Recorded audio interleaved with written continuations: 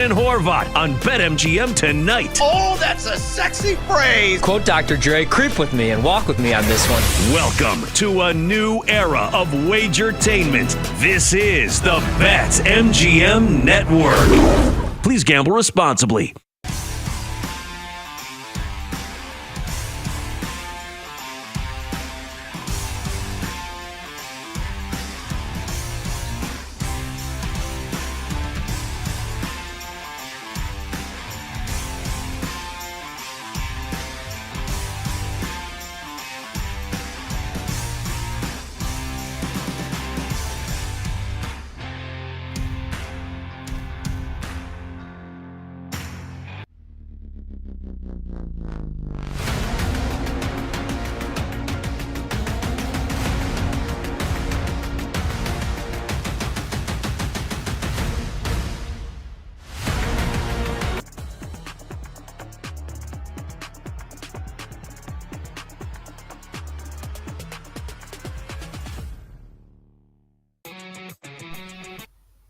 BetMGM Network. It's time for the Daily Tip. This is like Disneyland for adults. If I wanted to have fun, I was going to go to Disneyland with my kids. With Michael Jenkins. Honestly, you could talk me into just about anything.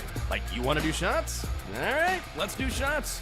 You want to put together a 10-leg teaser? Sure, let's put some money on it. In fact, I do a parlay with Champions League Soccer and the WNBA. And Chelsea Messenger. Let's try to beat the rest of the network at being degenerates, because maybe, just maybe, we can win in that regard. I do like the idea of a parlay. Hey, Dad, don't forget about me, the dogster. Presented by BetMGM. The sportsbook born in Vegas. Download the app today. Please gamble responsibly. If anyone can be a degenerate, it can be us. Time to get it going on a Monday. It is a Daily Tip on the BetMGM Network. Good morning. Coming up, we will ease into things with which NBA players being investigated for allegedly gambling on games. A huge story that broke yesterday afternoon. At 6:20, we will stay on the hardwood before we discuss college football rivalries at 6:40, this time amongst head coaches. At 7 o'clock, we go across all sports and play this or that before looking at today's game in Major League Baseball at 7:20. And that is followed by a chat with Gary Washburn, the NBA reporter for the Boston Globe, at 7:40. Finally, at 8 o'clock, we'll keep you updated on any story that breaks, vote on our Monday MVP, and reveal our best bets coming your way at 8:40. I'm Michael Jenkins. She is Chelsea Messenger. Chelsea, it's a Monday. You're stirring your drink. How you doing? Yeah, good morning. I haven't even had a sip of my coffee yet. I've been so busy. So, Jenks, watch me live as I taste test my coffee that I've made a little differently this morning. Let's see. Let's see here. Oh, that's not a good ratio. So, I'm out of chocolate milk. And normally I do half chocolate milk, half iced coffee, which is a good combo for me. So we're out of chocolate milk, so I did half milk, half iced coffee. It definitely doesn't have any flavor. So it tastes like coffee-flavored milk, which is like, Ew. So I'm going to have to go back to the lab and work on my iced coffee situation, maybe during the break. I call that the old barf bag machine. No thanks. Oh. You don't go half and half, you just go milk? I'm not I used to love milk, then I got away from milk as I got older. Like I'll do, what is it? I don't know, 2% maybe? Is that good old-fashioned vitamin D whole milk? No, it's 2%. Like, it's normal milk. So you don't do any type of milk in your coffee? No, I just do half and half. When I do milk, I know the difference. Like, I'm just like, it kind of grosses me out. Like, the other day, I accidentally, when I was at, I don't know, this place in D.C., La Colombe is what it's called. And, they have the little containers you can pour yourself. And then I accidentally poured milk and didn't recognize it. And then I walked out and I was like, oh, I made a terrible mistake. Yeah, I just don't like milk. I'll go half and half. Or just black coffee is fine with me, too. Well, half and half has some sweetness to it, but it's still dairy. So, like, it's the same family. It's just creamer. So I did do a little splash of creamer. I think maybe we put more creamer in it next time. So I need, like, more of that sweetness. Like, I'm not a black coffee girl. I need some type of flavor in it. But I was going the route of, like, lattes are mostly milk. Like, latte is milk with espresso, and I do like those. So I was like, hey, maybe we'll do it with iced coffee, and it's just kind of like a watered down version of that. But no luck. kind of like our bets over the weekend. Yeah, they weren't. Yeah, what happened to your chocolate milk before we get to our bets? I mean, we had to have a run come to an end at some point, and it came crashing down on Friday. I mean, we both went 0-2. It wasn't terrible. But what happened to the good old chocolate milk? Well, it just ran out, as things tend to do when you drink them. But yeah, over the weekend, a couple squad plays for us. Had the Rays on the money line against the Orioles. I really like this one. The Rays had one of the best records in the month of June. All these stats said, hey, the Rays are going to win this game easily. And you know what? The Orioles went 22-8. So this one was a no sweat loser. I don't know where the Orioles got all these runs from. This is a bottom 10 offense. But that's baseball sometimes. And Mariners Rangers first 5 under 4. Really like the under in all ways in this one. Great pitching matchup. Two teams that kind of skew towards the under, especially the Rangers, one of the best under teams in all of Major League Baseball. But the Mariners led 4-1. So that one run kind of cost me there. And that's an L for me. Yeah, me too. I was on those, and I was on those exact same plays. So 0 for 2 for me. But, we've had a really good couple of weeks. We talked about it on the show. At some point, we're going to lose some games that happened on Friday. No biggie. Dogster got a win. Had Dodgers-Royals under 9.5. The Dodgers win 5-4. So for last week, you went 4-3-1. I went 7-3, and the Dogster 4-1. Also, if you're curious, our squad parlay, still no dice. We went 2-3 at odds of 14-1. I will say, Dylan's UFC bets have been coming home.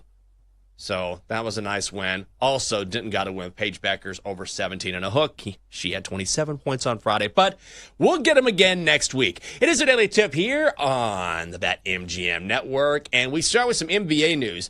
You never know going into a Monday what the top story is going to be because you have a couple days, obviously, to sort of see how things play out. But yesterday afternoon, we got the headline and the story that Pistons guard Malik Beasley is being investigated by the U.S. District Attorney's Office on allegations of gambling, specifically on NBA games and prop bets. This was broken by Shams Charania, who released the details on ESPN.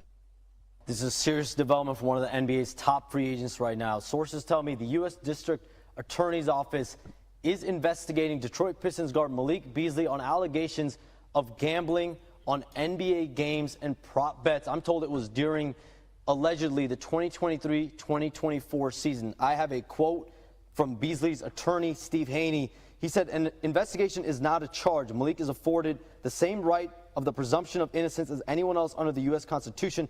As of now, he has not been charged with anything.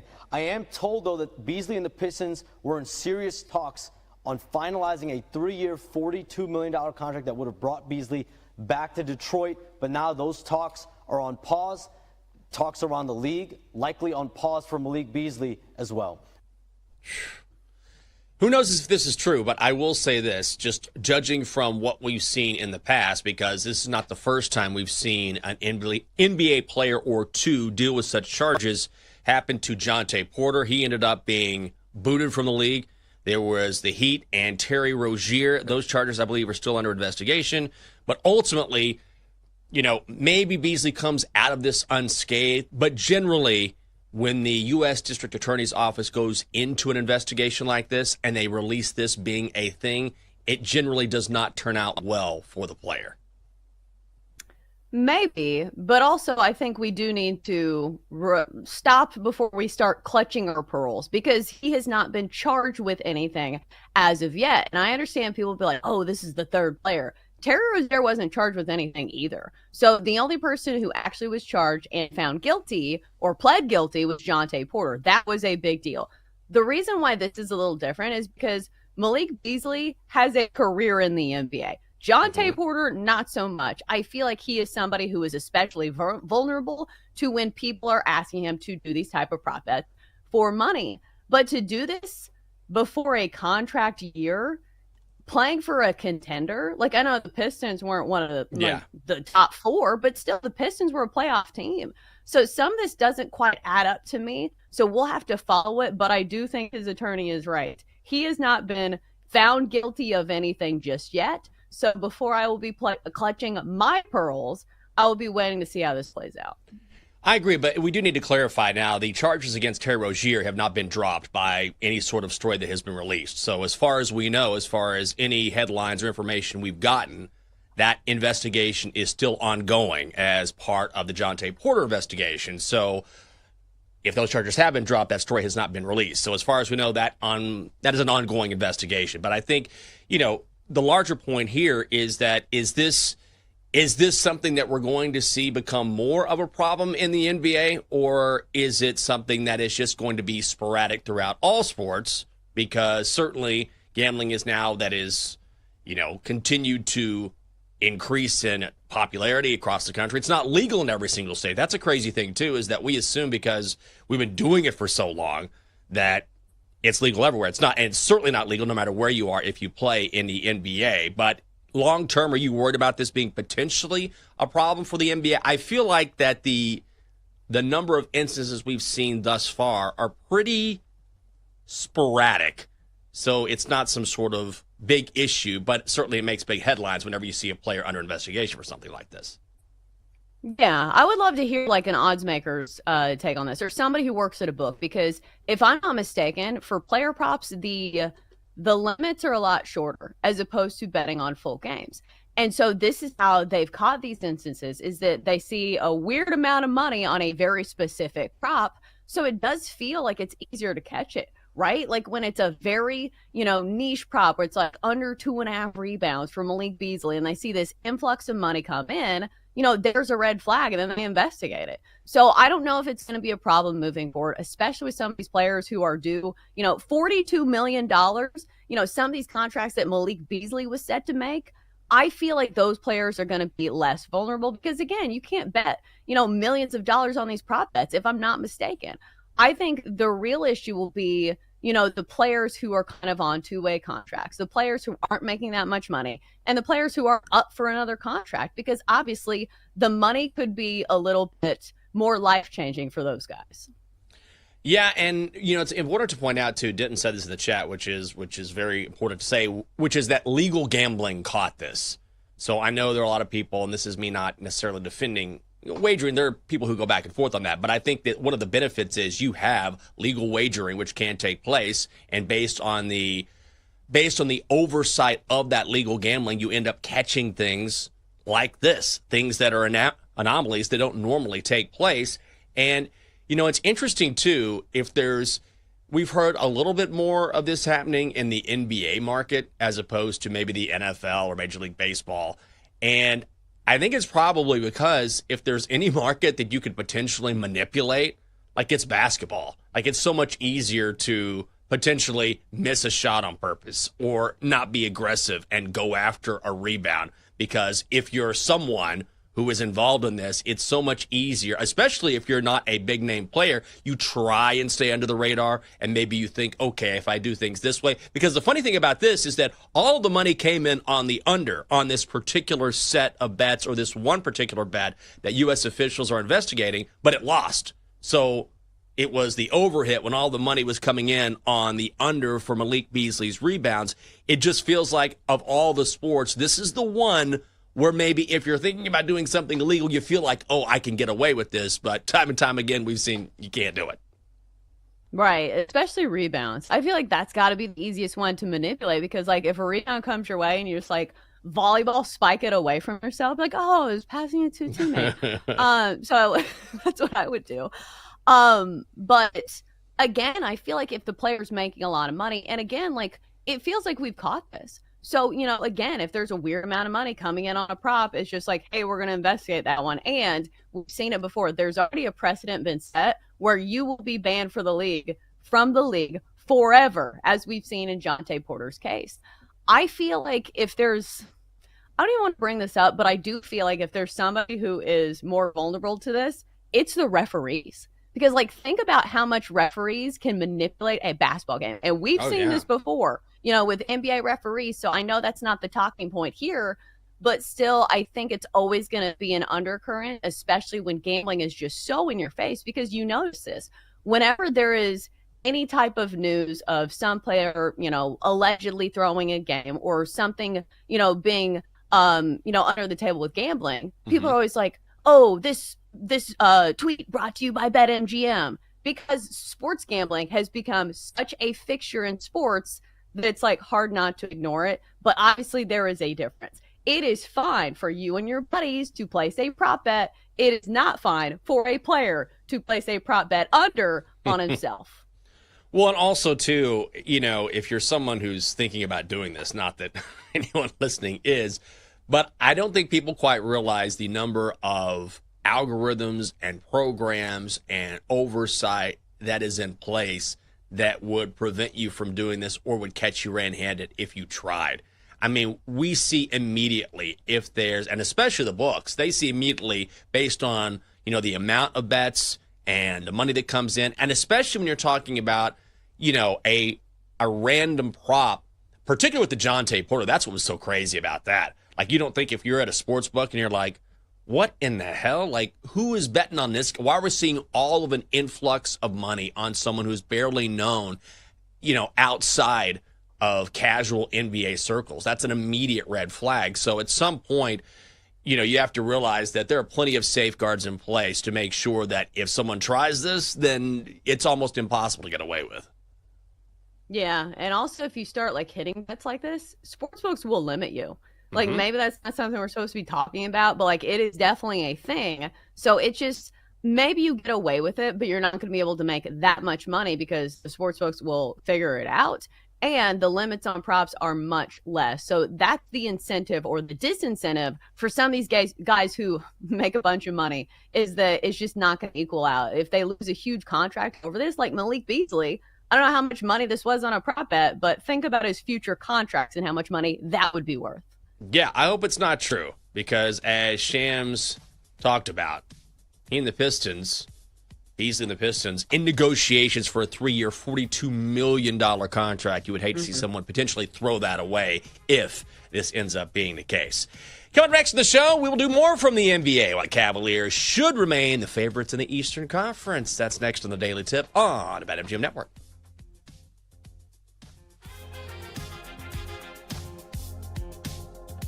Chelsea and Jenks will be right back on the Daily Tip on the BetMGM Network. Download the app today. Please gamble responsibly.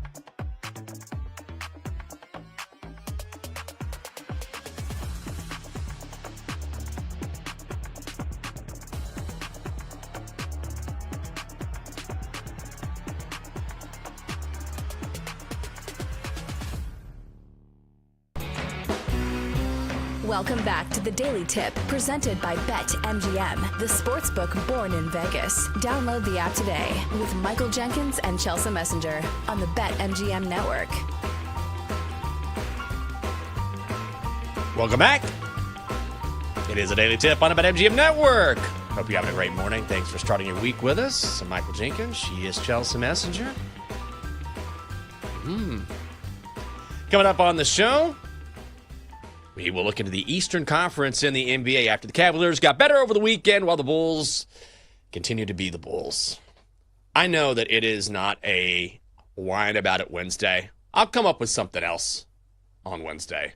But let me just tell you, I set a new record yesterday. We, not me. The lovely Catherine on Saturday went tubing on the Shenandoah with some friends of ours. And so I decided I'm going to sit this one out because I don't want to be all day in the sun. So one thing I really can't do. They were like, hey, when we're done, we'll give you a call. You'll come over. We'll hang out. We all did that. But during the course of the day, the lovely Catherine lost her phone in the river. iPhone 16 right in the river. She apparently tried to jump out of her tube, and everybody was like, no, it's gone, honey. So anyway, so her friend Jen texts me and says, hey, Catherine loves you, says hello. She lost her phone, so if you need to reach her, text me. And I said, okay. Anyway, fast forward to yesterday afternoon, we have to call Xfinity to get a new phone hooked up. My God, I warned Catherine. I said, don't go through Xfinity. Don't do it. Don't do it. 3 hours, 21 minutes on the phone, 26 emails from Xfinity to get a new phone hooked up and working to her account, which goes through my account because I have Xfinity Internet. That's it with them. And she has a phone through them. Let me tell you something. That is not how we wanted to spend our Sunday afternoon. We're sitting there. Oh, what are we going to watch? Do you want to watch this movie? Oh, maybe watch this. Maybe we'll stream some. Maybe we'll do Dateline again. No. 3 hours, 21 minutes, 45 seconds with Xfinity on the phone. I've never experienced. I've had a lot of terrible experiences with Xfinity over the years. Comcast. This was by far the worst. I can't even go into it. I mean, it's just the tip of the iceberg. My God, it was awful. Okay, so you can't go to a store in person? Like, that would have been my first thought, right? So did you have to order a phone online? Like, that does sound complicated if you're not going in the store. Well, we both order our phones outright, which is the way to go. It's initially a little more expensive, but then you're not tied to anyone. And you don't have to pay them, interest charges or whatever on a phone. So she just had the phone delivered straight from Apple, and it was at our door at like 2:30. So we have the phone right there. Oh, okay. Yeah. So all we had to do was say, hey, we're not even getting our phone through you. And this is a phone that can be tethered to any carrier. So we'll just call you and you'll transfer. All right, the old phone is no longer working. Just transfer it over to the new phone. Unbelievable. Which I knew this was going to be a problem because when we went to St. Martin and we tried to get the international plan, she called Xfinity. It's like, hey, can I turn on my international plan? They're like, yeah, sure. Guess what? Bricked her phone. Her phone did not work in St. Martin. So I was like, there is something wrong with your account. So whatever's going to happen here, they're going to have to fix the account first and then get the phone tethered to Xfinity. Oh, my God. The worst. The worst. When I was done, Catherine was like, I don't even care. I'm switching carriers. I was like, that's a good idea because they don't deal in mobile phones. They do, but it's not their primary service or primary business. So we paid for it yesterday in a big way. That was not a great Sunday, I have to say. Sounds like our show is not going to be sponsored by Xfinity anytime soon. It won't. Good. Good. Give me Cricket. Give me AT&T. Give me Verizon. Give me Sprint's gone, right? Didn't they merge with T-Mobile? Yeah. So anything. Give me Joe's local cellular service. Anything. It was a nightmare. Oh my God. We talked to 6 different people. And on like the 4th or 5th one, they're like, all right, let's, what's your problem? We're like, we were transferred to you because this is an escalation and we have to start all the way over. Oh, God, what a terrible, terrible story. Anyway, we got it worked out. She's back on the TikTok. We're playing games again together. texting. Everything is nirvana again. But God almighty, 3.5 hours with Xfinity. Jesus Christ, it was awful. Well, here's what's not awful. How about some NBA news from over the weekend? Much better than phone stories, right? We did have some notable free agent deals. LeBron opting in to stay with the Lakers. $52.3 million player option. Julius Randle signs a 3-year, $100 million deal to stay with Minnesota. James Harden, 2-year, $81.5 million to stay with the Clips. Bobby Portis signs a 3-year, $44 million deal to stay with the Bucks. But the one big trade that happened over the weekend, which is, I think, interesting, the Bulls sending Lonzo Ball to Cleveland for Isaac Okoro. So Lonzo has been a staple in Chicago for a long time, but always banged up. Played for Chicago for 35 games this season, 7.6 points a game, 3.3 assists per game, great defender. But when you look deeper into this, now according to one NBA expert, just some guy online who follows the NBA, reportedly the Bulls were offered a first-round pick for Lonzo at the trade deadline and declined. But if you look at their history, two things here. The Bulls have now traded Lonzo Ball, Alex Caruso, Zach LaVine, and DeMar DeRozan, and have gotten a single first-round pick in return. So they have just been in the toilet bowl as far as their returns. And then the Cavaliers now suddenly add to their mix. They're the favorites in the Eastern Conference at plus 270. Knicks are plus 310. Magic are plus 425. I don't know where to start here.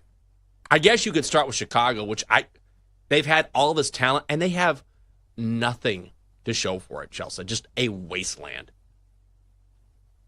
Well, I mean, it's difficult when you're just a bad team, because the thing is, when you're a role player or anybody, you can go to a good team and immediately, a rising water, what is it, raises all boats or something? A rising tide raises all boats is what I'm saying.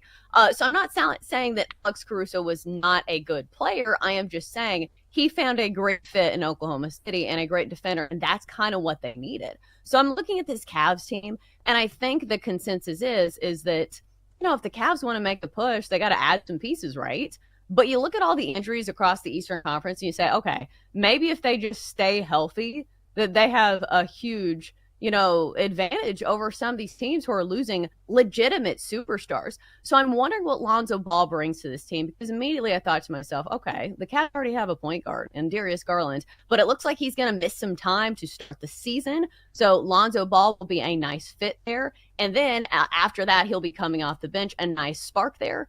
But the big thing on Lonzo Ball is he going to stay healthy? Like, the Bulls probably traded him away because he's getting older, and they just weren't getting much from him because he was always hurt. That's kind of been the story of his career. But if he can stay healthy, he's somebody who has the talent to be a starter. So if you're a Cavs team that's looking for depth, especially in the postseason, when we talk about this all the time, the postseason is like its own little season. So you need that second unit that's going to be great and give you that spark. We've seen it with the Pacers, and we saw it with the Thunder. So I think this is a good pickup for the Cavs. It's not the big splashy move that maybe people are expecting, but I do think it's a good one. I think it's a great pickup for the Cavs. Like, once again, the Bulls, they just fumbled it. They should have gotten more for this. Maybe they're just trying to unload salary. I don't really know what's going on here. But even though, okay, they haven't had an all-star roster, but Zach LaVine is a 2-time all-star. DeMar DeRozan is a 6-time all-star. Alex Caruso has long been known as one of the best defenders in the game. Lonzo Ball has been super banged up. Okay, so maybe I understand not getting the value for him. But just again and again and again, Chicago just gives guys away and just doesn't receive what they should in return. I mean, they got Josh Giddey for Alex Caruso, so that's a pretty good trade. Caruso is certainly one of the missing pieces for the Thunder. But, man, just again and again giving guys away. I will say for the Cavaliers, Lonzo Ball is an asset. It's just that he's been so banged up. He has a fascinating story. If you want a really fascinating read, go into what it took for Lonzo Ball to get back on the court, because he had missed, the better part of 2 or 3 years with that knee injury, and tried everything, and nothing was working. Like, he couldn't walk without severe pain in his leg. He couldn't stand up. I mean, he thought his career was over, and he kept searching and searching and searching for someone, anyone, to help him, and he underwent an experimental procedure, I believe, out in L.A., that finally got his knee right, And there's a really, really amazing video at the beginning of the season for the Bulls where you can tell how happy they are that he's back. And the reason why he missed so much time this season is not because of his knee. It's actually because of his wrist. So he's going to be okay as long as that knee stays healthy. He'll get right during the offseason. But the one thing he does do and does add to your team is he's a great defender, big in the locker room, great distributor. His stats aren't going to jump out, but he can be a huge addition to a Cavaliers team that blistered through the regular season last year. How weak is the Eastern Conference right now? Like, especially with all these injuries? Cavaliers, Knicks, Magic, Celtics, 76ers, Pistons. I mean, it's just one downtrodden team. The Knicks don't even have a coach right now. It's ridiculous how weak the East is.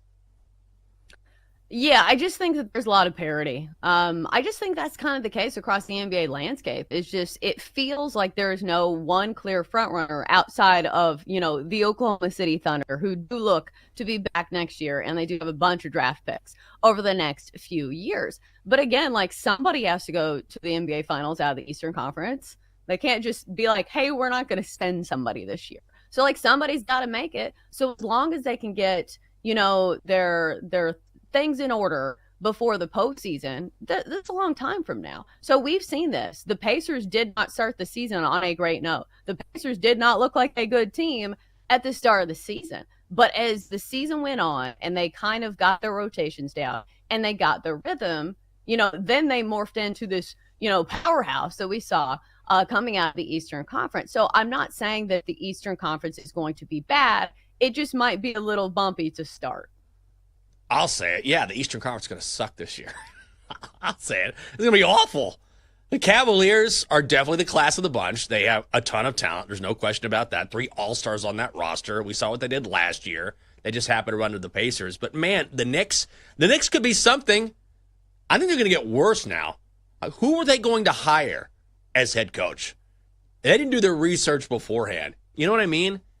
Like, if you're going to fire Tibbs, okay, you better have someone lined up ready to go that you think is going to take that job or that you can talk to. They've been turned down again and again and again. Like Ime Udoka, Chris Finch, Quinn Snyder, Jason Kidd. Even Rick Pitino was like, oh, no thanks. Don't even come my way. I want nothing to do with you guys.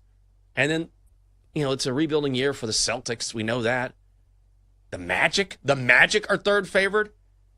I mean, sure, they got better during the offseason. They get Desmond Bane. But if you look at these teams compared to what they have to face potentially in the West, I just feel like this is super, super weak. And a lot of it has to do with injury. Like the Pacers, God love them, what a great run. But now Tyrese Halliburton is not in the lineup. The Bucks are going to be without Dame Dollar. And then Jason Tatum not playing for the Celtics, or if he does, going to be at the end of the year. You have big-name talent gone, and as a result, when you're talking about a star-driven league, these teams suffer as a result. So it's going to be the Cavaliers for the taking, maybe the Knicks if they bring in someone who can coach them. Yeah, I still think the Knicks have a lot of talent on their team. Like, it's the same guys for the most part coming back. So again, I think that there are teams, and again, I think it just means more parity. And maybe we'll see some of the younger teams, like you mentioned, the Magic, who should be good again this year. They do need more scoring, but maybe that's what Desmond Bane brings to Orlando. Then you look at the Pistons. They were a scrappy bunch this year. Maybe they're a team that can take the extra step. So I think it kind of opens the door for some of these younger teams, but I don't think it's going to be terrible. Like, let's look at the Pacers. Even with TJ McConnell on the court, they held court with the Thunder for a little bit. And I understand that's a very small window. And Tyrese Halliburton, of course, means a lot to this team. But if we're talking about regular season games, I do think TJ McConnell can more than fill in against, like, at least some of the bottom half of the league. Yeah, I mean, for the bottom half of the league. But then when you start taking on the better teams, he's not Ty Halliburton. He's just not. So he's not, but he scored a lot of points against really good defenses. Like, remember, like, I played TJ McConnell props. Like, he was penetrating the lane against Oklahoma City, who is one of the best defenses in the league. I don't think he's a scrub. I don't think he's a scrub either, but he's not Tyrese Halliburton. Like, there's a huge gray area in the middle. He's not a scrub. No, he's a very good player. Is he Tyrese Halliburton? No. Like, not even close. Like, he's a very good player.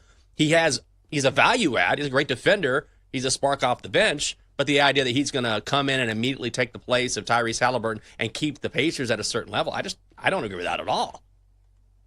I don't think he's Tyrese Halliburton, and I'm not saying that. I'm saying during the regular season, I think the Pacers will be okay. They still have a lot of other good players, and their strength was their depth. Like, Tyrese Halliburton wasn't scoring 35 points a night. He was not doing what SGA is doing for the Thunder. So I'm just saying, I don't think the Pacers are going to be terrible. I don't think it'll be terrible, but, I mean, there's a reason why they're 1, 2, 3, 4, 5, 6 to win the East after winning the East this year. The Pistons are 14-1, and now, potentially, depending on what happens with this investigation, Malik Beasley could be out. Like, even the guys that aren't injured are like, I'm under investigation right now. It's wild right now. Coming up next on the show, college football rivalries are always a part of the sport, but what about the head coaches? That is next on the Daily Tip on the BetMGM Network.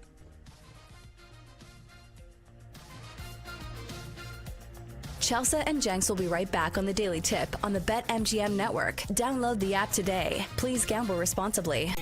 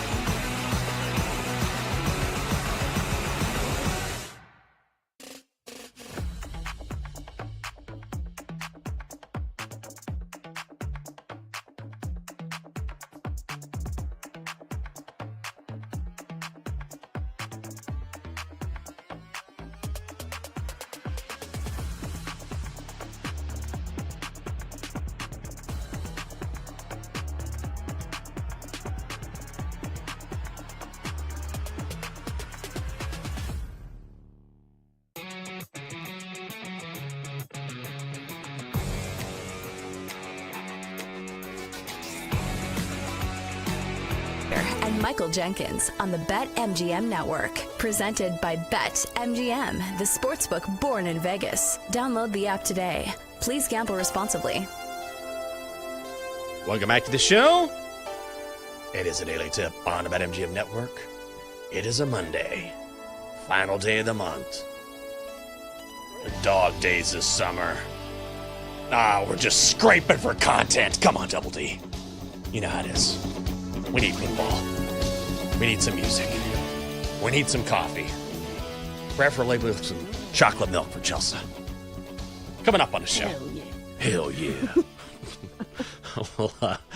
We'll talk about rivalries amongst college football coaches now that the college football season is getting closer and closer. Before that, you know what didn't get on here?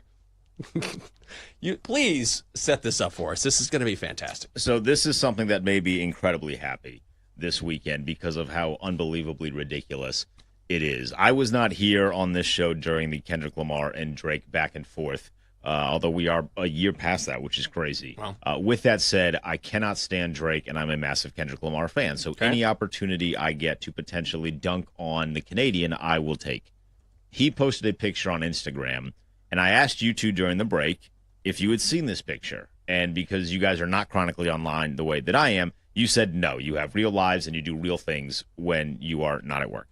I saw it. I would just like to show you to the picture, and I would like you to assess the picture in all of its brilliance. So just let me know what you're seeing here with Drake in this ab shot, this thirst trap that he posted on Instagram. Mind you, this guy's like nearly 40 years old.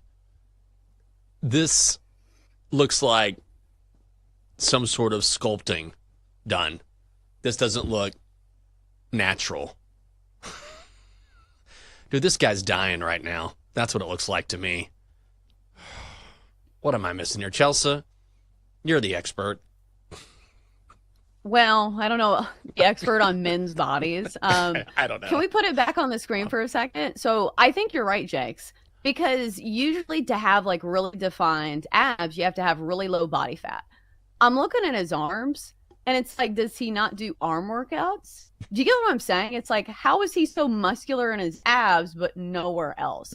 And listen, as a female, I am very aware of how much people edit their photos. So I wouldn't put it past Drake to like put a little face tune on there or whatever, app they use for bodies, because people do this all the time. Like, look at his abs. Don't they look too perfect? Like, most people, when they have abs, they're not like individually like so equal. Do you get what I'm saying here? Yeah. So like, someone got in there with real. Someone sculpted that. He paid a lot of money for those abs. He paid a lot of money for those. There's no question. And also, if you're that ripped, generally you can see it throughout the rest of the torso. The rest of of your the body. body. Sold The rest of the separately. body. Yeah. Like, Is no. he not lifting upper body? Like, what? He I is, think my arms are bigger but the than lower his. body is done by his plastic surgeon. The surgeon can only do so much there. I guess the arms, chest, biceps, shoulders, all sold separately there. He's dying right now. No ab it's an gets airbrush defined job. first. Yeah. I think the it's a abs come makeup last job. when you're completely shredded and I know nothing. I mean, I'm like some basic guy with some basic. What do I know about the body? But it's like, even I know if you're going to get a body like that naturally, like that comes at the end when you're totally shredded and you have like zero body fat. He definitely has a doctor. You know how tough it is for your chest to look as. I'm not saying my chest is the greatest chest in the world, but he has the cheat code with the way that tattoo is put on his chest makes it very easy for the chest to look more defined. That's just true. Because it's the shading and the highlighting and everything, and his chest still looks deflated. Like the left side does not look like it's pumped up with air. That's what happens when you get older. I feel like you can tell by the forearm too. Like, if you're lifting any type of weights, and I know this from experience because like I don't love having big forearms, but if you lift weights, like your forearms start to get a little bigger. And like his forearms just look weak, right? Like, I'm not saying you have to be like Dan Ugla. I am just saying that his arms look like they have not been in the gym. Man, that poor guy. I'm not even poor guy. I don't feel bad for him. I don't feel bad for him at all. He deserves it. Is he getting dragged for this, by the way? Oh, my God. The comments. I couldn't send Dylan the picture of the comments section. We'd be kicked off air.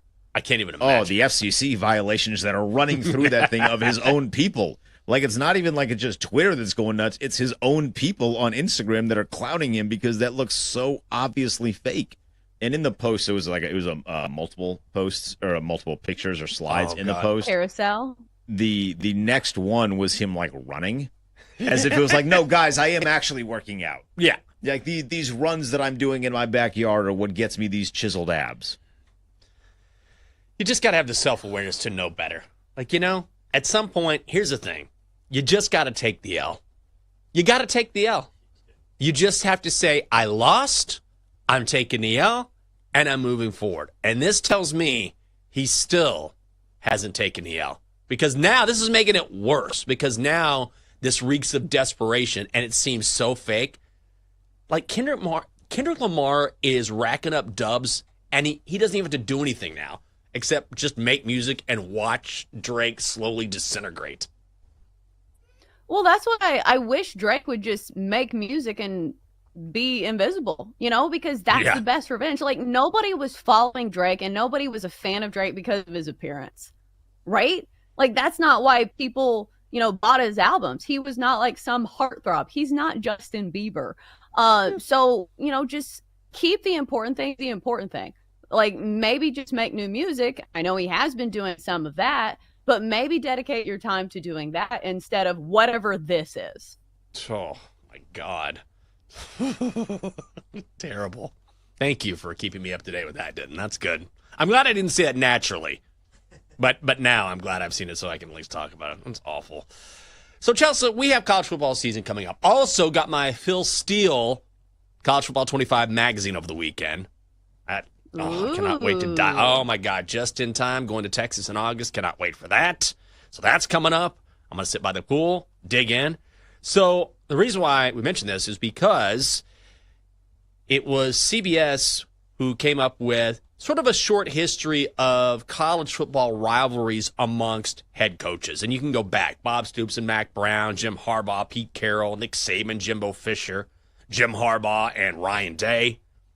And this is one of the more underrated things, I think, about college football. It doesn't always happen. But is there a modern day rivalry of two coaches who really don't like each other? Who am I missing right now in college football? I don't know. Ooh, I don't know. Because it does feel like a lot of them are retired lately. Like, you look at this list and most of these guys are gone. When you think of like the Mount Rushmore of coaching, there's not that many left, it feels like. Obviously, Ryan Day deserves some credit because obviously Ohio State won a national championship. But like, you think of like Nick Saban, you think of, the Harbaugh or Jim Harbaugh Jim Harbaugh. And then you think of like Urban Meyer, you think of Jimbo Fisher, who God knows what he's doing now. Does he even work? Or is he just living off all of that money that Texas A&M gave him?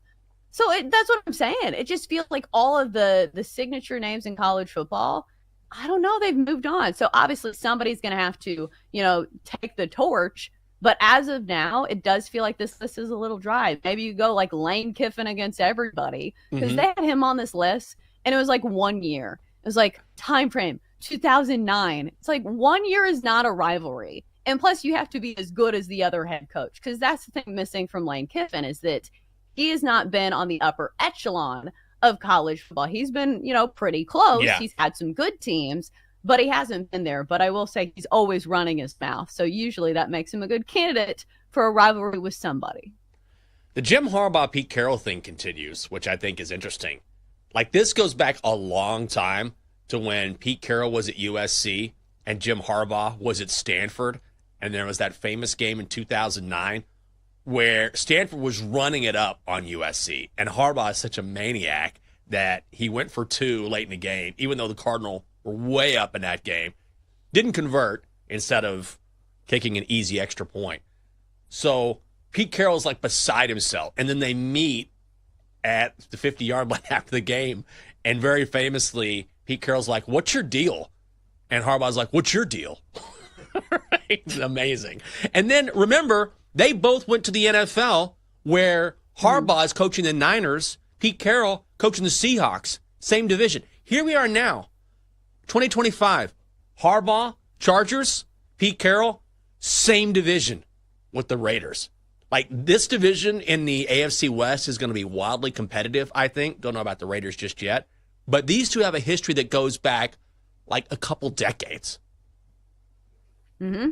I also feel like age is not going to water this down. Because, like, look at both these guys. I feel like it doesn't matter how old Pete Carroll is. He is very young at heart. And maybe he's not as intense as Jim Harbaugh, but Jim Harbaugh feels like one of those guys that are, like, weirdly psycho. And anybody else, I'd say, like, okay, maybe that's a little dramatic, Chelsea. Well, like, you've seen some of the things come out of Jim Harbaugh's mouth. So I feel like this rivalry will be just as intense now as it was back then. Oh, totally. I can't wait to watch it. Takes me back seeing Bob Stoops and Mac Brown on this list. Stoops went 9-6 against Mac. But, man, Bob Stoops would beat down Mac Brown. And I remember covering this. I was in Austin. I got a lot of trouble with Mac. He hated me. I've told that story numerous times. Because he would just get mollywopped by the Sooners. And then there's that very famous story from 1999 when Mike Leach was the OC for the Sooners, and intentionally he left a fake offensive play calling sheet on the field at the Cotton Bowl. And so a Texas trainer assistant picks it up, is like, oh my God, look what we found. And it was done intentionally. So Texas started calling its defenses based on what they thought Oklahoma were going to do, based on this play calling sheet. And it was a total ruse. Texas was down 17-0 in that game and realized they had been faked out. They came back to win 38-28. Little things like that, very fascinating when it comes to this rivalry. But I think little things like that, I know it was Leach, but it was under Stoops. Bob knew what was going on. I think when you have two head coaches that don't like each other, they have a history, it just makes college football so much better. Oh, absolutely. And I think it makes it better when there's a rivalry already, between the two teams. So right now, I don't know, like, if the head coaches between two rival, teams are. But I'm wondering, you mentioned all these, like, deception things, these, like, little things. I wonder if we'll get any of that from Bill Belichick in college football. Because remember, he used to be famous for doing stuff like that in the NFL. But I don't know. Maybe Jordan told him, we're not talking about that. Yeah. Why don't you feather your hair and really freak out the other sideline? He's like, that's not the kind of deception I'm looking for. Coming up next on the show, we'll shift gears to some futures bets across baseball, NFL, and college football. Next on the Daily Tip. Chelsea and Jenks will be right back on the Daily Tip on the BetMGM network. Download the app today. Please gamble responsibly.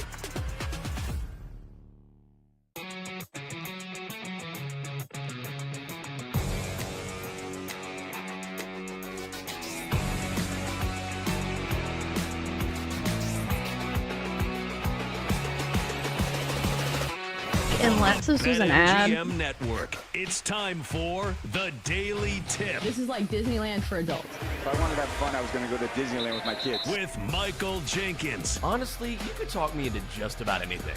Like, you want to do shots? All right, let's do shots. You want to put together a 10-leg teaser? Sure, let's put some money on it. In fact, I do a parlay with Champions League soccer and the WNBA. And Chelsea Messenger. Let's try to beat the rest of the network at being degenerates, because maybe, just maybe, we can win in that regard. I do like the idea of a parlay. Hey, Dad, don't forget about me, the dogster. Presented by BetMGM. The sportsbook born in Vegas. Download the app today. Please gamble responsibly. If anyone can be a degenerate, it can be us.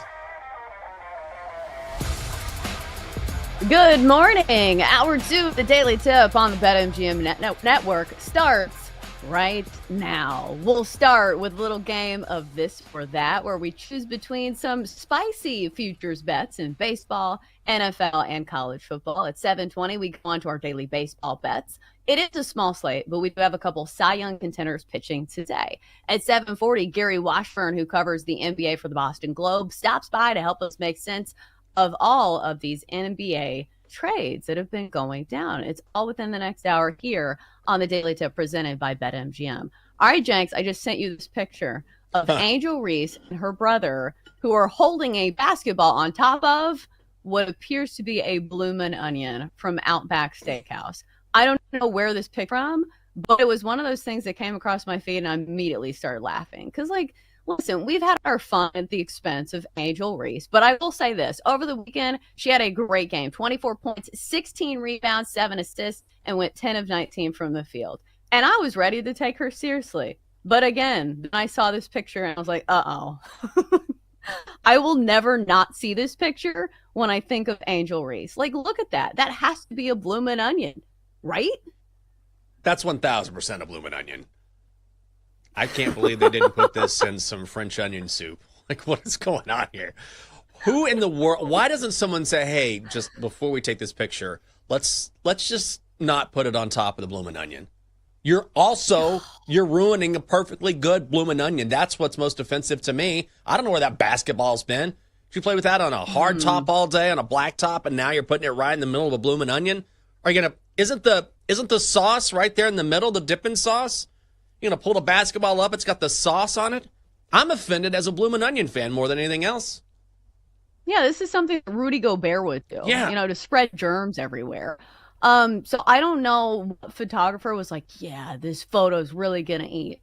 I want to ask you this because I feel like this used to be a thing like 10 years ago, where if you were working in sports, you had to do the cheesy pictures of you holding sports balls, right? Oh, God. And I'm sitting there thinking, I'm like, okay, they want me to hold this football. Like, do they know that I don't have to throw passes to be a sports anchor?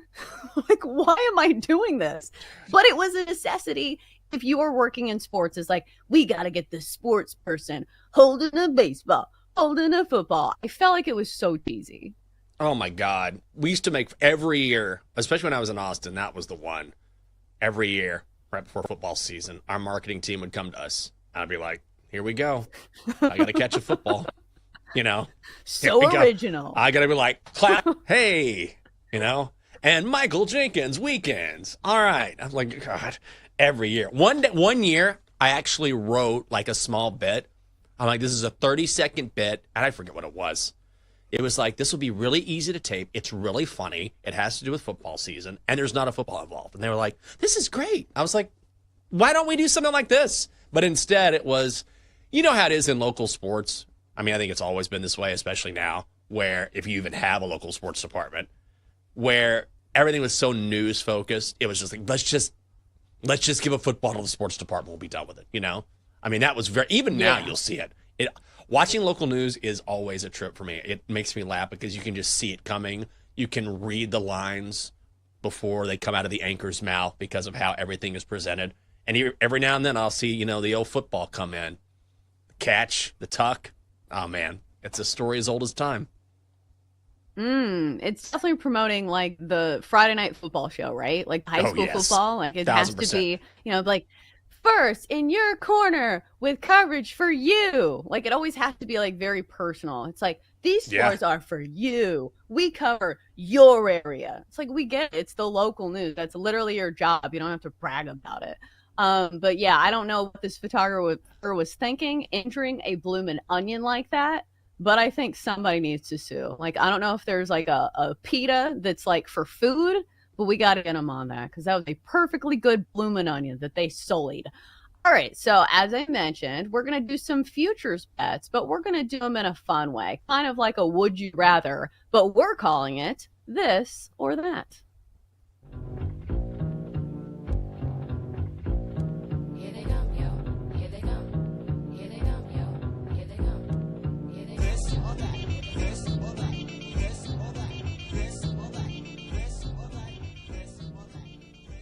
All right. The game is this or that. And like I mentioned, we're going to do some futures bets. So, Den, I don't know if you are framing this for us, but it does look like we are going to start in Major League Baseball.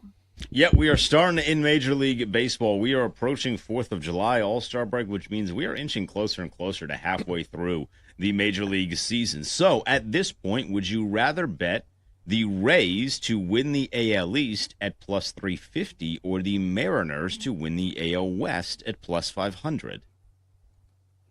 Ooh. Shall I lead off here, Jenks? Go ahead.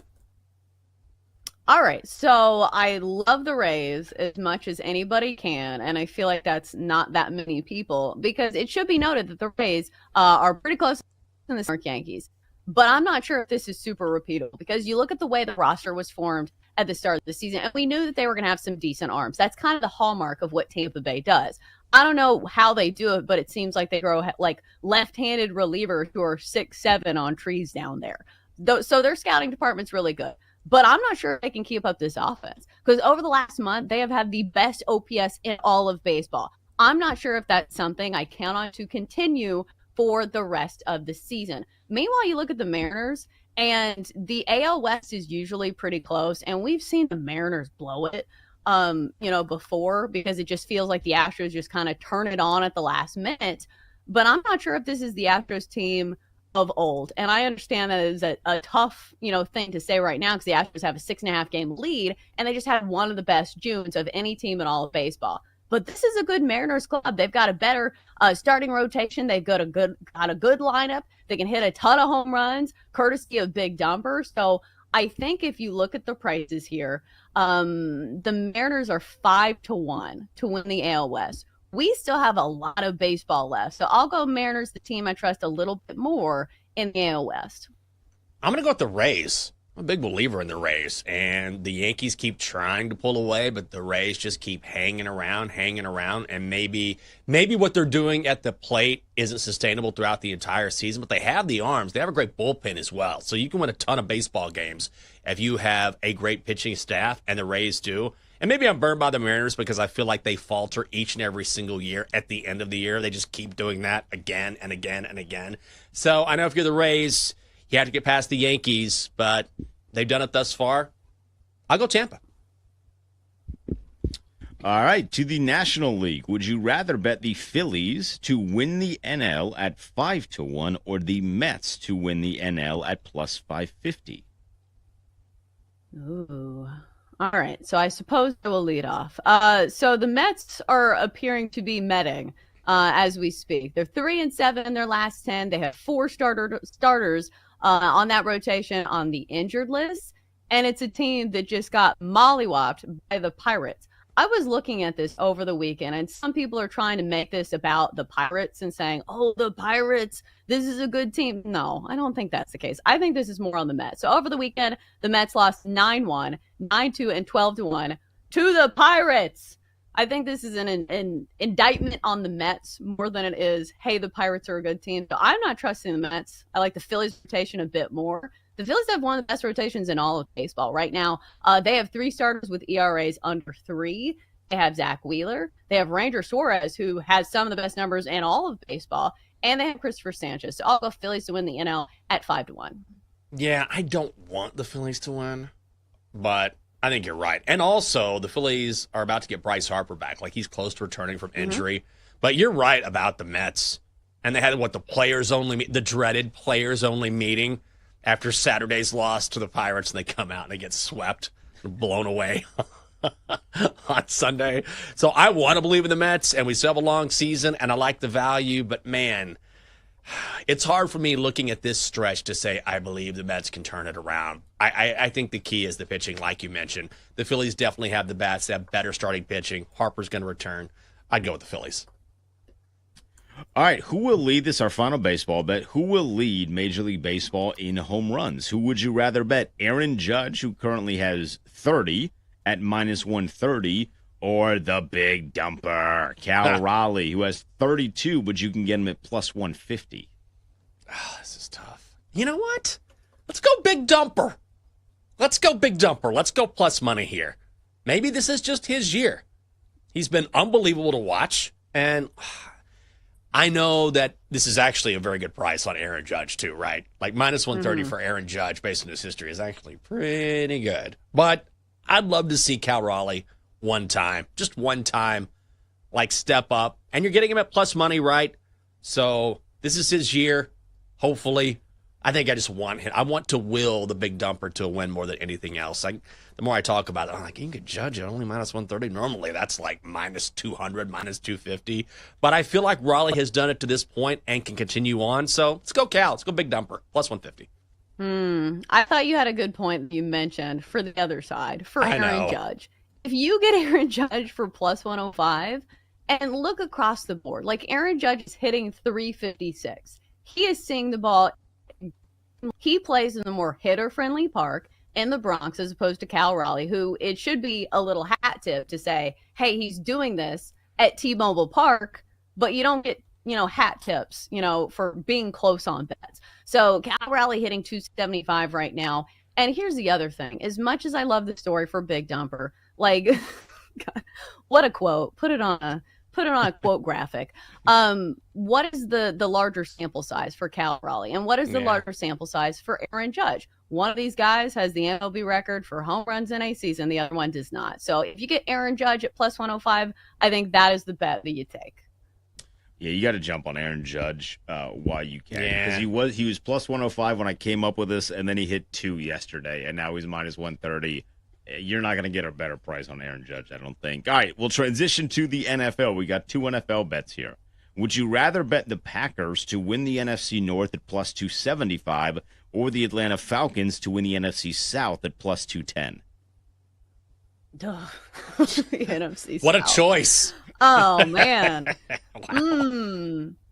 Okay, so judging by our reactions, it feels like the NFC South is pretty winnable, right? Like, yes. I don't know if we should continue slandering the Tampa Bay Bucks because it feels like we do this every year. We say the NFC South is so winnable. Then it's the Bucks that actually look like a playoff contending team.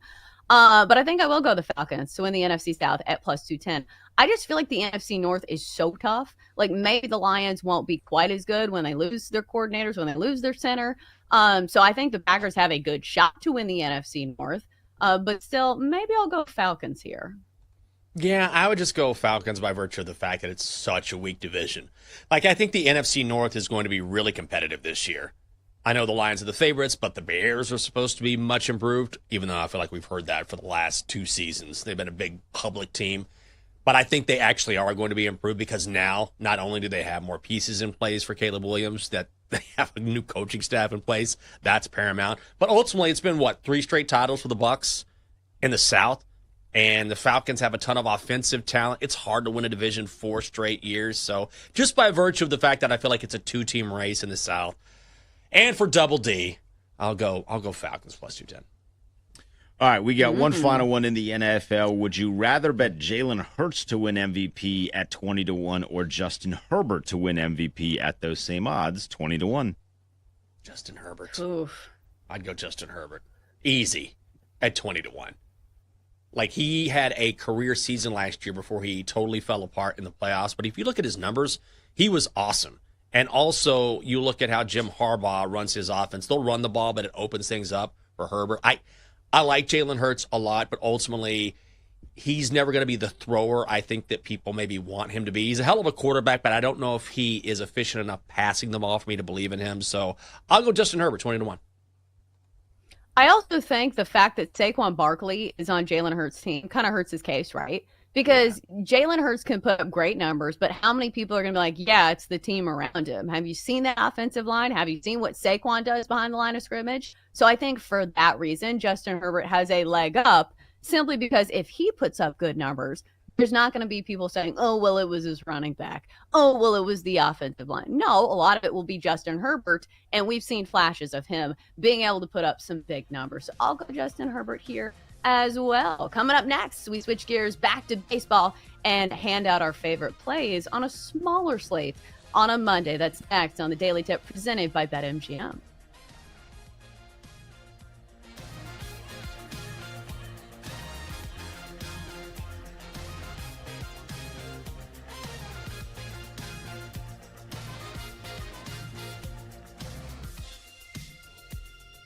Chelsea and Jenks will be right back on the Daily Tip on the BetMGM network. Download the app today. Please gamble responsibly.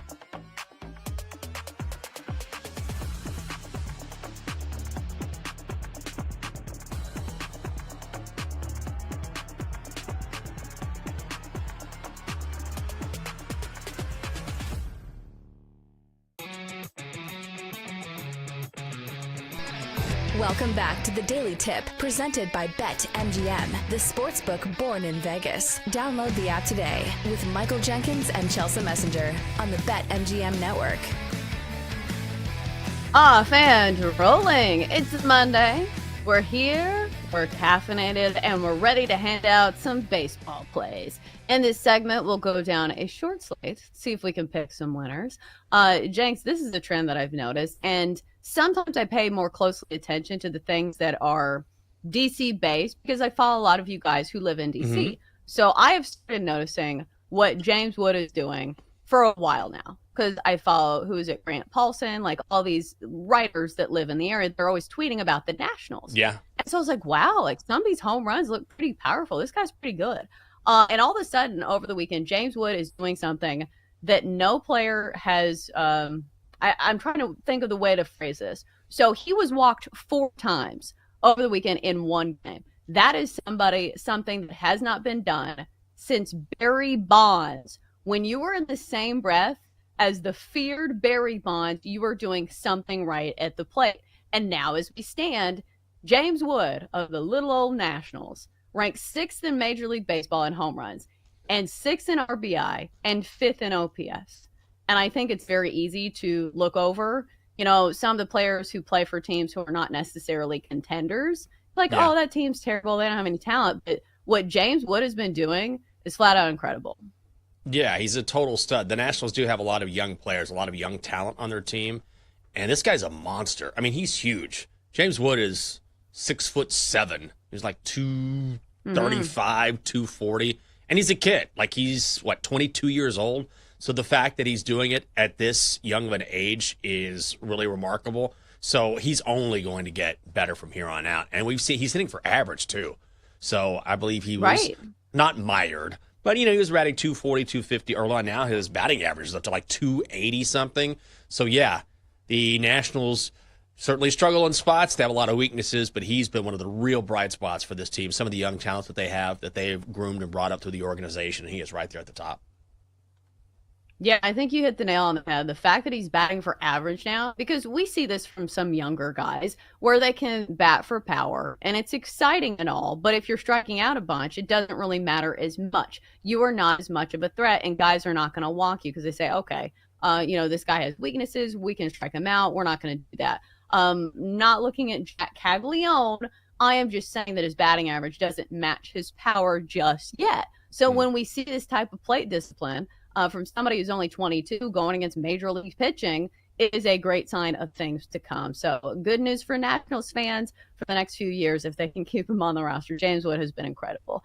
All right, so if you're betting on a home run today, make sure and take advantage of this promo over at BetMGM. BetMGM is the best place to bet the long ball. Grab this MLB home run boost token to find out why. Just activate your token when you bet on any player to hit home run in any MLB game. If that player goes yard, you'll receive a bigger payout only with the MLB home run boost token over at BetMGM. All right, Jenks. So when I looked at the slate last night, I was like, all right, we don't have that many options, but we do have a couple games that are anchored by really good starting pitchers. And we talked about this on Friday, where that's usually where our handicap starts. So let's start with the Padres and the Phillies. Zach Wheeler, a Cy Young candidate, going for the Phils today, 7-3 with a 2.45 ERA. But the Phillies are minus 220 on the money line. That is a steep price, but the total is 9. So is there anything that caught your eye here? Like I was thinking, okay, I want to back Zach Wheeler in some regard. Maybe you go with an under and you say, okay, I don't trust the Phillies offense that much, especially at that price. Maybe you do an under here, but I'm not sure what to expect from Matt Waldron. What stood out to you for this game? I always think when you go with Zach Wheeler, and the Phillies have been like this the past couple seasons, is that looking at them in the first 5 is always a pretty good play. So Phillies at home this season, they're much better. Their hitting splits are much better at home, which sometimes is the case. You assume to be the case, but you never quite know. Right now, look at this. They are 6th in the first 5 when playing at Philly, and you've got a complete stud on the mound. So if you look at the first 5 run line, I need to look up what that price is, but you can get that at probably a palatable price. I would say it's probably, let me guess. Let me test my own knowledge here because I'm terrible at setting numbers. Let's say Phillies' first 5 half run would be, I'm going to call it, as this loads up right now, I'm going to call it minus 140. Let's see what it is. Let's check it. Let's see how off I am. Probably big time. And, well, it doesn't have the first 5 listed. They don't have it on MGM. Yeah. I was looking. I was trying to help you out. I'm like, let's okay. see if they have it somewhere else. But yeah, I would imagine it's around the same price, like minus 130, minus 140. I think that's a good direction to lean. What about an under? You want to talk me off of that one? Because it is a total of 9. And I think maybe the sabotage factor is that, like you mentioned, this Phillies offense has been decent at home. They have not been great on the road. So obviously this is not the split that you kind of want from, an under, but it is 9. And the Padres offense has not been great. And here's the thing with Zach Wheeler as well, is that he usually goes longer than 5 innings. So maybe there's something in there where I don't know if a first 7 bet would be better, but one of those that maybe once MGM posts the rest of these numbers, we will pinpoint a bet. But I do think backing Zach Wheeler is the way to go. Did you find a first 5 anywhere? All right, I'm looking right here. I looked at one book, not listed. Oh, wait, here we go. All right, here we go. Let's go. What are we looking at? First 5. Oh, God. They don't have you. Oh, here it is. Minus 159. Gee. It's pretty. I'm going to look elsewhere. That's even more than I thought it would be. That's definitely jacked up because of Wheeler here, which I totally get it. You get a Phillies team that's awesome in the first 5, one of the best pitchers in the game, so I totally understand it. I'm going to look for it elsewhere, but that's one of the reasons why at some books it's not even listed. I found minus 140, so it's playable. First 5 round line, minus 140. It is out there. You just have to find it. So maybe that's a little tease into something we're playing today on the slate. All right, some other good pitchers going today. Logan Webb and Ryan Nelson, not Ryan Nelson.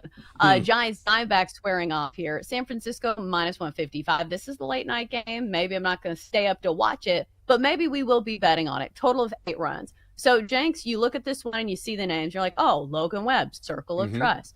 But also he's not pitching at home. Usually that's where we like to bet on him. You look at the total, and normally if Logan Webb pitches well, this is a very good under team. But again, this is not a game in San Francisco, which is a very pitcher-friendly park. So I don't know what to do here with Arizona. I feel like they're kind of a wild card. Their offense on paper is pretty solid. Ryan Nelson he has good numbers, but they're not great. He's not in the circle of trust for me. Is there anything here? Do you like the Giants? Do you trust their offense? Or are you going the other direction and playing something on Arizona? I like the over here, actually. Because if you look at Logan Webb, and certainly when you're in San Francisco, that's more of a pitcher's park, I think. Maybe I'm wrong about that. But regardless, his splits at home are, there's crazy low. Like when he's pitching in San Francisco, you want to look at an under in a big way. So he's not bad on the road, but his ERA, I believe, away from San Francisco is a little over 4. Then you've got Ryan Nelson, who can struggle at times. And that Diamondbacks bullpen is really bad. Like it's one of the worst bullpens. It's a big weakness for Arizona this season. So when you look at Webb and his splits, you look at Ryan Nelson, who can struggle at times, and you look at that Diamondbacks bullpen, I think you go over 8 here. Yeah, I think that's what I was kind of alluding to, is that like normally the Giants are an under team for me, especially when they play in San Francisco. 25-7 to the under when playing in San Francisco, but on the road they are an over team. And I think some of that is just because a lot of these numbers are pretty low. And a lot of it's just because the Giants offense is really hard to trust. And I'll say this, they've hit the under in 8 of their last 12. And a lot of it's because they just can't score runs. Like over the weekend, they scored a total of 5 runs. A total of 5 runs over 3 games. So I think that is your big sabotage factor if you're playing the under. But maybe Arizona can carry the load because offensively, they have been a juggernaut to the over. Over has hit in 5 of the last 6. So it's one of those where it has like the factors pointing in different directions. So I don't think I'm going to bet on that one. All right, James, free roll here. Is there a game that caught your attention? I really don't like the card a ton today. I'm curious about, I will say this, Red Sox is fascinating to me just because you've got Chase Burns going up against Garrett Crochet. Chase Burns is, I think, going to be great. And it's kind of amazing how you have these young players being called up so quickly it's more and more of a trend in Major League Baseball, which, I don't have to tell you anything about Major League Baseball. We've seen it from Paul Skeens last year to Jacob Mizorowski, Chase Burns, Jack Caglione. Like, these guys are spending just like having a cup of coffee in the minors, and boom, they're in the majors. Chase Burns is a guy out of Wake Forest, was taken second overall by the Reds, got his first ever Major League start, but he had to go up against the Yankees, gave up 3 runs over 5 innings, but he struck out 8. So he's got some really dynamite stuff. But I also think here he's having to go up against Garrett Crochet, who is, he's right behind Tariq Skubal to win the American League Cy Young. Mm-hmm. So Burns is one of those guys that's going to be dynamite to watch and will have his moments, but he's still got to settle in against a pretty good Red Sox lineup. So you can get Red Sox first 5-run line at -125, which I think is a pretty good play. I think I would like that if I could trust the Red Sox offense. Like, on paper, they're pretty solid. It's just not one of those teams I bet on a lot, just because they are not as good as I think the expectations were. And sometimes we see that in the price, because I looked at this game and I looked at it before I saw the prices. I was looking at MLB.com at the pitching matchups. I was like, oh, Garrett Crochet, circle of trust. Maybe we trust him here. Then I saw that Boston was -190, and I was like, oh, I don't know about that. Yeah. Because you look at the Red Sox overall record, it's not better than the Reds. So I think that's where I stopped. And to go back to Chase Burns, he went to high school at Station Camp, who's right down the road from me. That's where Blake's going to be, zoned to go. So he is a local kid, not somebody I want to bet against. So maybe I won't. You're right. He has good stuff, plus stuff, a lot of strikeouts against the Yankees. So maybe we'll wait and see, or you could go first 5 under, but I don't know. Both these teams seem a little volatile to me, so I don't think I'll be betting on it. How about, so the Rangers and unders have been cash cows for us. Rangers and Orioles squaring off today, total of 8.5 runs, Patrick Corbin and Trevor Rogers. Trevor Rogers is coming off a great start for the O's. Patrick Corbin has had some good ones, but he's still Patrick Corbin, and he still had some tough ones. He's 4-7 with a 4.24 ERA. Jenks, is this pitching matchup enough to take you off and under here? You can play it up to 9 if you want. It's -140. I'm trying to decide, because here's the thing. I know we sound repetitive on this show, but you got to keep hammering it home. The O's don't hit lefties. Now, they hit Corbin last time out. That was his worst outing of the season. This is a rematch. This is the same pitching rematch that we saw on June the 23rd when these two teams met in Baltimore, and Corbin got lit up for 5 runs in 5 innings. But it was a 6-0 game. Like, the under still hit. So I think here, I don't know, who do you trust more? Do you trust the Orioles to hit lefties, and they don't hit lefties? Like, across the board, they're at the very bottom of Major League Baseball. Or do you trust Patrick Corbin, who is a lefty, but also is always a threat to get blown up, like he did the last time he faced the O's? So I don't know who I trust. I tend to think the truth is somewhere in the middle, where Corbin will revert to, I don't know, probably giving up 3 runs over 5 innings or something like that. But ultimately, this comes down to the Rangers being the best under team in baseball. So this could be a 5-3 game, and the under still hits. I'm not going to play it. I'm a little too nervous just talking through it. I can feel my nerves ratcheting up. I don't feel like watching a game between the O's and the Rangers with Corbin on the mound, but I would lean to the under as opposed to the over.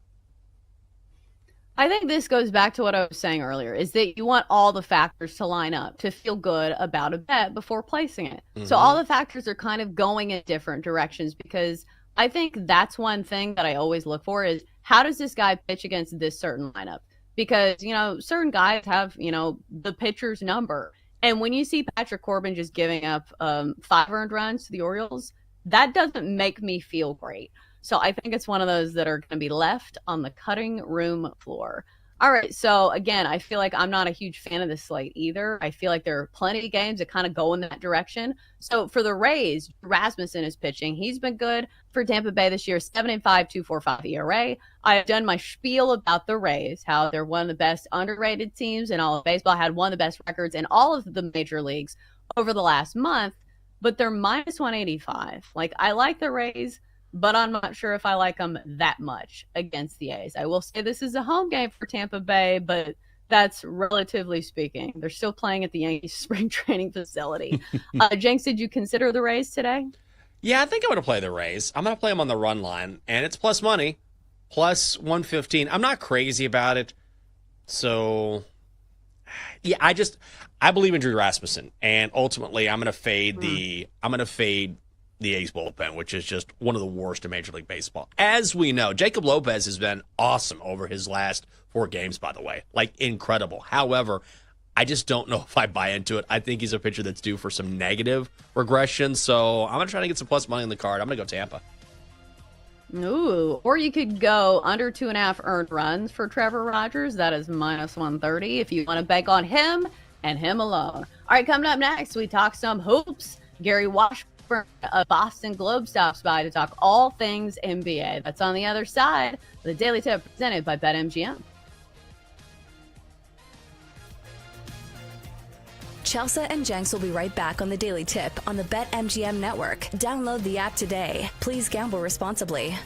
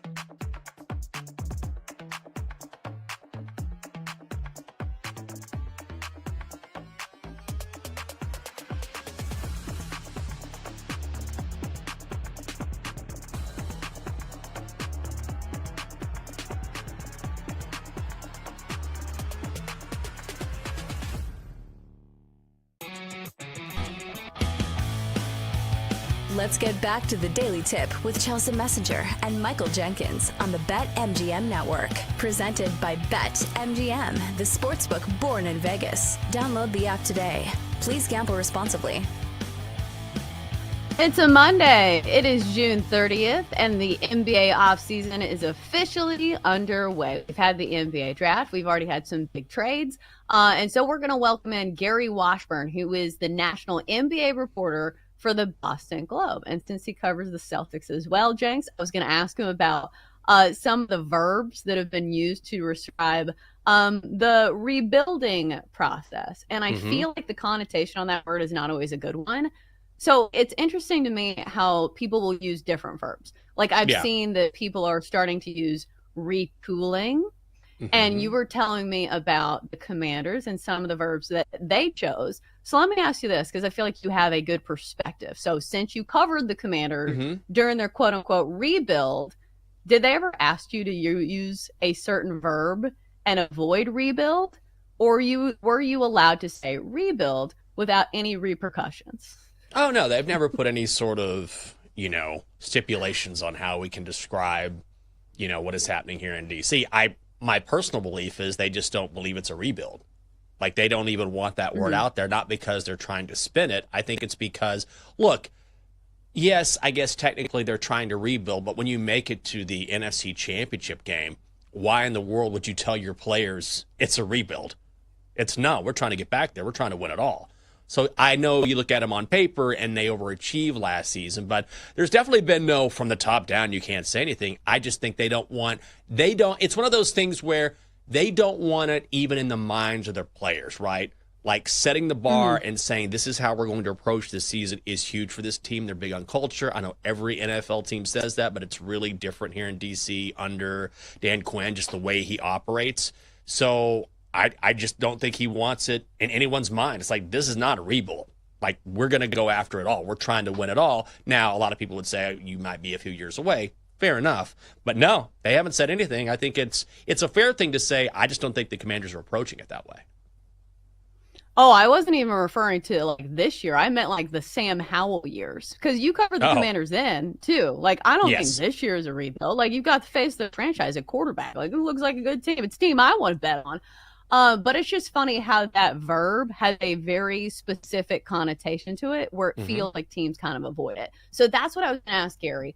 So he is Gary Washburn. He is a national NBA reporter for the Boston Globe, covers the Celtics extensively and the rest of the league. So good morning, Gary. Can I ask you about the verbs that people are using to describe this offseason for the Celtics? Is rebuilding one of those verbs? Not really. I don't think people really know right now at this point how to describe it. Some people are, on the outside are saying blowing it up. I don't know if that's accurate yet because obviously they still have Derek White, they still have Peyton Pritchard, in addition to Tatum, who obviously is injured. They still have a lot of their main guys. They traded obviously their 30-something players in terms of Drew Holiday, who had 2 more years left in his deal, 3 more, and they had to get under the second apron salary cap, and then Porzingis, who has been often injured and had $30 million left in his deal. So both of those moves are sensible in terms of financially. I wouldn't classify it as blow it up. I think the Celtic fans are still unsure of what's going to happen next. I think what happens next will determine whether this team is quote-unquote rebuilding, retooling, or just plainly just trying to get cheaper and less expensive and more athletic, which I think they're trying to do. Gary, would the Celtics ever consider trading Jaylen Brown, or is that off the table? That's never going to happen. I think they'd have to be blown away by an offer. I think it would have to be the return would have to be players who could help them for obviously many, many years to come. I think it would have to be just one of those once-in-a-decade deals that a team, like it's been described, the Mikal Bridges deal, where the Nets didn't want to trade him to the Knicks. You don't want to ever do deals with your arch rival, but 5 first-round picks, they just couldn't pass that up. Or the Kevin Durant deal to the same one with Brooklyn trade him to Phoenix, where you get a bunch of draft capital and good young players, and you can set yourself up for the future in that way. That would be the only method or way means I would see that they would trade Jaylen Brown. They're not trying to move Jaylen Brown. They're not. This team still wants to have hope. I mean, this is a city that wants to win championships. This is rebuilding or starting from scratch. You've watched in Boston, you watched the Patriots do that at the point since obviously they made the egregious move of letting Brady go and play in Tampa Bay, and then the Mac Jones thing didn't work out at all. That failed miserably. So the Patriots are in that transition period of trying to rebuild and start from scratch, and it's not fun. The fans don't want to hear it. The fans want championships, and the Celtics don't want to go from a champion to an also-ran in 2 years because they just didn't want to spend the money. So they're being very careful about the things that they do now. Oh, for sure. I want to ask you about the East as we zoom out at that. Because we were having this discussion earlier, and it does feel like the Eastern Conference is pretty much wide open when you have so many superstars who are going to be out for the foreseeable future. Is there any team that presents a challenge to whatever comes out of the West, whether it's Oklahoma City, whether it's the Timberwolves, whether it's whoever? Does the East stand a chance this year? I think there's two teams you can look at, the Knicks and the Cavaliers, and both of them would have to make some changes. Obviously, the Knicks don't even have a coach right now.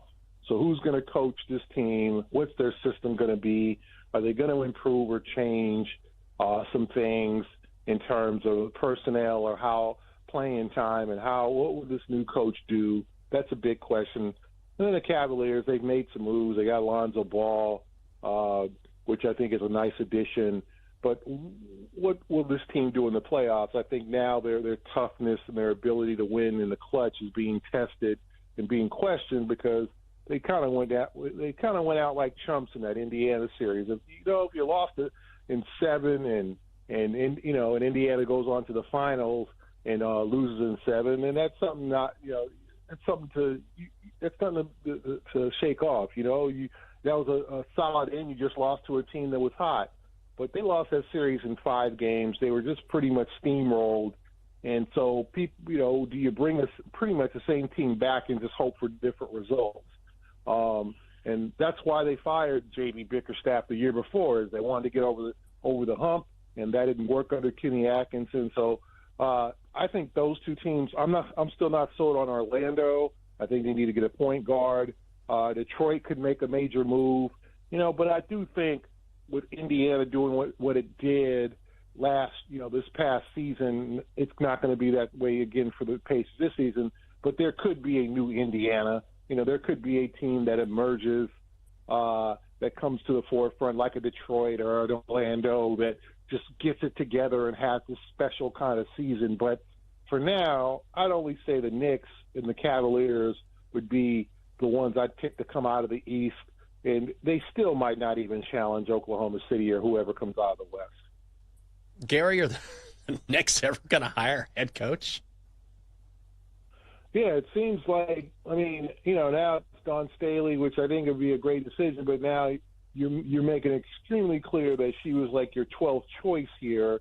And I don't know if that's what you want to – I don't think Dawn Staley wants to be thrown in that situation, that hornet's nest.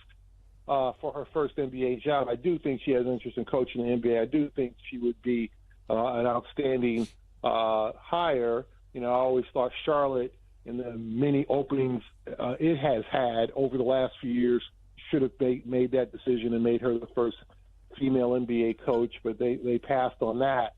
But it just seems like they're just trying to figure it out, and there quite honestly isn't slam dunk coach out there, unless it was Jay Wright who passed on the job, who you would just say, yeah, that's the guy. That's the guy who's going to get the Knicks to the next level. Everyone has got, some skeletons in there, like, the Mike Browns, who's been fired 3 times, or James Borrego, who's been fired. Taylor Jenkins just got fired. Like, everybody has some demerits on their record. So I don't know who the hell is going to coach this team. It's just crazy right now because there just isn't that stand-up, great candidate unless you're just going to pluck an assistant and he's going to be his first head coaching job in that situation. I wouldn't want to do that. Right. Or they're just going to say no, because that's the other problem is they find candidates and they don't want to coach the Knicks. So a problem on the hands of the New York Knicks. But great stuff today from Gary Washburn. He is the national NBA reporter for the Boston Globe.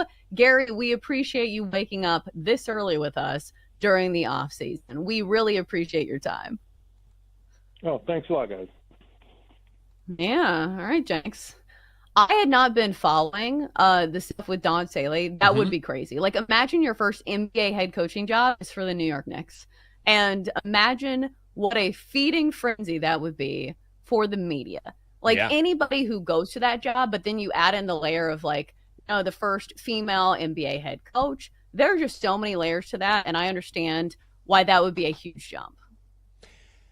Yeah, I do too. And if you're Don Staley, I think Gary makes a great point, which is I think, look, ball is ball. And you can argue the whole male versus female. Like, I don't care. I think the only issue would be potentially, are the players going to be cool with that? They should be, because I think they recognize if you're a great coach, you're a great coach. End of story. But I think the broader point that he made, which is a good one, which is why would she want to go somewhere where she was not near the top of the list? When you look at her accomplishments and what she's done as a head coach, she doesn't deserve to be anyone's 11th, 12th, 13th choice. She needs to go somewhere where she is one of, like, we want you, we believe in you. And frankly, I think that goes for Don Staley or anyone else that the Knicks might potentially look at. Why would you want to go somewhere with so much pressure, where the bar is set this high, where you weren't even on the minds of Knicks management as someone that they might want to come in and coach this team? Like, the Knicks really put it to themselves here. Like, it's their own fault. They didn't think ahead, and they didn't look at the guys or the coaches who might be available potentially. And now they're in a corner. I don't know what they're going to do. Is it too late to unfire Coach Tibbs? Seriously. Like, hey, so if you're willing, you already know the access code. Want to come back? Because they have to have a head coach going into next year. They can't just be single for a year. All right, coming up next is hour 3 of the show. And we'll talk about the big alleged scandal that could be coming out when it comes to gambling and Malik Beasley. That's next on the Daily Tip presented by BetMGM. Chelsea and Jenks will be right back on the Daily Tip on the BetMGM network. Download the app today. Please gamble responsibly.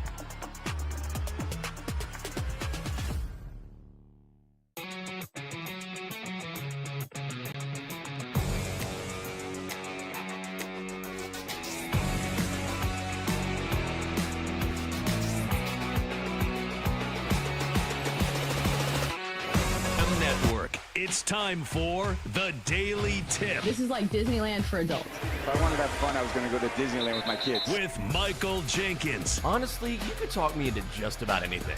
Like, you want to do shots? All right, let's do shots. You want to put together a 10-leg teaser? Sure, let's put some money on it. In fact, I do a parlay with Champions League soccer and the WNBA. And Chelsea Messenger. Let's try to beat the rest of the network at being degenerates, because maybe, just maybe, we can win in that regard. I do like the idea of a parlay. And Dad, don't forget about me, the dogster. Presented by BetMGM. The sportsbook born in Vegas. Download the app today. Please gamble responsibly. If anyone can be a degenerate, it can be us. And we are off in hour 3 of the Daily Tip on the BetMGM Network. Hope you're having a great morning. I'm Michael Jenkins. My partner in crime is Chelsea Messenger. Coming up in our final hour, a look at what the future may hold for Malik Beasley after the Pistons guard battles allegations of gambling on the NBA. We will get into all of that. In 20 minutes, we'll decide who gets the coveted award of our Monday MVP. And finally, we bring you our best bets and have a chat with the Dogster at 8:40. Been a great couple of weeks. Now we start fresh. Also, welcome to our audience on Stadium. If you want to stream the final hour of our show, we make it easy for you.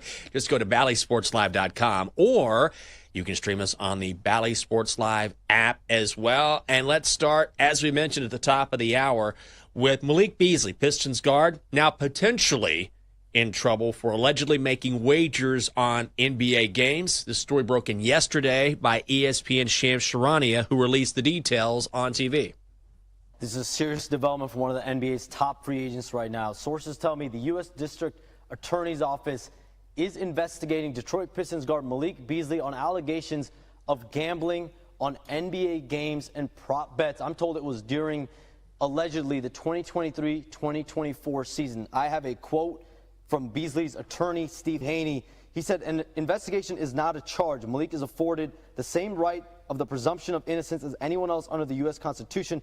As of now, he has not been charged with anything. I am told, though, that Beasley and the Pistons were in serious talks on finalizing a 3-year, $42 million contract that would have brought Beasley back to Detroit. But now those talks are on pause. Talks around the league, likely on pause for Malik Beasley as well. So this comes from specifically the one wager or one night that really stood out, according to U.S. officials, is that on January 31st, 2024, the odds on a Beasley rebounding prop were, the prop was set at 2.5, and the odds on the under went from plus 120 to minus 250 because there was a surge of betting on the under, and yet Beasley went for 6 rebounds in that game. So the unusual bets lost. Regardless of how that bet in particular played out, the bigger story clearly here is that Beasley now is going to be under intense scrutiny because this is being brought by U.S. officials, and we've seen this before. We saw it with Jonte Porter, who was banned by the NBA last year because he was disclosing confidential information which led to betting on his props. Terry Rozier of the Heat, he is, as far as we know, still under federal investigation because of more, I guess, investigation or a continued investigation into that Jonte Porter case. As for Beasley, this is something we continue to see in the NBA, at least over the past couple of years. I don't know if I would say, Chelsea, if it's an increasing problem, but it is something that's going to be a reality now that sports betting is increasingly legal. Right. And I think it's easier to spot because we know this about props, is that the limits are lower than they are for regular games. So odds makers can see this. If there is a flood of money on a very specific and niche prop, they say, hey, maybe we should look into this. But the different thing here is that Malik Beasley is not Jonte Porter. He is not somebody who is only making the league minimum. He was in a contract year and he could be making $42 million. So I don't know how much money this bet was for, but it can't be anything in the ballpark of that. So I understand this was previous to, these past 2 seasons, but still it doesn't make a ton of sense to me. So we'll see how this one plays out. His attorney is right. He has not been found guilty of anything just yet. And that's the other thing. Like, of these cases that we keep bringing up, only one has been found guilty so far, and that was Jonte Porter. So, the bad news is I think that maybe we'll see this a few more times, especially with some of these guys who are not making the money that Malik Beasley is making. But the good news is it does feel like we have found out pretty quickly. And it does feel like we have set a very steep precedent for if you are found guilty, you are going to be banned for life from the league. So, if you're a player looking at this and you're looking at, hey, maybe I make $30,000 off this, or, I lose all of my future earnings, which one do you take? And I feel like this is a very strong deterrent for all these players. Yeah, and rightfully so. Like, the NBA has done the right thing, and they did the right thing by banning Jontay Porter. You never want anything to ever affect the integrity of a basketball game. Because, look, how many times over the years, I don't know about you, but how many times have you seen a game end a certain way and somebody goes, oh, it's rigged. It's rigged. You hear that all the time. So, but that's just people venting frustration. This is not specifically related to the Beasley case, but you don't want to do anything that ever harms the integrity of the game, particularly when the NBA had to deal with the Tim Donaghy thing years and years ago, where that was an actual thing. So the last thing you could ever do is have a player potentially involved. So they did the right thing in banning Jontay Porter. I don't know how this is going to play out, but the NBA has set a very strong and rightful precedent in saying if you wager on a game, you're gone. And it would be a damn shame if this is true, and we don't know, because of that massive contract that it looked like Beasley was potentially going to sign. But number two is that you're not going to get away with this. I mean, in 2025, this is not legalized betting caught this. This is not something that was done under the table or offshore and somehow U.S. officials got involved. This was caught by legalized gambling. So with as many safeguards as there are in place, with as many programs, with as many algorithms, I mean, AI is now a factor too. These sportsbooks, Chelsea, they are going to know when there is unusual activity.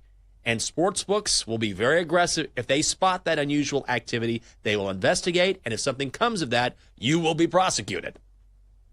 Right. And they're very, I would say, on the offensive side of things, where they try to go after people who are making, suspicious bets. We even see this in the props world of people who are just really good at props. They will start to limit you on the amount of money that you can bet on these props. So it's just too easy to see. I do think, like, if we're talking about things that are the easiest to maybe, take money and skew it one way or another, easy. It does feel like, but like, you get what I'm saying is, for basketball in general, because, there are 5 guys on the court at once. And if it's a rebounding prop, I'm not saying this is easy. I'm just saying for a rebounding prop, if you just happen to I tried to catch it, but I didn't, you volleyball it to your other player. I feel like as opposed to, football or, baseball, some of these sports, it's just harder to manipulate the props is what I'm saying. Oh, easy. Like, I have a water bottle. Let's say I'm going to throw it at the camera right in front of me. Missed. Bad shot. Right. Oh, sorry, easy to me. You go for a rebound. Oh, it just glances off your hand. More so than any other sport. It's so much easier because, like you were saying, there's 5 players. All it takes is just, you miss slightly. Your aim's off just a touch. You're not as aggressive, going up to the glass. Driving inside, layup kind of wild. This is the back. I mean, you can do all sorts of different things in basketball because all it takes is just being a little off here, a little less aggressive there, and you can affect everything. I feel like that as opposed to other sports, this is the one sport where you can really affect the numbers based on, and it can be a play or two. That's the crazy thing about it, particularly when you're talking about Jontay Porter, which is why that was such a fascinating case, because I think the assumption was, and I don't know, I can't speak for someone who's been banned from the NBA, but when you're talking about someone who is absolutely not on the radar, like maybe someone was very well aware of Jontay Porter's game before all this happened. I certainly wasn't. And you would think, okay, I'm under the radar. I'm not going to play that many minutes anyway. So what's a missed shot or two? What's a rebound I didn't get or two? Like, what's the big deal? But ultimately, you will get got.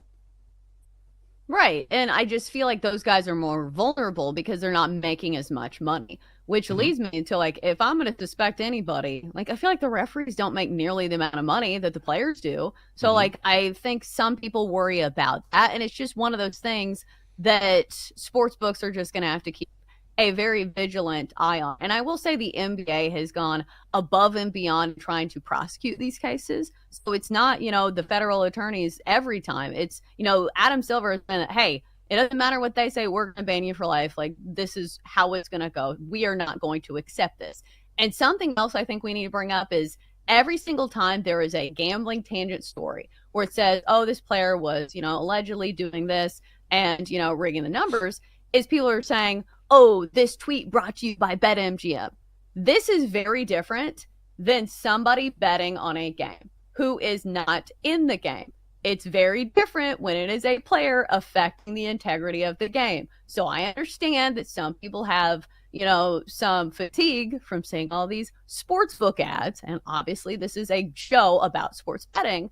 But I just need to point out that those two things are not related. What do you mean? Like, you mean an ad?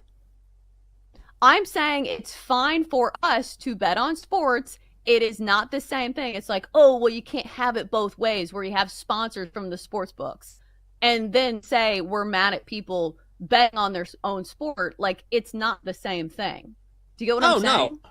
Well, yeah. I mean, yes, absolutely. I mean, if you're playing the sport, then you're damaging the integrity of the game. We're not damaging anything. Like, we're just sports bettors. We're not playing the game. We're not playing in the NFL. We're not playing in the NBA. We're not playing in Major League Baseball. If you're someone who is playing the sport, you can affect the outcome of a game and by virtue of that, affect the bets for God knows how many people or shift money in one direction or the other. So, no, it's not even close to being the same. If you're just a casual gambler, you're a sharp bettor, then, knock yourself out. That has nothing to do with damaging anyone's integrity because ultimately we don't work for a sports book. There's a difference between working for a book and even, someone who is sponsoring a show. But the bigger problem is certainly athletes that might affect. And plus, even gambling aside, I mean, if you want to put that to the side for a second, you never want any player for whatever reason affecting the outcome of a game because of the passion involved, because you never want to watch anything if you think that there's something that might be awry or something that might not be something you could check out. You want everything to be on the level. So, no, I don't think there's any conflict of interest there. I also say, too, that, I'll give credit to the NBA because I'll guarantee you if there's any issue here at all, they're going to come out immediately and they're going to put the kibosh on this. And I think most sports leagues have done a good job. And look, this is going to be something that continues because sports betting is still not legal in all 50 states, which is crazy to think about. So sports betting will continue to proliferate. So it's important for all sports leagues, and especially the NBA, for the reasons we talked about, to get ahead of this and say, this is not going to become a thing. Right. And I feel like there's a lot of people who like to blame everything on sports betting being legalized. But as we mentioned, this is stemming from sports betting being legal and them being able to track the movement and track the money that was made on this bet. So I know that's what I'm getting at. Is like you see these tweets about the Malik Beasley case, and every tweet's like, oh, but they're fine with putting all these ads on the screen. It's like, that's not the same thing. And if you want to like say this is all gambling's problem, like I'm sure some of it stems from it. But what I'm saying is that they are doing a good job of cracking down on it. And because it's legal, they actually have a paper trail. Oh, yeah. And not only have a paper, yes. I mean, they have a virtual paper trail, which I know is what you meant.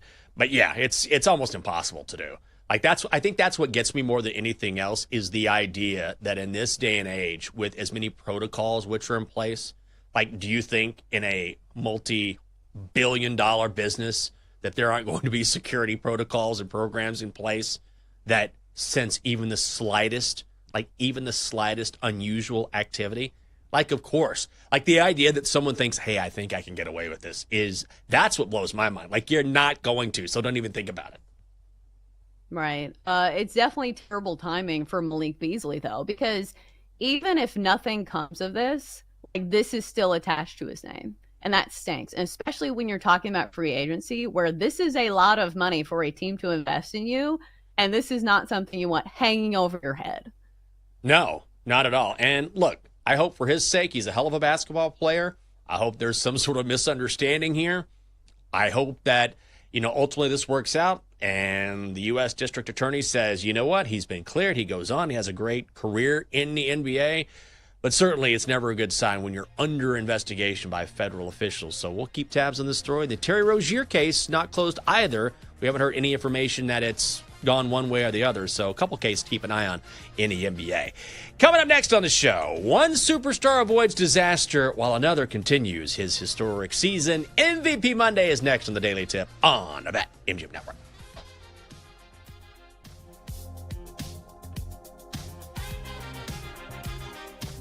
Chelsea and Jenks will be right back on the Daily Tip on the BetMGM Network. Download the app today. Please gamble responsibly.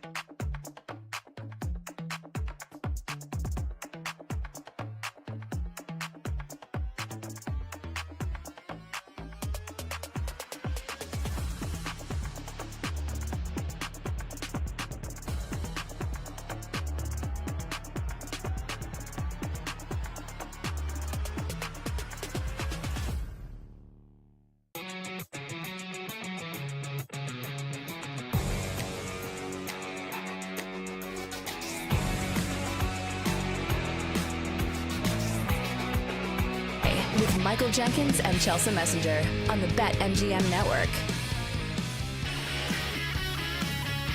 Welcome back. It is a Monday on the Daily Tip on the BetMGM Network. Double D, don't you dare fade that music on me. What are we doing? By Michael Jenkins, live in the nation's capital. She is Chelsea Messenger, live in Nashville, Tennessee. Coming up on the show, we decide which athlete had the best weekend of them all when we vote on our Monday MVP. I'll tell you who didn't have a great weekend. Beyonce. Not a great weekend for Queen Bee. Oh my God, this is terrible. This is nightmare fuel. So she was giving a performance in her hometown of Houston, and so she was being slowly dropped from the ceiling or the top of the stadium in a car. And the car, something went wrong, and the car starts to tilt. Well, there's a real danger of her. She's in midair, and the car is tilting. She's inside the car. And it's pretty clear something is wrong. And she's singing, and all of a sudden, she just stops the performance. She goes, stop, stop, stop. And everyone, you hear this massive gasp, and people are starting to get a little unnerved. And eventually, they lowered her to safety. But there was a while there where she was just suspended midair, and this car is like diagonal in the air, and she's in it. That had to be absolutely terrifying. I would have stopped as well. Have you seen this video, by the way? Yeah, I've seen it, and I would imagine somebody got fired because of this. Imagine you're operating the car in a Beyonce concert, and you're the person responsible for almost killing one of the biggest pop stars on the planet. Oh my God. You God. probably got fired. But I think that we have gotten so used to seeing stars do this that we forget that there are risks involved with lowering yourself or yourself on a car from the ceiling. Like, I know technology is great, but there are still things that have to go in your favor. So maybe people will see this and be like, hey, maybe I need to maybe not lower myself down on a car next time, or maybe practice it a few more times. Because, like, look at these strings. I understand they're probably pretty strong, but, like, I'm not a scientist, but, like, this is a big car. It does look like she's strapped into something. I'm not sure if it's the car or the wires, but she held her composure pretty well. Like, you know, the current situation pending. So I will hand her that, a performer through and through. Very much a sign of the times when you're watching one of these videos. This girl, someone is recording, and her first reaction is she okay? Can we do something? Oh my God, can you record on your phone? Can you record? I was like, oh God. That's where we are. The first thought is, let's make sure we get this on video. I'm just glad Beyonce is okay. Would you ever get in a car like this? Would you ever allow yourself to be suspended from the ceiling of any sort of stadium or arena? Like, you're brought down on those wires so you can perform in front of everyone? Not in a million years would I ever do that. Never. No, I don't even ride the rides at the fair. I don't ride roller coasters, Jenks. I don't even like being on planes. So needless to say, no, I would not be doing this. No way. I saw Garth Brooks many, many moons ago. I'll never forget. God, it's such an old story. This was at Texas Stadium before the current Cowboy Stadium. But it was wild. I was in the mezzanine, and it was crazy. 2 wires picked him up. I guess it was around his belt. And he was essentially flying, if you will, across the top of the stadium. At one point, he's suspended in midair, and we're at the front of the mezzanine, and he's just hanging in front of us playing a guitar and singing. It's the wildest thing. I mean, it's crazy. I'm like, Garth Brooks is hanging in front of us and singing. It was awesome, but I would never allow it to happen myself. The one time I will say that I thought I was going to fall and die was I was working in Boise, Idaho, and Boise is an amazing city. It's about 45 minutes from, you can be up and skiing within the hour.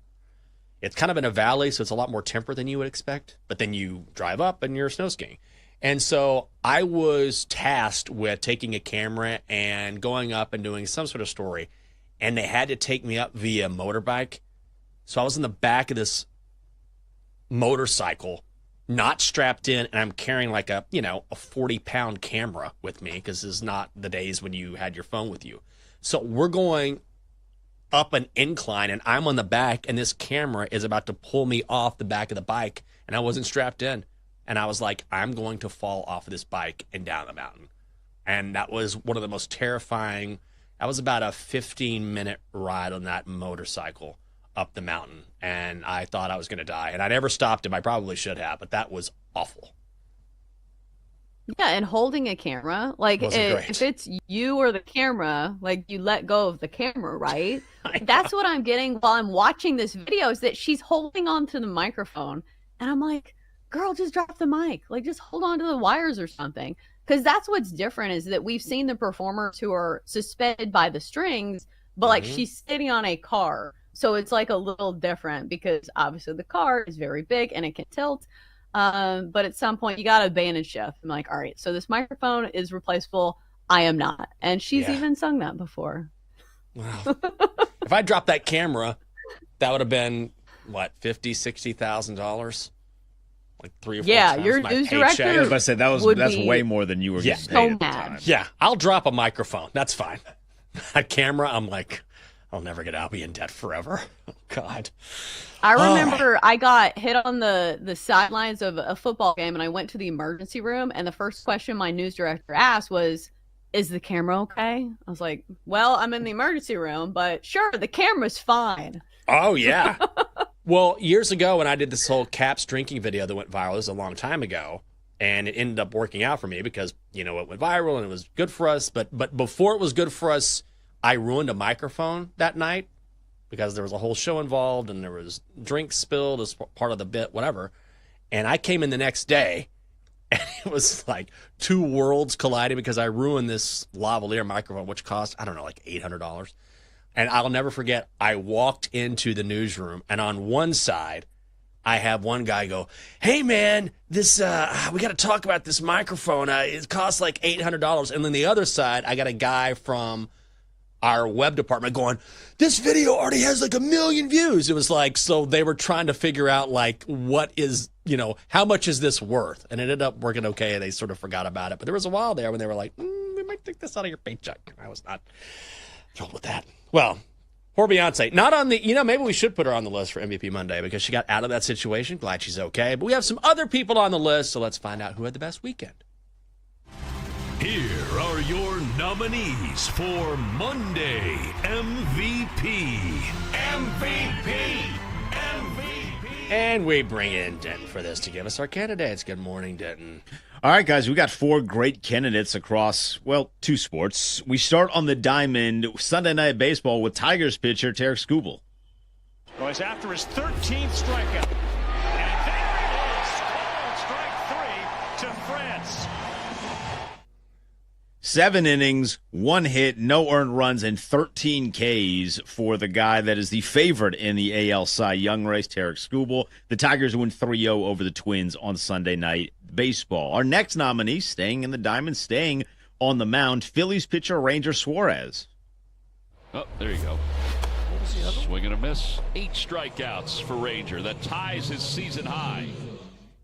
Oh, there you go. 8 Ks in 7 innings, 1 earned run on 4 hits, and the Phillies beat the Braves 2-1. Our final baseball nominee, we go to the Big Apple with Aaron Judge. And Judge absolutely hammers that. Deep left center field, and it is gone. Aaron Judge, the king of Fresno. His 30th home run of the season. Aaron Judge is the king of everything. 2 of 4 from the plate, but both hits left the ballpark. 2 home runs, 4 RBI. The Yankees beat the A's 12-5. And our final nominee, on the hardwood we go, the WNBA, it's Angel Reese. We've had 12 lead changes. We've been tied 5 times. Angel Reese, single coverage.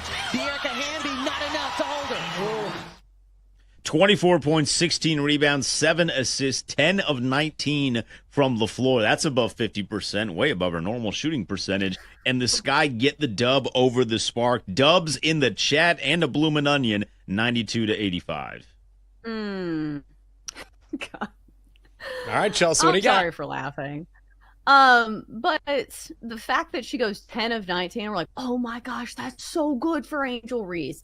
And I will give her this. The rebounding has been there. She's been putting up numbers on the boards that we have not seen in the WNBA. So Angel Reese deserves her flowers for that. But I'm not giving her MVP of the weekend. I'm going to give it to Tariq Skubal. What a performance. What an outing from somebody who looked like he might be winning the Cy Young yet again. 13 strikeouts. He struck out every member of the lineup at least once in that day. And to only have one hit and one walk, a complete command of all of his pitches, and to do it in dominant fashion against not one of the worst teams in baseball. I don't know if you've noticed this trend, but a lot of times we'll see these guys throw no-hitters against like the worst teams in the league. And I'm not saying it matters less. I am just saying that makes this matter more that he did it against a decent Twins team. So I'm going to give it to Tariq Skubal, complete dominance over the weekend, and MVP of my Monday. I was going to give it to Tariq Skubal as well, but since you chose that, I'm going to go with the bloomin' onion that held up that basketball held by Angel Reese and her brother. I mean, do you know how difficult it is? Do you know how difficult that is? We find that picture when your only job is to come out there and be delicious, and all of a sudden you have a professional basketball player and her brother put a basketball on you. You're not built for that. You're supposed to be crunchy, kind of delicate on the inside, and that poor dipping sauce, for the love of God. You're ready to go. You're ready to be consumed. Come on. You're ready to be consumed, and you got a leather, dirty basketball sitting on you? You wait your whole life to be the star of the show at the table at Outback Steakhouse, and then, oh my God, no. I'm not a trophy holder. I'm not a basketball holder. What a joke. Bloomin' onion, MVP. Out of nowhere comes a basketball. You're not prepared for that. You don't train for that. You're not cooked for that, but you held up. You got the picture online. We were able to talk about it. My Monday MVP is the bloomin' onion from Outback. Does that mean the MVP is whoever decided that promo was going to be a thing? That's a promo for, I guess, an Outback in Maryland. It is? Oh, yeah, because when Angel Reese and Juju Reese, her brother, were at Maryland together, so I imagine it's a promo for that. That's smart. But still, well, there was a bloomin' onion that was hurt in the production of this video. Words I never wanted to utter, but I feel very bad. Somebody has to come across against this, and I think, Jenks, that was the right move. Let me ask you this. Do you think that they ate the bloomin' onion after that, didn't they? I was going to ask that same absolutely thing. I was did. like, you can't, waste a bloomin' onion. Yeah. A lot of money right there. Was it like $12 then? It's probably like $15 now. Yeah, a lot of money. You just signed a minor league contract. Let's put a baseball in this soup. And then after we're done, we'll eat the soup. Gross. Put the baseball in your Panera Bread bowl. Yes. That's a day's pay in the WNBA, right? The bloomin' onion? What do they make a year? Like, I don't know. Because I believe this was before Angel Reese was really like swimming in cash. Like this is probably a year or two before she goes to LSU. Yeah. So I don't know what the NIL situation was back then, but it probably wasn't great. In college too? I mean, ugh. Man. What a joke. I'm surprised no one gave it to Aaron Judge and what he's doing. The King of Fresno, they called him.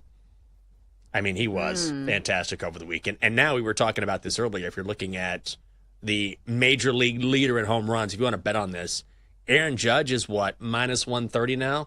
Went from plus 105 to minus 130, which I feel like if you like Aaron Judge to win the home run title over the big dumper, pretty good price.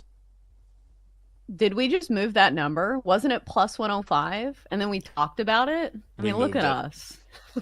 Look at us. Experts on baseball and the bloomin' onion. Yeah.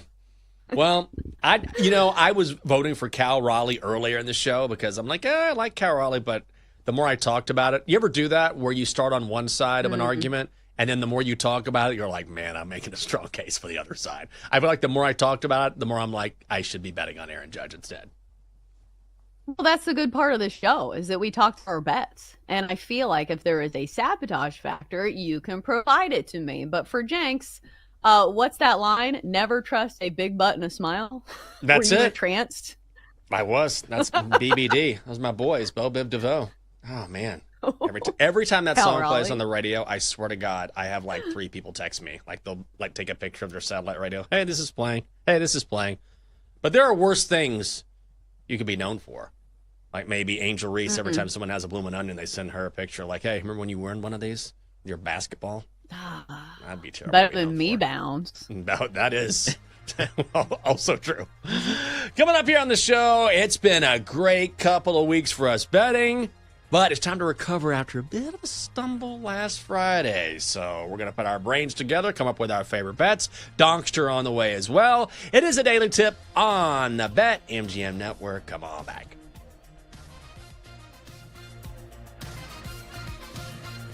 Coming up, Jenks and Chelsea give out their best bets here on the BetMGM Network. Presented by BetMGM, the sportsbook born in Vegas. Download the app today. Please gamble responsibly.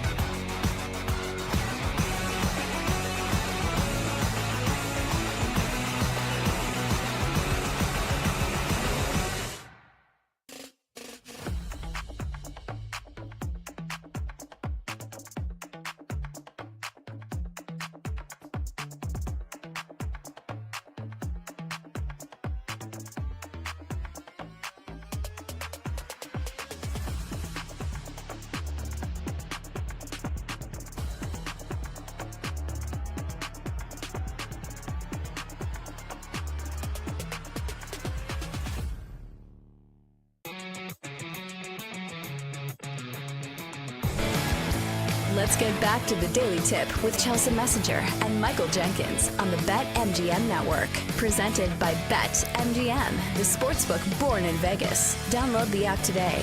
Please gamble responsibly. Welcome back to the show. It is a Daily Tip on the BetMGM Network. Thanks for being with us on a Monday. I'm Michael Jenkins. She is Chelsea Messenger. Best Bets, Donkster, coming up here in a little bit. All right, so I pontificated enough about my disaster with Xfinity for 3.5 hours on Sunday. What'd you do this weekend? Well, it was a girls' weekend because Jake was out of town for 4 straight days. So we did a lot of playgrounding. We did a lot of, days at the pool. I did a lot of errands. So it was nothing exciting. We went to the grocery store. Let's see. We went to Sonic, which is a big treat for Blake because she loves the toys in the Wacky Pack. Jenks, what's your Sonic drink order? You've been to Sonic, right? It's a big thing in Texas. Oh, it's huge in Texas. I grew up with Sonic. Oh, man. I don't know. I mean, a limeade, a cherry limeade. Very good. Ooh. Yeah, that's a classic. I mean, anytime you get a fountain drink, I feel like at Sonic, it's a good thing. What did I used to get back in the day? Ocean water, because it was blue. It's actually pretty good. I didn't mind that either. I think cherry limeade's probably the classic. What about you? Ooh, diet cherry limeade is the way that I go. So you do Sprite Zero in the limeade, and it takes away some of the calories. So normally I go blue Powerade, which is a standard, but always refreshing when it's hot out. Or we do a Diet Coke and add vanilla and cherry. So a cherry vanilla Diet Coke. Oh, that's a good one. My mom used to get that all the time. My mom, when we were in high school, I think she just got tired of cooking meals. She'd be like, "We're going to Sonic today." All the time. Because my brother and I are a year apart, she'd be like, "Okay, we're just going to Sonic." We're like, "Fine with me." Because especially when you're in high school, you know how it is. You can, especially if you're athletic, you're in athletics, you can eat whatever. It doesn't matter. It's just like garbage in and garbage out because you're always running around. Your metabolism is super high. So I'm eating double meat cheeseburgers every day with tots and cherry limeades. I'm like, living the life. I did that now. It'd be a total disaster for my body. But when you're a kid, it doesn't even matter. So it was great. I also feel like it's kind of nostalgic for me because in the summer we ate at Sonic a lot because I would get done with softball games so late at night. My mom didn't want to cook. So we'd go to Sonic and we'd get a drink and a burger, and it felt like summer. And especially in the summer, I've told you how much I like cheeseburgers. I think you're on that train as well. Who doesn't love a good cheeseburger when the weather's hot? Oh, dude, I'll have a cheeseburger in any weather. It could be snowing. I'll be like, "Is there a cheeseburger around here?" I love a good cheeseburger. And the summertime. There's something about the summer. I mean, 4th of July is coming up, Chelsea. Ooh. Oh, yeah. I mean, this is your time of year, I feel like. It's warm outside. You love a good cookout. It's coming this weekend. Ooh, we are purchasing some fireworks this week. We've waited till Jake returned because he loves fireworks. But we have 1,000 fireworks stands. This is the South's time of year. So every street corner has a fireworks stand, and that's how it should be. We're going to spend a ton of money and get a bunch of fireworks. It's funny you mentioned that because when I was upstairs, one of the radio stations, I forget which one here at Odyssey, was playing over the loudspeaker, and the commercials were on. And I hear, "The largest fireworks stand on the East Coast. From Charlestown to D.C., this is your one and only stop for fireworks for Independence Day." And I was like, oh, my God, I forgot about that. I'm out on fireworks. I'm going to be that guy. I'm going to be Jason Pierre-Paul. I'll blow off my fingers. I want no part of it because I used to light fireworks all the time. In every way, shape, and form. I've had some close calls, and now I've swore them off because knowing me at my age, I would have an accident. So I'm glad Jake is there to handle that for you. Snakes and sparklers only for Michael Jenkins. Yeah. Are you allowed to set off fireworks? Because this is something that I didn't realize till we lived downtown Nashville. I was like, I guess I can't just stand on my balcony and light off fireworks. Yeah. This is the thing where you have to have a piece of property. Could you even do fireworks? Oh, yeah.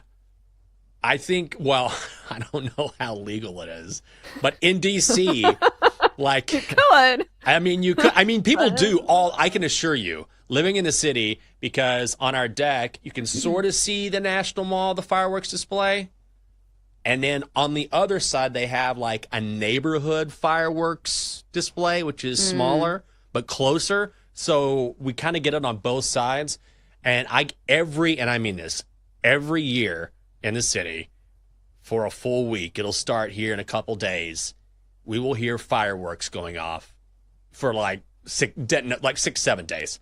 Like it'll just be a random like July 7th. And you hear a pop, pop, pop. It's a great time to shoot a gun in the city if you want, because it's like, because I don't know what that is. I assume it's a firework. You hear it all the time. So I'm not pumped about that, but it's coming. Yeah, you can definitely do it in the city. Oh, we'll send you some sparklers, Jenks, for your cautious hands. Because I do like sparklers. Like, I make fun of them, but sparklers are cool, especially now because they have so many colors and they're really big. Like, you see them at weddings all the time. Are you going to have sparklers at your wedding? I don't think so. I don't think so. Nah. I don't want any fire hazards. Too many disasters. There's too many potential for disaster. I'm trying to minimize the potential for disaster at our wedding. I mean, I don't know.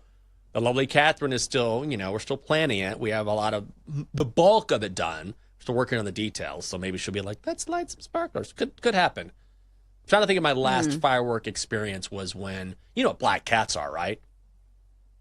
Mm-hmm. Yeah. They're loud. Right? They're super loud. And you can buy them in bulk, right? You can get like 500, 1,000, whatever at a time. When I was a kid, my friend Dave was like, hey, let's light 500 of these and put it in my parents' mailbox. I was like, okay. Oh. I was like, all right, Maxie, it's your parents. So guess what? And this was not like July 4th. I think they were like left over in his garage. It's like August or something. Freaking 99 degrees outside. We're bored kids. So I'll never forget. I was like, knock yourself. And he lit all of them and threw them in the mailbox and closed the mailbox. And we just watched that mailbox just not disintegrate, but it was never the same. I mean, those black cats were trying to escape, and it was just denting the metal from the inside. And I can assure you his parents were not pleased when they saw his mailbox when they got home. It was hilarious because I was like, God, you're going to get in this is so funny, and it's fascinating to watch, but you're going to get in so much trouble. And he did. He was grounded for a while. Yeah, I feel like you'd be like prosecuted for stuff like that now. Like, do you ever think back to the thing that we did when we were little? Like, remember the thing where people would hit mailboxes with baseball bats? Oh, now yeah. with Ring cameras, you can't be doing that anymore. Yeah, I was a kid. Like, I'm not going to do this, but I'll watch. Like, if you want to give it a shot, I'll sit here and be like, knock yourself out. I'm not going to do it. Or you play purse. Remember playing purse? You know what that is? Where what you do is you take, God, such a small town thing. You take like a purse, right? Something that looks like it has valuables in it, and you tie fishing lure to it. And you do it at night. You put a purse in the middle of the street, right? Right? So someone gets out of their car and like, whoa, look at this. It's a wallet. It's a purse. And then as soon as they walk up to it, you jerk the fishing line, and it looks like the purse moves by itself, like it's haunted or something, and people freak out and run off. That was fun, too. Coming up next on Bet Sweats, Joe O and Kate Constable along. They'll react to the weekend and the moves in NBA free agency. Odyssey NFL insider Jason Confora is joining the show at 11. All right, let's get to our favorite plays of the day. Time to place your bets. All right, Chelsea. One squad play on the card. I've got one more as well. What do you got? Yeah, best bet of the day is going to be the Phillies on the first 5 run line. We got a decent price on this. We've been looking, and we have a minus 145 over at BetMGM. So that's what we're going to do. And Zach Wheeler, we trust. Zach Wheeler has been the picture of consistency this year. 2 runs or fewer allowed in 14 of 16 starts this year, and there is a reason. He is a contender for the Cy Young. If you look at the Phillies, they've been good in his starts as well, getting him plenty of run support, winners in 8 of his last 10. And even if you look at his win-loss record, which normally is not a huge thing in my handicap, but if you're playing first 5 bets, which is usually heavily reliant on the starter and the run support, he's 7-3 this year. Plus, you look at the Phillies offense, sometimes it's less than dependable, but they've been much better at home this year, ranking 6th in the major leagues in runs scored in the first 5 innings, and have the 5th best OPS in baseball when playing at home. Then you look at the Padres, who the Phillies are facing today. A bottom 10 offense on the road, and Matt Waldron is making his season debut today. So I will take the more dependable starter in this one and a dependable Phillies. Let's go Phillies on the first 5 run line at minus 145. I am on that as well. Also taking Rays run line, hosting the A's. It's plus 115, so plus money on the card. Drew Rasmussen going up against Jacob Lopez. Rasmussen at home should have more wins, 4-5, but ERA still 2.16 in Tampa. Opponents batting 195 against him. I think we see some regression from Lopez. even though he's been very good recently. Also, that A's bullpen is garbage. Rays have one of the best bullpens in baseball. I like Tampa, even at home. Rays run line. Plus 115. All right, Donkster. You've had the whole weekend to gather all these stories in your crazy life. What's going on? Yeah, I have an announcement to make, and it's pretty serious. Oh, you okay? I'm being investigated for wagering on Nathan's hot dog eating contest in July of 2021. The feds are after you? No, the National Hot Dog and Sausage Council. That doesn't sound like you're actually in trouble. What's the story here? So, I was dating this girl, Sally, who has been to council since 2015, and we had an argument over how many glizzies we thought she could eat in one sitting. She said 2, I said 37, easy. So she got mad at me, we broke up, and now I'm banned from numerous sports books. No. How did that happen, by the way? She's got connections, and a booty that doesn't quit. Oh, okay. All right. Well, at least you're not going to jail. How about a bet? Giants! Diamondbacks! Over 8. Good job. All right. All right. Well, let's. Whew, we could all use a break, couldn't we? Middle of summer. I guess no one's here. No Kate. No Joe. Oh, nothing. No show. It's They're that time firing of off year. Fireworks. Oh, Joe. Joe. Oh, So look at brave of this. you to join us. 30 From seconds out of the left. depths. Good morning. Sorry. I almost forgot. You guys were talking about fireworks, and I was thinking about stupid stuff that I also did as a kid. I was like, my mind went blank. Sorry about that. No. We used to take a bottle of Gatorade, water in it, crumple up aluminum foil, then pour crystallized Drano in it, and it would explode everywhere. Like, so dumb. Idiots. You gotta think it's amazing. We used to make, not a big deal, just small explosive devices. Yeah. I would kill my kids if they did that. Great to hear from you, Joe. Worth the wait. That's it for us on the Daily Tip on the BetMGM Network. Have a great Monday. See you tomorrow. You've been listening to the Daily Tip on the BetMGM Network. Download the app today. Please gamble responsibly. If you missed any of the show, listen back anytime on the new and improved Odyssey app.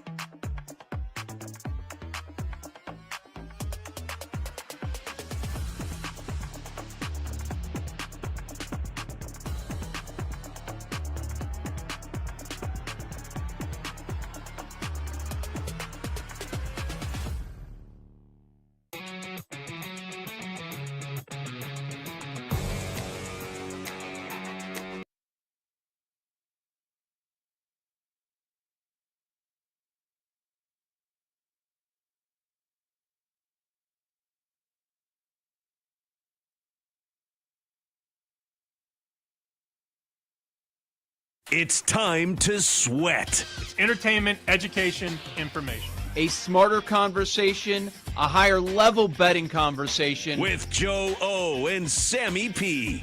It's two guys who have known each other a long time, firing bets during the show, after the show, into the night. We've been doing this so long, we're like brothers, so we're going to call each other out on some of their BS. Get ready to fire. Why are you betting 2-1 on Sunday when you could have bet 4-1 on Tuesday? We're not going to force picks. What we give on the show is what we're betting. Sorry, I wasn't listening. I was betting Valparaiso. What? This is Bet Sweats on the BetMGM Network. Should I bet Costa Rica 5-1? I don't like it. And trying to do any Twitter research would make you believe the USMNT is complete dog bleep. Wouldn't the most frustrating thing be a tie? Should we bet the tie? I mean, I love the idea of betting Costa Rica, but should we bet draw the tie? would be funny. And they would still freak out over that, too, and how embarrassing it is. 100%. Even a draw. Yep. A draw would be a good look. I believe that we will win. Congrats, you beat Iran 1-0. Two for company, and he splits some more, fires, free saves, rebound still alive, and Costa Rica tied it. They hung around, they make the play. Back to square one with 20 minutes to play in Minneapolis. Let's go.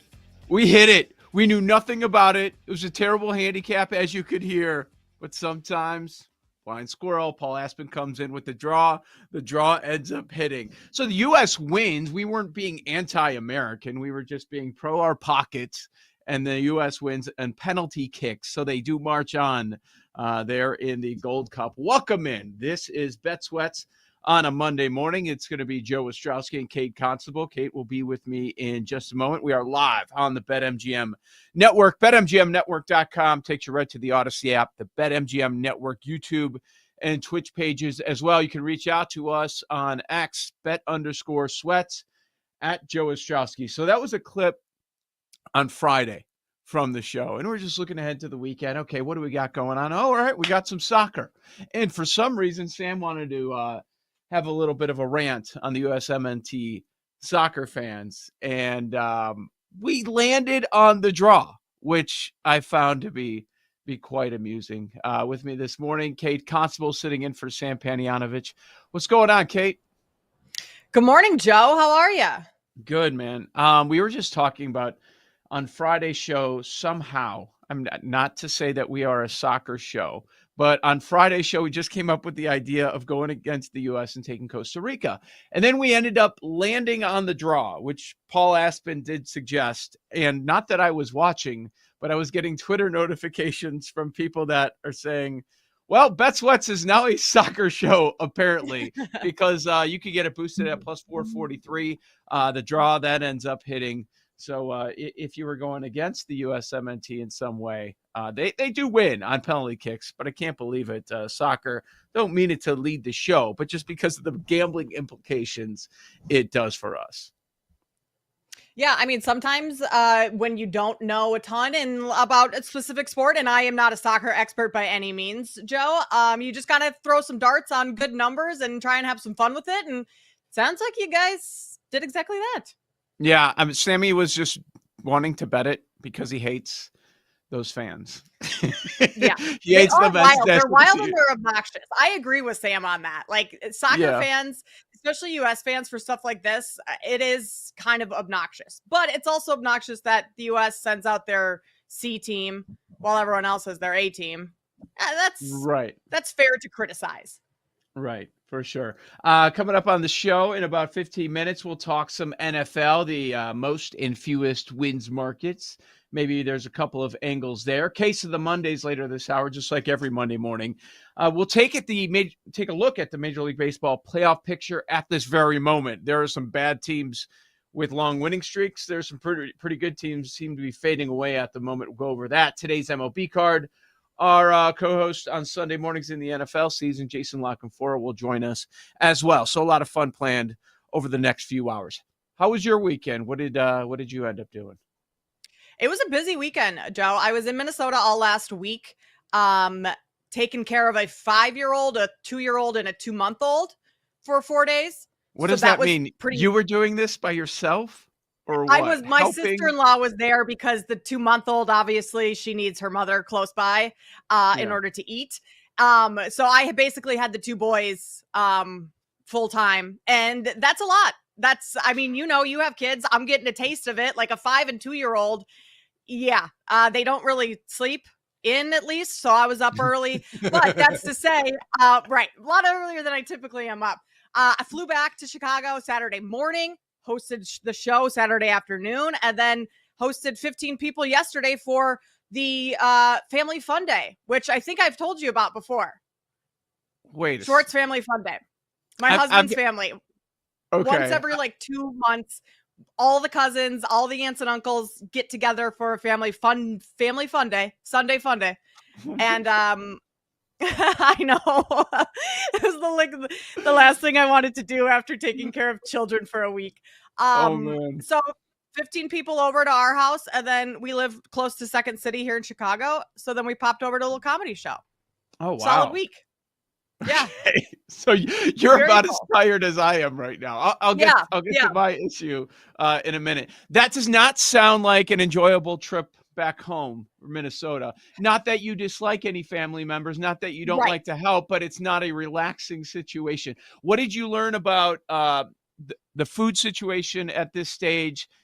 Maybe TV shows, iPad shows, because kids don't watch TV apparently anymore. Did you learn anything that you hate? Yes, 5-year-old only eats macaroni and chicken nuggets. Won't eat anything else. Sounds the 2-year-old likes broccoli and chicken. Oh, it's very strange. Very strange. They watch trucks on their iPads, which is, instead of shows, they just watch YouTube videos of trucks. It's so weird. It's literally just trucks driving on the road. They're not doing anything. It's just trucks. As long as there's a truck on it. So that's weird, but I guess that's kids these days. And we did a little Bluey. Bluey's always a good choice. Bluey is that's my guy. Bluey's a good show, even though it's not a guy. Bluey's very entertaining. You can sit there as the adult and be like, this is pretty good, or that joke was funny, or and that's a very good show. I don't mind that sitting there for that one. How was your weekend? At all. Fine. Always a bridesmaid, never the bride. Lost in the championship game of our home tournament yesterday. Oh, second time this year we lost in a tournament championship game. What was the score? That one was 10-6. It wasn't horrible. Very good team that we went up against. So we're hosting a tournament. So I was outside all day, every day at the fields this weekend because I had a lot of responsibilities. Man, and it that was heat, 90. like 90, it felt like a lot more, and there was no wind. Even by us, where you do catch a lot of breeze down south. It was not at all. It was rough. It was rough on people. I saw a lot of things happening. People getting very feisty over the weekend. Let's just say that. And I have some stories. People get cranky when they're hot and dehydrated and hungry. So I certainly have some stories as far as that goes. Every 2 months, Sunday Fun Day. Do you host every time, or is this? No, we different? Only hosted this time because we lived very close to Second City, so walking distance. So people came over, we had burgers and stuff, and then walked over to Second City. But yeah, it's we've done a comedy show. What else have we done? We've done a magic show. We've done movies. Pickleball outing. Yeah, I mean it's a lot. Very fun. Sunday Fun Day. Outing? Did you do a tournament and all that? No, we just went to play. I don't know. Yeah. Half the people don't even want to play, and half the people want to watch, and it's and Joe, these are all adults.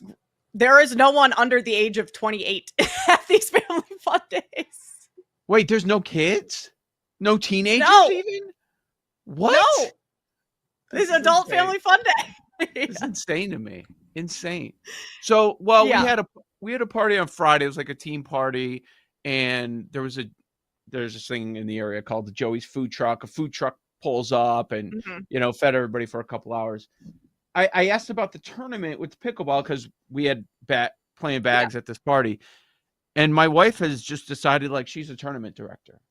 This happened in Myrtle Beach too, where we were playing bags. Like, oh, we're playing bags. You can't just play bags or, shooting hoops, whatever. You can't just do that. It'd be enjoyable. No, we have to have a tournament. Where are the teams? I'm doing the brackets. Like, can't we just like chill and relax? Why does this have to be this competitive atmosphere? No, I'm with your at wife. all times?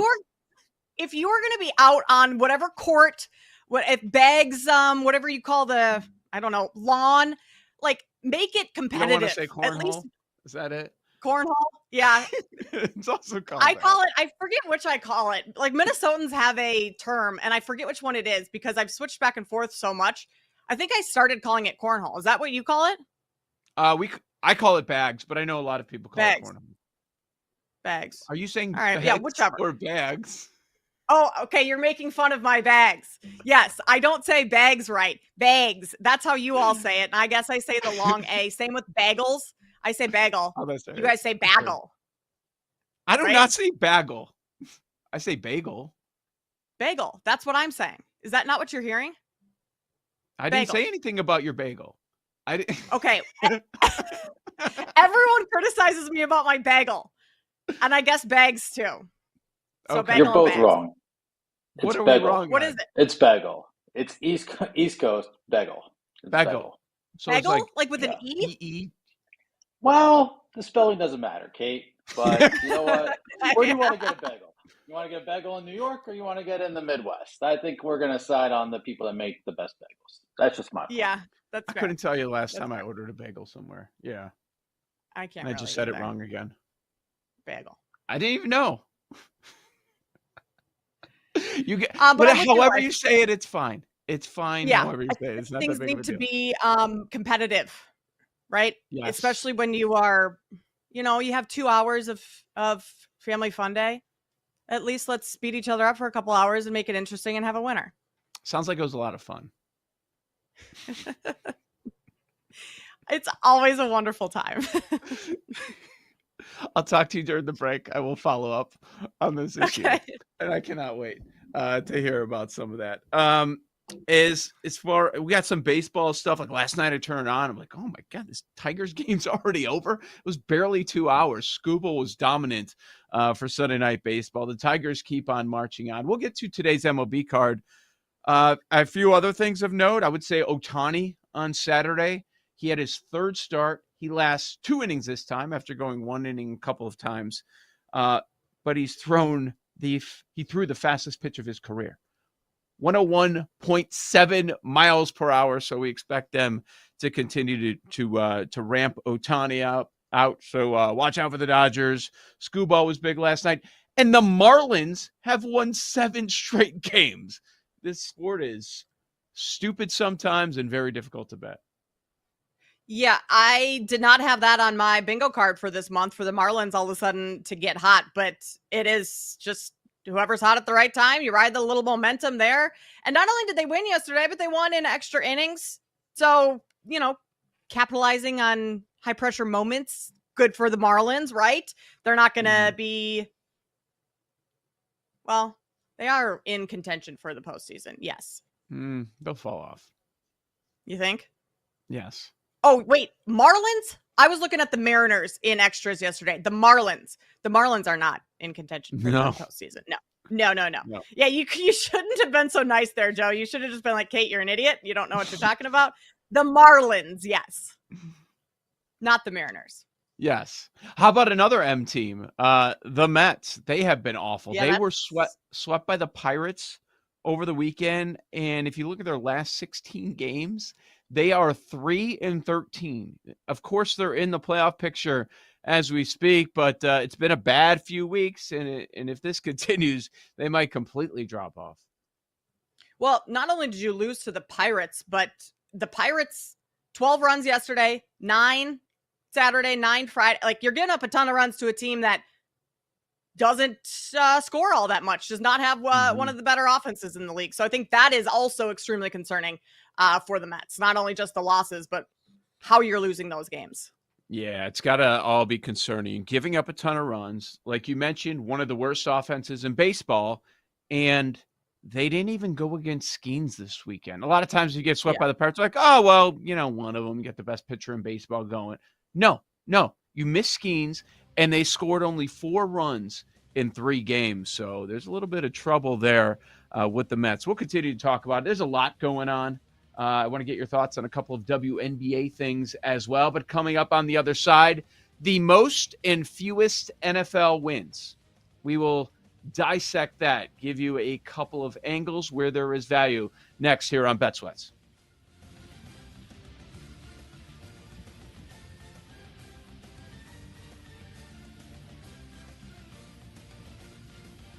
You're listening to Bet Sweats on the BetMGM Network.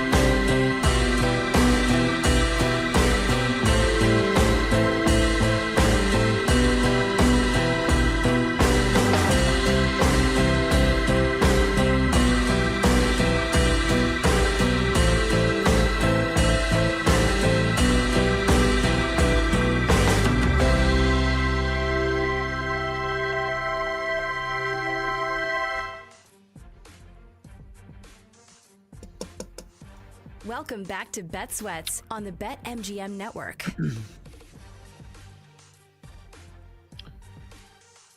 We have a case of the Mondays coming up in about 20 minutes. Joe Ostrowski, Kate Constable in for Sam Panayonovich. He is off for the week with the holiday coming up. Myself and Kate for today and tomorrow. And Kate will also be here coming up on Wednesday. All right, some NFL. We've been taking an early look at some of these various NFL markets. And today we wanted to take a quick look at the most and fewest wins market. The most and fewest wins market. And Kate, if we start with the most, I was just looking what we've seen at recent history and where those teams were before the season got going. Last year, you did have two teams that tied at 15. So you do want to take a close look. If you're going to bet this market, how would they pay out? What if you have multiple teams? Are you going to get the exact same payout? There usually are ties, so that is something that I would take a close look at. But Detroit and Kansas City both go 15-2 last year. Where were they on the win total? They were both double digits. Detroit was 10.5. Kansas City was 11.5. 2023, it was Baltimore by themselves at 13-4 with the most wins. 22, you had Kansas City and Philadelphia 14-3, but Buffalo was right there. They go 13-3. They never played the one game. I'm assuming that was that Buffalo. Was that the Lamar Hamlin game? I think so, right? That was 2022. Yeah. But they had to make that game up, right? Or is that when it got funky with the playoff seedings because or maybe it was a different thing.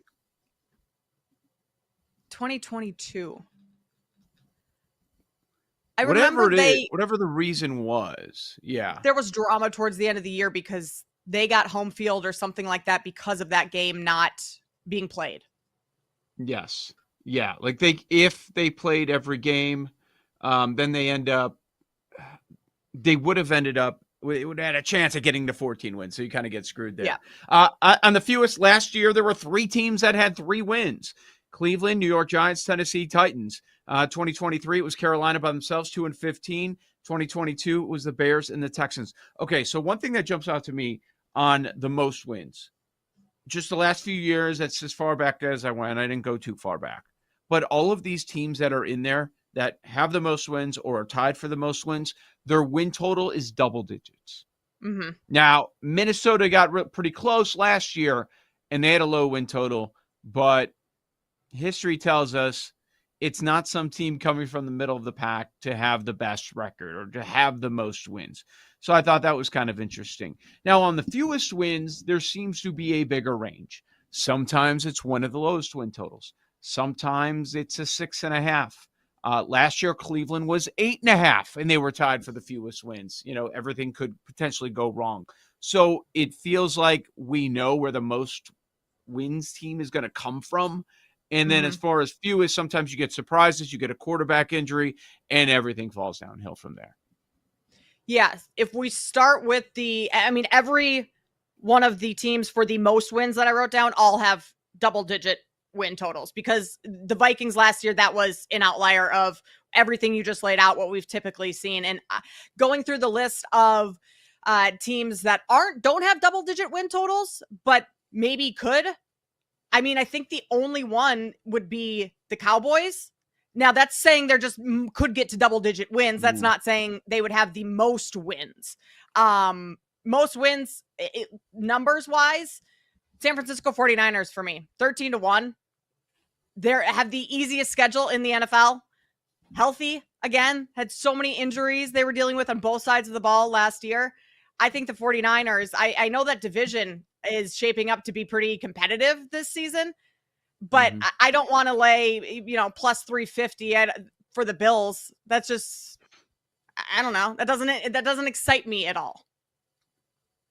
So when I was looking at the teams that have double-digit win totals, there are a couple that I was willing to eliminate right away that I'm not completely buying into. I have questions about. Not saying they're going to have a bad year, but I have questions about Detroit and Philadelphia for me. Those are the two teams that I do have some questions about, the depth of the Eagles and then the Lions losing both of their coordinators. Let's see how they rebound from that. And I think most wins with their schedule, their road schedule, you're asking a lot. So those are teams that I wasn't really interested in.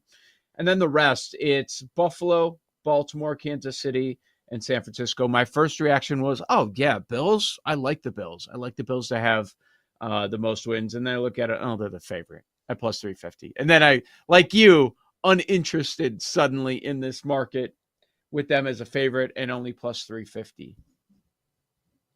San Francisco. Everything went wrong injury-wise last year. Everything. And I know there are some new pieces and you don't have certain guys, like you don't have Debo anymore, but I think they could be okay. They could be just fine with that. They add to the depth on that defense, but the biggest thing is that soft schedule. By far the easiest schedule in the NFL. That's why the win total is so high. Like, there are questions. What version of CMC are you going to get now? How does he look coming back from the injury? Same thing with Brandon Ayuk. Like, I understand all of that, but they still have the talent. They still have the all-world left tackle on that offensive line. And you bring in Robert Saleh back to run that defense, and we know how successful he was as defensive coordinator before moving on to head coach of the Jets. So at 13-1, I'm with you. I think that's very doable for the 49ers in a bounce-back year where they could be in the mix for most wins in the league. The Saleh piece, I think, is really big, too, for that defense, because as a defensive coordinator, Robert Saleh has had a lot of success, and he's been very good. It's as a head coach that it didn't go quite as well for him in New York. But outside of last year's 6-win season, with all the injuries, all the, unluckiness, if that's a word, that they endured last year, 12 wins in each of the 2 prior seasons. That was their Super Bowl season, their NFC Championship season. They can get back to that number, especially having the easiest schedule in the NFL. Like, that's a team that I feel like is just going to run through their schedule. And so 13-1, I feel like that is a little too high for what I expect to see from the 49ers this year. Yeah, I like it. I think that's a good look there. So we're on the same page with San Francisco. Go ahead. One other question for you, Joe. Neither of us have mentioned the Ravens at all. And they're 5-1. It's second favorite. Like, not a great number, but that's a team that I'm not sure I expect a ton of regression from this year. Maybe they have a similar season to last year, but is it more so the number that makes you not discuss the Ravens in this setting? Or is there anything else that you're expecting them to take a step back from next year? Yeah, that's a fair question. And it was just like a year ago or a couple years ago when they had the best record. So how is everything going to come together for that team? Yeah, I just kind of skipped over them. I'll be quite honest. Yeah. I skipped over them because they've been just disappointing when it comes to the playoffs. And that has nothing to do with the regular season. Like, you look at the draft and it's strong every time. They just sit there in their spot and they get the best safety in the draft. And they were looking to add there. Kyle Hamilton and Starks is now your tandem at safety. Like, it's ridiculous. They're a great team. They're a great regular season team. So I think it's certainly a fair point. And you bring up what Todd Monken did as offensive coordinator. There were questions about Zach Orr, and they were just fine. No issues there. Looks like they have more depth. They added a lot of young pieces. If Lamar is out there throughout the entire season, yes, they will be in this conversation. Also, 5-1 doesn't really interest me a ton for them. Yeah, that's fair. I mean, that was kind of my thought process throughout all of that, and why it was easy to just kind of overlook them. Yeah, certainly. And, let me take a quick look at their schedule. I know they start the season with a very tough one. Yeah, their first game's at Buffalo. And then their third game is Detroit. Fourth game at Kansas City. Fifth, Houston. Woo! That is a rough start to the schedule. They've got Cincinnati twice in a matter of 3 weeks. So you would think divisional matchup, that is going to be very tough to sweep. Like, there are a lot of, I don't want to say probable, but potential losses here. By comparison, you look at San Francisco, obviously Baltimore's the better team, but I don't see a lot of games where I'm like, oh boy, they have a less than 50% chance to win. Couple short weeks too. Yeah. Yeah. It's tough. Yep, I would not go there. Paul brought up a team that we have discussed on the show as a super long shot. Paul, I don't know that I can get there on this team. Not this far, but I do like them in other markets. What were you thinking? So the Falcons keep coming up on our show, and so that's why I threw it at Joe in the break. And I feel like we've done this kind of before, and they're going to go 10-7, maybe be a playoff team, but Yeah. they have the fourth easiest schedule this year. So, that's in your favor as well. And looking at it's a couple coin flip games, though, early, right? They're going to the Bucks in their opener. Vikings, who were a tough team last year, a surprise team last year at home. Panthers, who I'm kind of if you believe that they're the second half Panthers from last year, they could be scrappier, and a lot of people were on them last year, were they a year early. And then they go Commanders, Bills, Falcons. So that's probably, Commanders, Bills, Niners. That's probably where it falls apart, but you've got a lot of, for most wins, that's probably not getting there. I mean, you're probably just better off playing an alternate win total, something like that. But when I was looking down the board just to see, hey, is there anything? And so on 80 next to the Falcons, and the Falcons is a team we've talked about possibly being high on this year. That's why I brought them up. Yep, I certainly get it. I understand why you would bring that up, but that is asking a lot. We're asking probably 3 losses. Yeah, for that to happen, which would be very difficult. Yeah, also a quarterback that, yes, he played last year, started, so he's not a true rookie, but not a ton of NFL experience. I certainly think that Falcons are going to be good this year. I like your thought of alternate win total over for the most wins, though.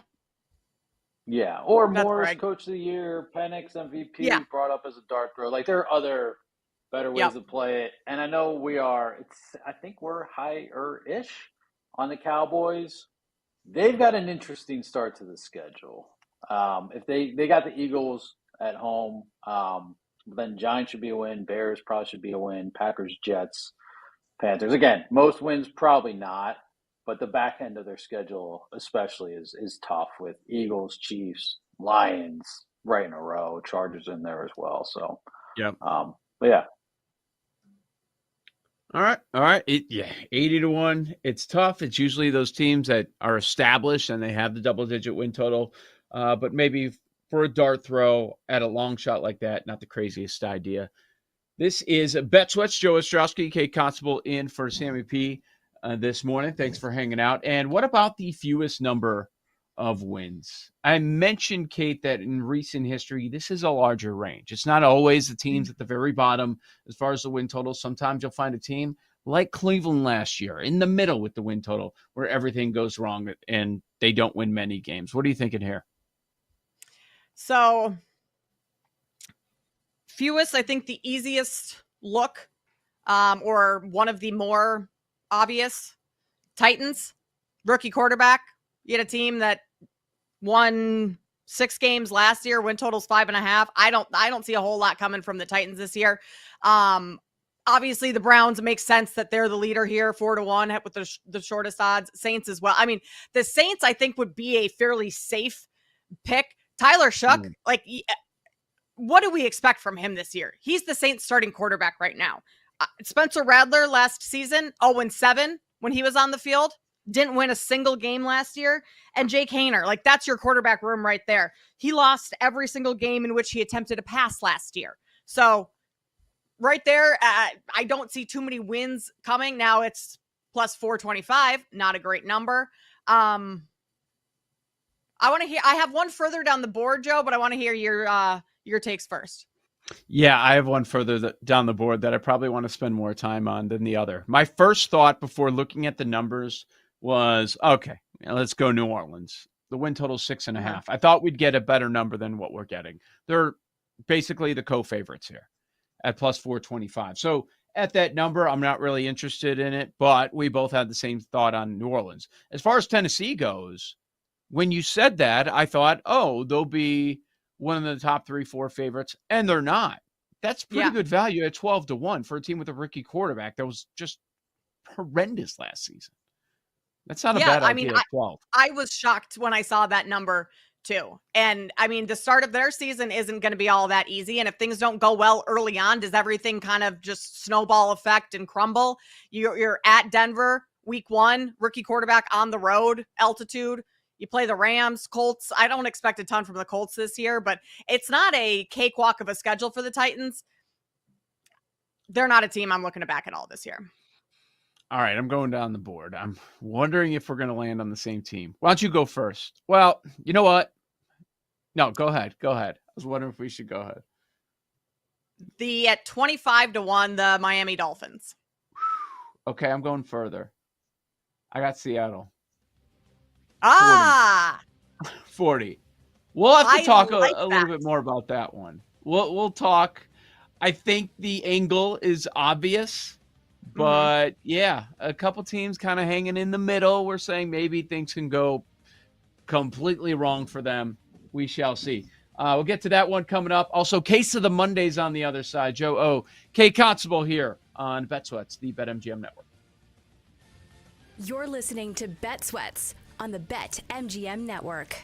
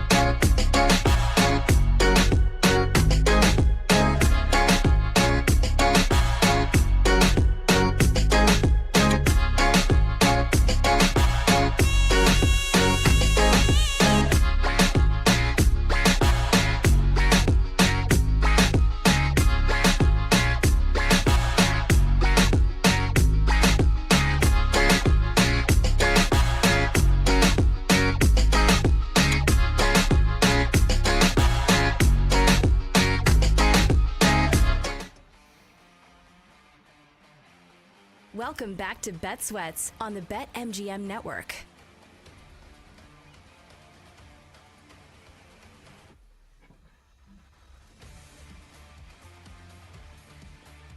All right, we'll get to our Case of the Mondays coming up in just a moment, but we did want to follow up on fewest wins. See, this is maybe the most intriguing part of the conversation because we both end up going down the board a little bit. Like the most wins, we're looking near the top. That makes a lot of sense, but we want to give more time to this because, Kate, you mentioned Dolphins. I mentioned Seahawks. I think there's more there. So what are you thinking with the Miami Dolphins having potentially a pathetic year? What's the angle? Tua has completed one full season in his entire NFL career. The guy can't stay healthy. And I mean, you hope and pray for Tua's sake after all those concussions that nothing happens again. But if he misses time, you have Zach Wilson as your backup quarterback, Joe. I don't know about you, but I don't have a whole lot of faith in good old Zach Wilson. Tyreek Hill, what he has 1 foot in, 1 foot out at all times. It feels like he doesn't want to be there, despite backtracking and saying he does. Are we positive that McDaniel is a great NFL coach? I mean, he was coined an offensive mastermind when he took that job, and really the Dolphins haven't done a whole lot ever since. So as long as if Tua's on the field, then this will not hit. This will not even be close to the fewest wins. But if Tua misses time, and history tells us that Tua is probably going to miss sometime this year, then I think the Dolphins are going to be losing quite a few games. Yeah, they could easily be the worst team in the division. Yeah. Nobody's talking about the Jets. I forgot who it was last week. Somebody mentioned that they actually like the Jets in a surprise. I heard that too. Oh, that was Emory that? Hunt. That was Emory Hunt. He mentioned that. That he thinks, nobody's talking about them, and now different head coach, things could change. Definitely behind the Bills. I think bettors would agree, and I think most NFL observers would say that the Patriots are now better with the head coaching change and all the change inside the organization. Drake May, another year of experience. He should take another step forward. Yeah, the Dolphins could be worse in that division. And then if you're worse in the division, boy, if things go haywire, I could see it. It feels like McDaniel's gotten exposed a little bit over the last year or so. That he's not the great head coach that many people thought he was going to be. And if Tua goes down again, I think it's a fair point, 25-1. All right, I went further down the board at 40. The entire angle with Seattle having a bad season is the quarterback. Set up to succeed with incredible weapons. Everything went right in Minnesota. Now he gets paid. You're QB1. You're replacing Geno Smith. Go get it, Sam Darnold. Could it all come crashing down where it reverts back to the old Sam Darnold? And if he's not getting it done, your next option is Drew Lock or rookie Jalen Milroe. That's the quarterback room in Seattle. So I have a lot of questions there on the Seattle Seahawks. You lose DK Metcalf. Okay, you've got Cooper Kupp at the tail end of his career. He was clearly not the same guy last year with the Rams. You bring in MBS as a deep threat, a guy that people like to talk about, but then he never comes through. Okay, deep ball threat once in a while, once in a blue moon, it feels like. JSN is the number one receiver that they do have, and they're going to lean on Kenneth Walker here. But if Sam Darnold is New York Sam Darnold, it could turn quickly.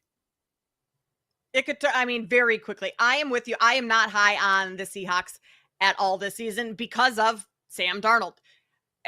We have seen Kevin O'Connell, Minnesota's Vikings head coach. He can make a lot of quarterbacks look pretty good. I mean, Josh Dobbs, in the couple games he started for Minnesota, didn't look like the Josh Dobbs that he's been in the rest of his career. And so Sam Darnold in that system and under KOC, he was thriving. You put him elsewhere, a defensive-minded head coach in Seattle as well.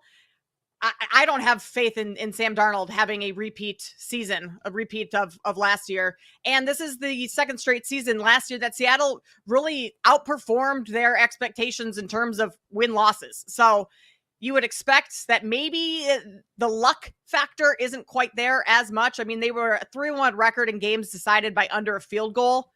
They're probably going to lose a couple of those with Sam Darnold at the helm. So I actually think that is a phenomenal look, Joe. Plus, I'm higher on the Cardinals in that division this year. We think the 49ers could have the most wins. So if you just look at the division, the Rams, I think they're going to be successful again. So playing in that division also accounts for significant number of losses for Seattle. All right. Paul Aspen has one that he wanted to throw out there. What you got, Paul? This one's also down the board. This team was 9-1 in one-score games last year. This team is favored by more than a field goal, projected to be favored by more than a field goal just twice this upcoming season. This team is projected to have the 4th hardest schedule this year. And this team has basically, as far as game experience goes, a rookie at quarterback. Now, they have a coach up, and I believe in Kevin O'Connell, but the Vikings are 70-1. Look, if we're going under the everything goes wrong corollary, yes. I mean, and that's what this bet would be.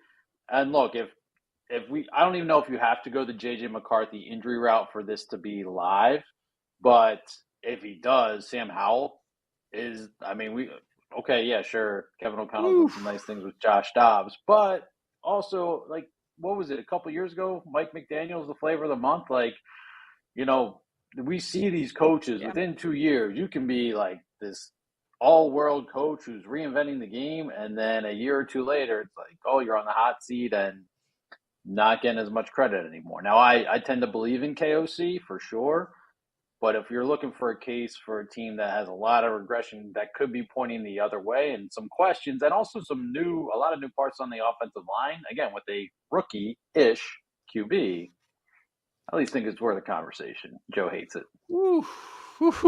It's the challenge there is you have a base floor with not only some of the talent when you have one of the best receivers in the game.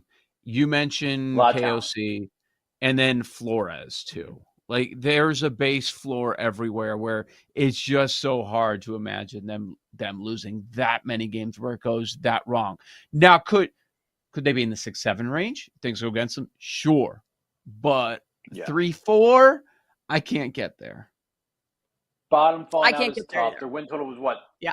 6.5 last year. So you'd have to you're kind of going off that projection too. But the other point of that, they're not favored by more than a field goal in 2 games. Like so many of their games are in that coin flip range. So they probably just kind of cancels out. And if things were to go badly, 6-7, you're right. It's probably the floor. I see your point. You make a good argument, Paul. I'm not sure I can see it happening with all of the talent on that roster and the other teams that potentially could have very few wins in like the Cleveland Browns, the Saints. I'm going to table the Vikings for now. And that's fine. My only counter to the talent conversation, and this one hits close to home, is what the 2012, whatever it was, post-lockout Eagles, the dream team. Talent for absolute days, did absolutely nothing, and were abysmal. So, and the talents in these weapons groups, like Justin Jefferson, Jordan Addison, etc., that can be neutralized to a point, but with the coaching staff as well, I think you guys make fair counters. Interesting. All right. I did not see Minnesota coming up, but I understand thinking negative regression that, okay, they could be 3rd or 4th place in the NFC North. I do understand that point. All right, Kate, every Monday we have a case of the Mondays. Maybe something that bothered us from over the weekend. Could be sports, could be family fun day. Sometimes if you go outside the sports realm, it is even more entertaining. Anything come to mind? I mean, I hate cleaning. Like, I don't know. Is anyone else like this? Like, I spent probably 7 hours cleaning yesterday to host Family Fun Day. Why do I have to spend 7 hours? Is my house that dirty? And then you're cleaning it to clean it again. Yeah, exactly. When you clean your house, Joe, and you guys probably keep it cleaner. I don't know. Maybe I'm not filthy. I'm not dirty. I'm probably making myself sound disgusting, but like I washed the floors yesterday. How often do people wash floors? Yeah. No, it's a battle. It is a regular argument that I have. I get mad about how dirty and cluttered everything ends up getting in the house. And yeah, it's a battle. We have Bernadette come over once a month. Very nice Polish woman. And she cleans, she does the deep clean. What you were doing I need to get with a the Bernadette. floors. Oh, Bernadette's awesome. She's awesome. Sometimes the language barrier is there, but she does a great job. Great job for us. And we need her out at least once a month to but then it's like a couple days later, I'm like, what is going on? Look around. Like Bernadette was just here. How did this happen so quickly? That's understandable when you have children, Joe. It's me and my husband, and the same thing happens for us. I look up and it's just like a tornado has ripped through the apartment. And it's probably because I live in a smaller space, being in a city condo than a suburb house, that things feel like cluttered easier. But man, cleaning sucks. I know. Especially when you have no time, when you have to schedule an entire family fun day, when you're up in Minnesota for a week and then you come back, you're like, oh, really? You couldn't even get this done? I'm sure I'm taking a wild guess because I've been there. There were some conversations had. Yeah, I get you. And at the tournament, I'll just say some things quickly, run through some things that I saw. It was so hot out. This is not a funny thing at all. I saw an ump pass out. Like you're under all that gear. And then I heard it happen yesterday as well. I saw on an 11U field a dad threaten to kick the ass of the coach of his son. If you get in my son's face one more time, I'm going to come over there. Oh, yeah. Oh, yeah. One of my assistants was also threatened to get his ass kicked in the parking lot because they didn't like that we were up by a lot of runs and we were trying to end the game, so we didn't have to continue to use pitching. People were getting angry. I mentioned you get hungry, get dehydrated, you're hot. People are not in a good mood. All right. If the MLB season ended right now, what would the matchups be? We'll talk about it on the other side. Bet Sweats, the BetMGM Network. You're listening to Bet Sweats on the BetMGM Network.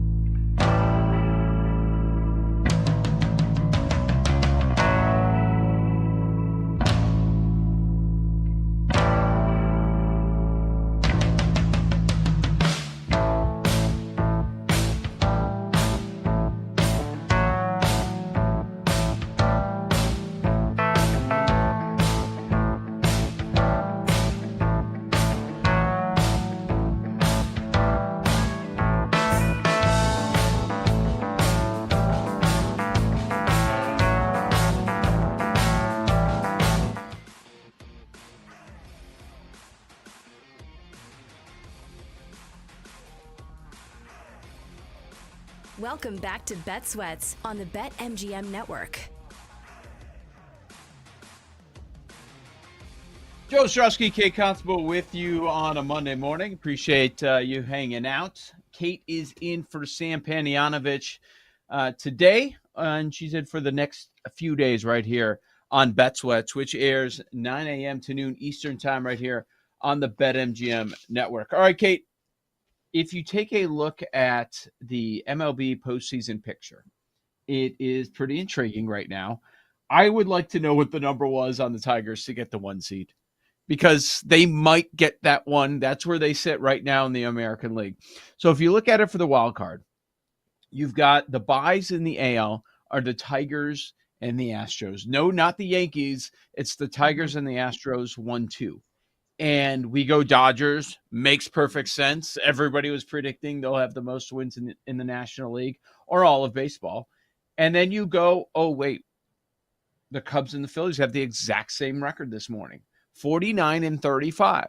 So then we go to head, and then I was like, oh, this is huge. I didn't realize that this might be something to be watching for the rest of the season, because getting that bye is massive. Just avoiding what could be the craziness of a 3-game series, the best of 3, and sitting and watching, that is a massive advantage. So the Cubs and Phillies have the same record, but right now it would be the Phillies, because the Phillies won both of their 3-game series against the Cubs this season.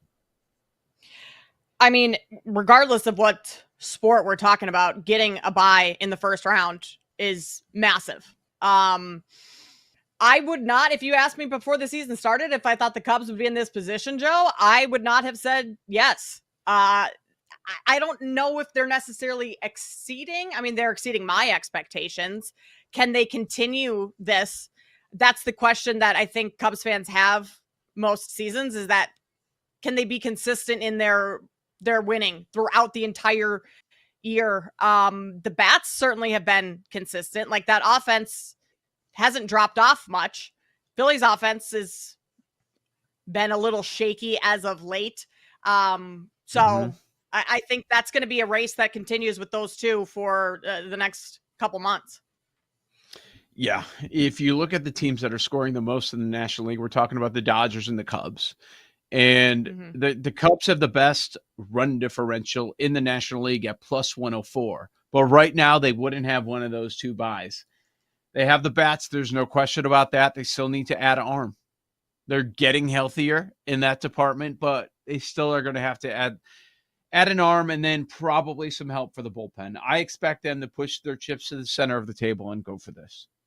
Go and get that bye, and let's see what we can do in the National League playoff picture.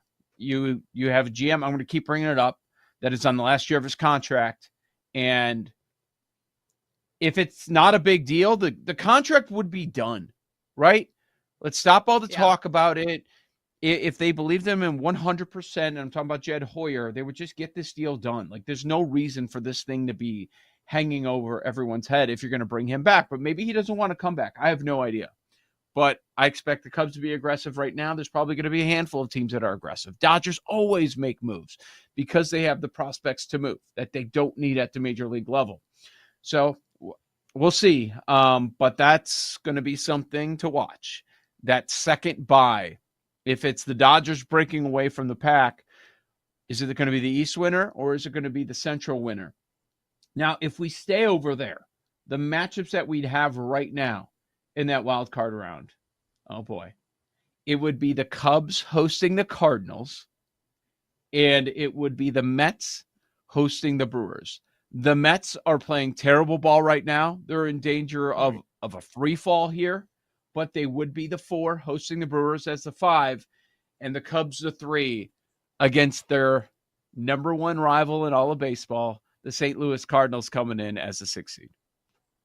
Which would be a phenomenal series. I mean, I know Cubs fans want that bye, but that would be great baseball. The Brewers are interesting. I mean, they've been playing very well lately. A lot of their early season woes was just kind of a decimated roster. So now that they're healthy, scoring a whole lot more. I know they did lose last night to the Rockies, and that's always a, scary thing. But you look at some of their offensive numbers, and they're putting up runs.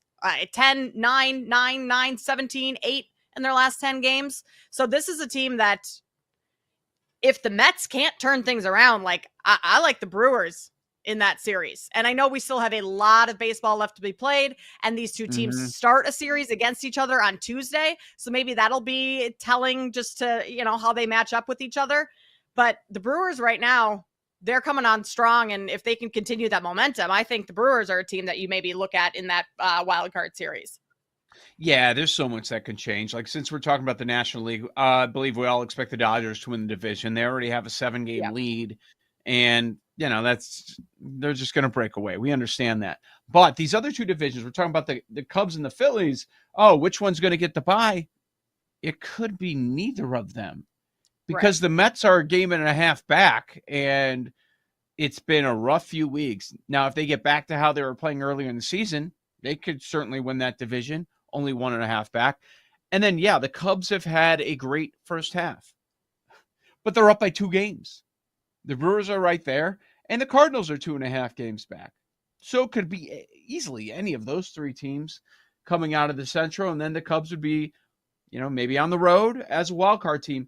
And you also have the Padres 1 game back, Giants 1.5 back, Reds 2.5 back in that wild card picture. So it's fun to look at potential matchups. And, okay, this is going to be big. Who's going to be the second bye in the National League? But so much is up in the air. The only thing that I would say is decided is the Dodgers will have a bye, and that's it. I mean, yesterday, Joe, the Cubs were, prior to yesterday's outcomes, the Cubs and Dodgers had the bye. The Padres were a wild card team. The Cardinals were out of it. You look up this morning after yesterday's outcomes, and the Padres are out of the wild card right now, and the Cards are in the wild card. So, to your point of things moving around, I think things are going to drastically change on a daily basis for a lot of those NL teams, just because it is so packed near the top, not including the Dodgers. Yep. Teams have 1 month to figure things out. What are you going to do before you get to that trade deadline? That's a lot of baseball, and a lot more is going to change. Kate is absolutely right. On the American League side, mentioned Detroit is the one, and they get a bye. And also right now, the 2 gets a bye, and that is Houston with a 50-34 record. That means the Yankees are the 3. They are the other division leader, and they are up by only 1.5 games on the Rays. Woo, the East is tight. Yankees, Rays, Jays, all within 3 games of each other. All right, so as the 3 at this moment, the Yankees would be hosting the 6, Seattle. And then you've got the Rays as a 4 hosting a divisional opponent, Toronto Blue Jays. Rays, Blue Jays, Yankees, Mariners. Yankees, Mariners would be so much fun, Kate. I like Seattle. I got to tell you. Now that they've been hitting, you can always trust that rotation. But now that they are starting to hit, and I'm assuming that they're going to be aggressive at the deadline, I do like Seattle. They're only 3 games above 500, but that's a team that I would not want to face in the wild card round. In a short series with that high-end pitching that you have there, I could see them taking out a good team. Even a team like the Yankees, whose lineup is stacked. I mean, you have Fried, you have Rodon. You're still taking Mariners? I would take the plus money in that one. Yeah, it'll be on the road. Yeah. It'll be difficult, but I'll roll with the dog there with the better starting pitching. The Rays are interesting team. They've been playing well. I know they lost yesterday, but they've been playing very well lately. And they seem like a team that don't have a ton of massive superstar names, especially their pitching rotation, but they're just consistent. They just know how to win baseball games. And so that's a team that scares me a little bit, because you're not getting the highs and lows like we're seeing with the Mets right now of the peaks and the valleys. Same with the Yankees, especially with Aaron Judge and the slump that he's been on. I know he had a phenomenal game yesterday and is maybe climbing himself out of that. But when you have a team that's just consistent across the board, I think that's a team that can be scary come postseason time. All right, I just looked up Rays, Blue Jays this year. The Rays are 5-1 against the Blue Jays this season. Yeah. That's a team I don't want to see. No. I don't want to see them They would at be all. heavy They're so, favorites in that series. yep, so smart. They have so much depth everywhere. Oh, we got an arm injury and do another pitcher. Let's bring in another one. Yeah. Mm-hmm. That's a team that is always scary to me. Not a lot of people talking about the Blue Jays, and I certainly understand that when I would take the Rays, even though they'll be the favorite there. As far as just outside, wow, the Angels are 2 games back. The Angels? Really? When was the last time we could say that? That would be funny. Without Ohtani, if they end up making the playoffs, they were to make some sort of a run here and sneak in as a 6th seed or something like that. The Rangers and the Guardians, 2.5 back. Red Sox, 3 games back. The Rangers, a team that we talked about preseason. I do like them. It's been more disappointing than anything this year, but it wouldn't surprise me if they end up adding and things come together for that team and they make a push for the playoffs. What is, and I'm putting you on the spot here. Maybe you don't know off the top of your head. I certainly don't, which is why I'm asking you. Their second half of the season, like, do you know strength wise how difficult it is? I mean, just a quick look at it. They play the Detroit, Seattle, Yankees, Phillies, Toronto, a lot of those teams that we just mentioned that are near the top of the board. So that could be a struggle. I mean, you have series against Miami, Minnesota, but even Milwaukee in there. No, that would worry me. Is Rangers' schedule? Just looking at it quick, it looks pretty tough. Remaining strength of schedule, the toughest in baseball, a team that we were talking about in the NL Central, possibly having a chance there. Milwaukee, they have the toughest schedule left in baseball when it comes to win percentage. Second toughest, Colorado. that's like in the NL West. Third, Washington, another bad team. Fourth is the Mets, team that is struggling right now. 3-13 last 16 games, and they've got the 4th toughest schedule. Fifth, there's Texas and Cincinnati, the same. Also very challenging. So it's not going to be easy for Texas moving forward. Teams that it's easy for, that pop, looky here. Detroit, 3rd easiest schedule. They already are the one right now, and they have an easy schedule the rest of the way. The Dodgers, 4th easiest, and they're the one right now in the National League, so I don't think that's going to change. The Cubs, 5th easiest. A lot of these good teams have easy schedules moving forward, but at the very top of the list as far as easy schedule, Houston 1, Cleveland 2. So, I mean, that makes, now looking at the division odds, Cubs are minus 180 to win the Central, Brewers plus 360. That has to be baked in a little bit of the Cubs having, what do you say, 5th easiest, and the Brewers one of the more difficult ones, despite Milwaukee playing really well right now. That just kind of goes to show what the books think the second half of the season could look like. Yeah, St. Louis on the easier side, they're top 10 easiest, but, you know, not near the bottom there. Yeah, Washington, Houston, I'm sorry. Houston, they've got Colorado 6 times, the Athletics 7 times, Nationals, they've got the Orioles for 7, Marlins for 3. Very, very soft schedule for Houston. So I don't think Seattle's going to be able to catch them or anybody else. They're probably just going to run away with it. NL Central, who's the contender to the Cubs? Like, if it's not Milwaukee, is it St. Louis or is it just nobody? I think so. No, I think it's St. Louis. I don't think you necessarily count them out. They're only 2.5 games back. They've won 3 straight. Obviously, winning 3 straight in the end of June really doesn't mean a whole lot, but I think they're playing better than expected this season. That, especially with this division, it feels like there's never a team that goes out and like just takes it like the Dodgers do or the Tigers are right now. Like, this division always remains fairly close throughout the entire season, where it comes down to the last few weeks of the regular season and whoever's playing best at that time. So Cardinals at what, plus 420, 450? I think that would be something to consider for the Central Division winner. While Milwaukee has the toughest remaining schedule, it's in their own control. They play the Cubs 8 times.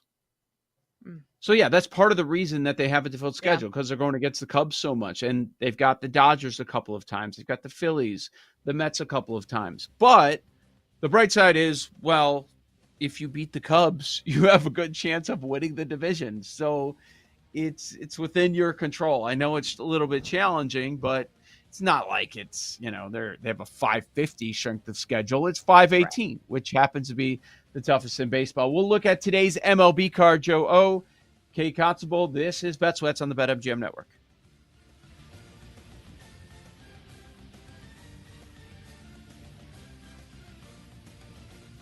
You're listening to Bet Sweats on the BetMGM Network.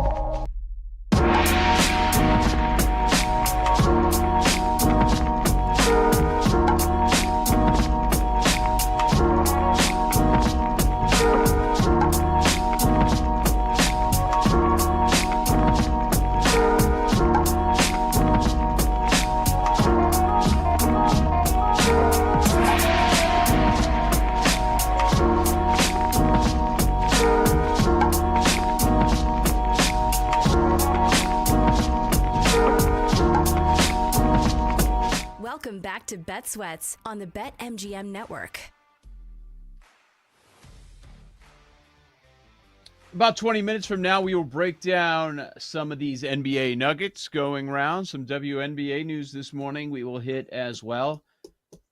Free agency. I don't know that I'm ready for this. Like, this is just the season just ended. And then like 2 days later, we've got the draft. And then like a couple more days later, we're sitting here with NBA free agency. I'm not complaining about them giving us content, especially this time of the year. But it really is a whirlwind as the NBA season comes to a close.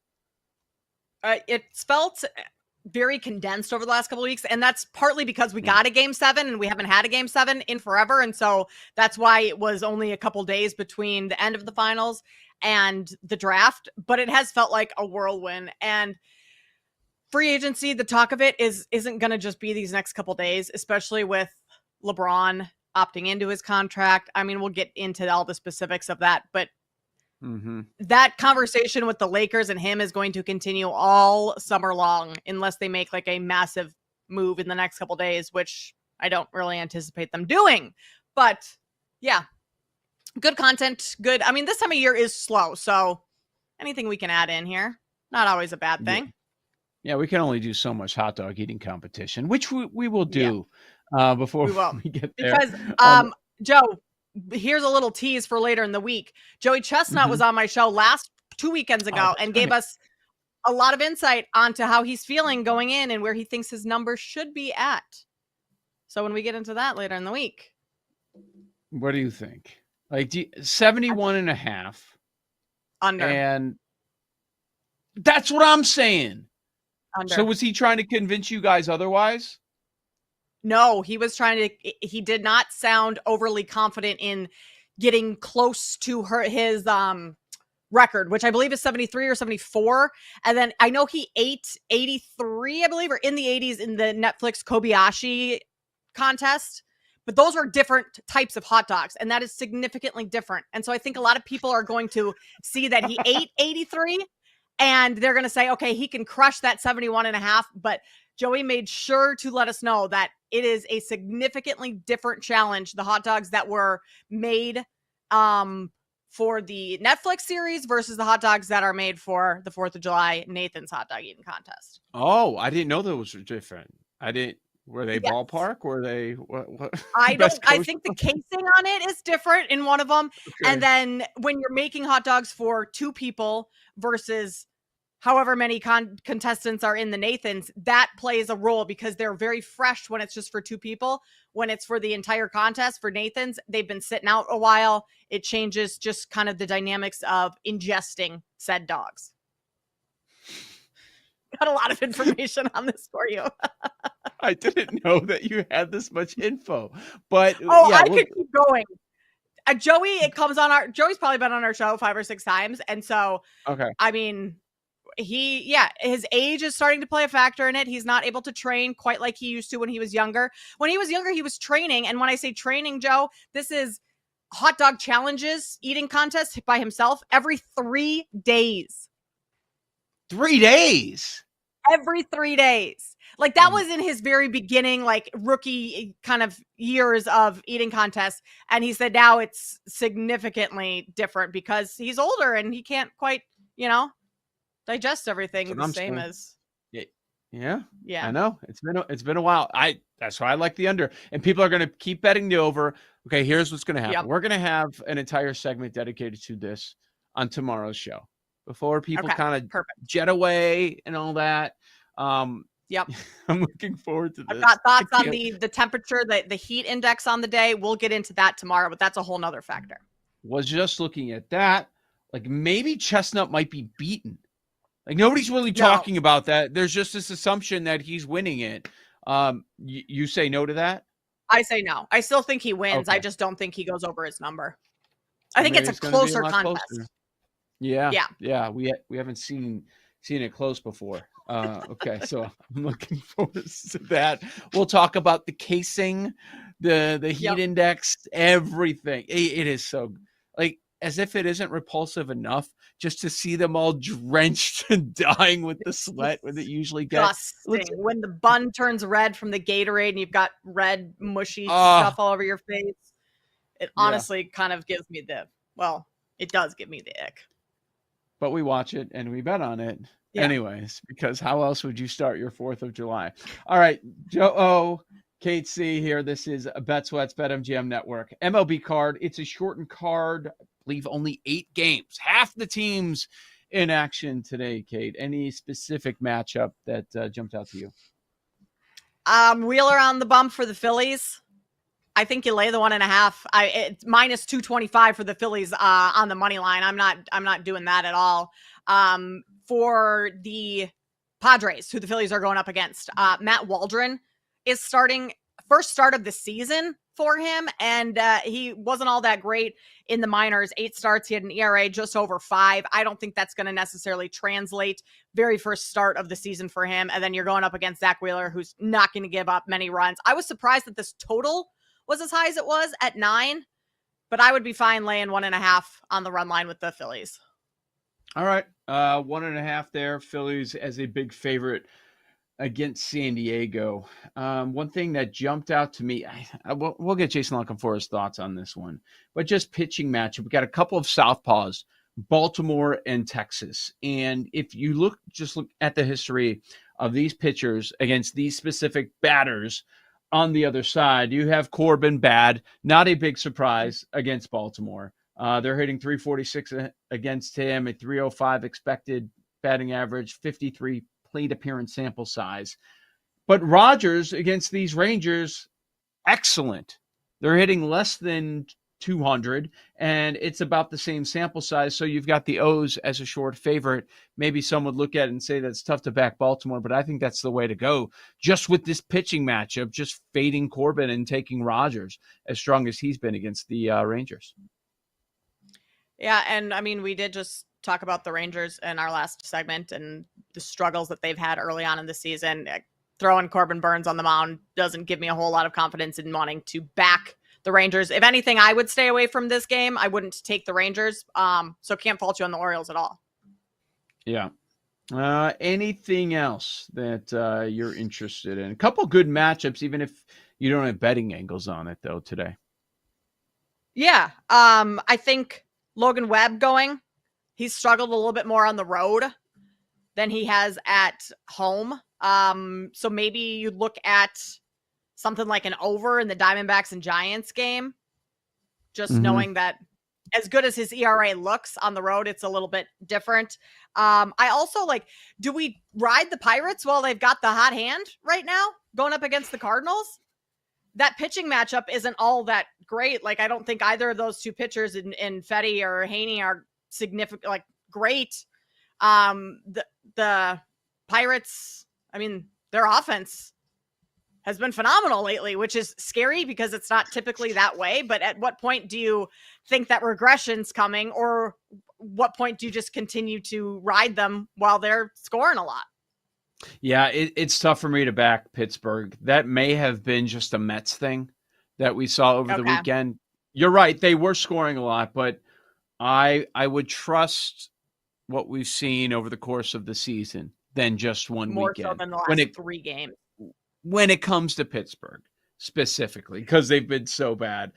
Yeah, that's tough for me to get there. It is almost a coin flip game, so that's notable there. But my guess is that's more about what the Mets have not been doing. And I mean, the Cardinals offense in the last 3 games, if we're going off of small sample sizes, that's been pretty good as well. So it's not like they are facing a Mets team that can't score runs at all recently. So that's a decent point there. Good pitching matchup in Boston today. Your only interleague matchup of the day, Cincinnati, Boston. You've got the Red Sox ace, Garrett Crochet, going on the bump for Boston. Terrific. Probably the best starter of everyone going today. You got Crochet, and then you've got Chase Burns, the Reds rookie. This is going to be just his second start of the season. In his first start, he went 5 innings, 3 runs on 6 hits, 81 pitches. But in those 81, 8 strikeouts, no walks. So you You have my attention, Chase Burns. And then he's going against Boston. They have the third highest strikeout rate in all of baseball, north of 24%. So what do? Yeah, you better believe they juice up that Burns K prop. It's 5.5, minus 150 at most spots. But if you were to go to some alt numbers, I don't think that's the worst idea at plus money with Burns going up against a strikeout heavy team. Well, that makes me then want to look at the under for this game, which, yes, what are we at right now? It's 7.5. I mean, Crochet, like I think you realistically feel pretty good about him on the mound. And then you laid out the case for Burns. If you think he could go over 5.5 strikeouts in this game, that means the Red Sox probably aren't scoring a whole lot. So it's under 7.5. It's shaded to the over right now, but you get minus 104 on the under there. I think that could be a decent look just with the success that Crochet has had throughout his entire career this season. And then Burns having a good first start. If he can continue that, I don't think we see too many runs today. Okay. Looking at the weather for today, Kate, and it doesn't look like there are any spots where wind's howling out or you got to bet overs or anything like that. San Diego, Philly, it looks like there's rain in the area. There's a chance that the game could start a little bit later, but for your Phillies bet, it looks like that one's going to get in. St. Louis at Pittsburgh, scattered rain throughout the day. It looks like there may be a delay at some point, but that one looks to get in. This time of year, what I'm looking for is those steamy temps, wind blowing out, and you get those obscene totals that still go over. But it doesn't look like that's the case today. What do we make of Aaron Judge in betting him going forward? I mean, 2 homers yesterday, a phenomenal day at the plate, but that comes after a long struggle. His home run prop right now, plus 165. I mean, that's still just absurd. But in terms of where we think he's going forward, or if he's out of this slump altogether. Yeah, it's difficult to do any kind of Judge props or anything. But yeah, once he gets rolling, he's probably going to go on some sort of a tear. In that specific game, I was looking at a couple of other guys just based on history. So you've got Stanton against Scherzer. And this is just Scherzer's second start in recent memory. Like he had one in March, but that was so long ago. It was a few innings. But yeah, he's going second start. How's he going to look at this stage? Good question. Stanton against Scherzer, 25 at-bats. He has 4 home runs. So Stanton, just because of the value you're getting at plus 320 at BetMGM to hit a home run, that would be more interesting than Judge because of the history. And it's worth bringing up that Vladdy Jr., awesome against Rodon, 8 for 12 with 3 extra base hits. So in that game, those are the couple names that I would look at as far as props. Okay. Yeah, Vlad plus 450 for a home run. That's not terrible. LeMahieu has also been fairly decent against Scherzer in his career, 6 for 16. He's not hitting a ton of home runs, but 3 RBIs, hitting 375. So maybe total bases, hits, runs, RBIs type of prop for LeMahieu going up against Scherzer. That could be something to look at in that game as well. Yep. And looking at some of the other matchups, if anything jumps out, KC Seattle is a Waka Kirby matchup. The Mariners are minus 170 favorites. That makes sense given that matchup.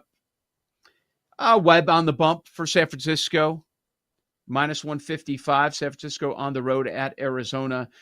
Arizona, a rough week for them. They're a team that I liked coming into the season, Kate, but I know a lot of people point to the injuries. I get all that, but given all the injuries, it's still been a very disappointing year for them. Yeah, not the season that a lot of people anticipated whatsoever. I am taking a look at Ryan Nelson, how Giants batters have fared against him. Let's see. I mean, he's actually been fairly decent against this Giants lineup. There isn't anyone necessarily that I would look I'm to saying target gross. for props against him. I'm saying gross because I'm looking at the Diamondbacks. They just had a Yeah. 9-game stretch of Rockies, White Sox, Marlins, and they went 4-5. Yeah, that's a problem. You have the 3 teams that any team would be excited to go against over a 9-game stretch, and you just got swept by the Marlins. So that's the case where I was talking about, do we just continue to ride the Pirates and their hot bats right now? Not a big enough sample size. You'd rather look at the full season sample size. You know, dating back to the last 10 days, you've lost to those 3 teams. You've underperformed on the season based on expectations. I think maybe the Diamondbacks are a team that you can continue to fade based on what we've seen from them lately and as a whole on the year. Yep, Giants, not a bad look with the race on the bump there today. Joe O and Kate Constable with you. We're going to talk NBA. Free agency starts tonight, believe it or not. That's next on the BetMGM Network. You're listening to Bet Sweats on the BetMGM Network.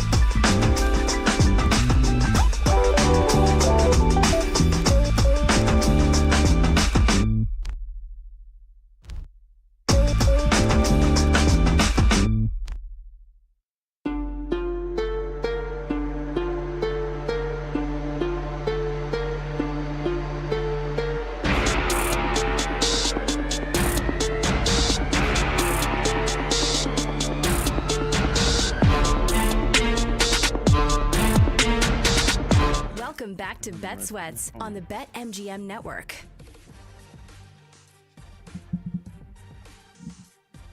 Bet Sweats, BetMGM network. Thanks for hanging out with us on this Monday morning. And we're going to get to some NBA nuggets that went down over the weekend. But apparently there's some breaking news in the NFL. Not massive news, but it's a name that's been on the move in recent years. And you wonder, does he still have as much left? But Jalen Ramsey, he's now going to the Pittsburgh Steelers, already a strong defense there. And it looks like they're going to be adding him to the secondary, their secondary, according to one Adam Schefter, Kate. Yeah, that's interesting. You asked right before we came back, is Jalen Ramsey still, I feel like Jalen Ramsey is more of a problem than he is worth it. Based on his talent at this point in his career. Like, we know he's been a great player, but it just feels like the problems just follow him. I don't know if you want that going to Pittsburgh, where problems follow Aaron Rodgers. And there's problems right now with TJ Watt. Those problems are not a big deal, I don't think. Those are more contract, and they'll get figured out. Watt has a history of kind of being a problem, but I don't know. That doesn't move the needle for me for the Steelers. It's not all of a sudden a team I'm like, oh my gosh, they got significantly better, let's go bet them. It doesn't really do a whole lot. It is a team that you mentioned, possibly long shot at the worst record in the NFL, the Dolphins trading a piece away. Yeah. So right. Are there more trades to come for Miami? Are they looking at themselves in the mirror and saying, we're an organization that needs a bit of a reset here? That would be kind of fascinating. I mean, based on my assumption that they could win a lot of games, I don't think it would be a terrible idea for them to kind of reset things a little bit. I don't know. The Tyreek Hill thing, did he just sign a new contract with them, or did he just, after the season, he was like, I'm done in Miami, I want out, and then he's like, okay, no, actually, I will play with you again this year? I don't think it was a new contract. It's hard to keep up with Tyreek and everything that's going on with him, whether we're talking on the field or off the field. So he's got 1 year left. It looks like 1 year left on his deal. Okay. Yes. I mean, if there's the potential out, but I don't know. I think the interesting part of this is the Steelers. Like, this is a team that would draft and develop and have a ton of depth. And now you go out, you just trade for Ramsey. You go get Aaron Rodgers, which we're waiting on forever for. You trade for DK Metcalf. You trade for Darius Slay. Like, they're being super aggressive. I would assume this kind of makes sense. If you're going to bring in Rodgers as your quarterback, you might have a 1 to 2 year window. So you better go for it. We just haven't seen the Steelers act in this manner before. Right. And the Steelers historically have not had a ton of success with aging quarterbacks. Roethlisberger, I know in his prime, he was great, but it turns 40 and all of a sudden, what are you getting there? You're kind of holding on a little too long. I don't have a ton of faith in the Steelers this year. I've heard a couple people make very strong cases for them to have a lot of success and for this to be a good fit for Rodgers, especially with Rodgers coming out and saying that this is probably going to be his last season. Like, are the Steelers just kind of pushing all the chips to the table? It feels like that, but is that going to be good long-term once Rodgers is gone next season? If that is the case, then they could find themselves in a little bit of trouble. Yep, no doubt. Joe Ostrowski, Kate Constable with you. Top of the hour, we will talk some more NFL with Jason La Canfora, Odyssey NFL Insider. He will drop by the show and a co-host of ours during the NFL season with BetMGM Game Day on Sunday mornings. All right, we've got NBA free agency starting tonight. 6 o'clock Eastern is when it officially gets rolling, but we did see some news from over the weekend, and your headliner has to be LeBron. LeBron opts in. He exercises his player option, $52.6 million, which for a 40-year-old LeBron begs the question, okay, you're going for it again with Luka. Is this it? Is this the final year for LeBron? Well, if Savannah James has anything to say about it, then yes, it probably is. There was a video that circulated. I don't know if you saw it, Joe. He was at dinner with Kevin Love in New York, and someone else at the table within his party was videoing their food or something, and LeBron was heard in the background saying, Savannah wants me to retire in the next year or so. So maybe this is kind of the last hurrah for LeBron. I don't see the Lakers in their current form, even with LeBron opting in, being a championship contender. You still need a center. You still need a couple more pieces. And do they have the money, the assets to do that with the second apron, all the cap restrictions, all of that stuff? I don't think that LeBron James is winning a title in what could be his final year this year. Yeah, I don't think so either. Especially with everything that's happening with the West. And it looks like there's going to be another team or two that's going to be making a big move. And then San Antonio has another strong draft, and they're already on the way. Houston makes a big move. Is there a team out there that's going to trade for Giannis in the Western Conference? Because it's fair to assume that the Bucks are not going to keep him in the East and strengthen another team.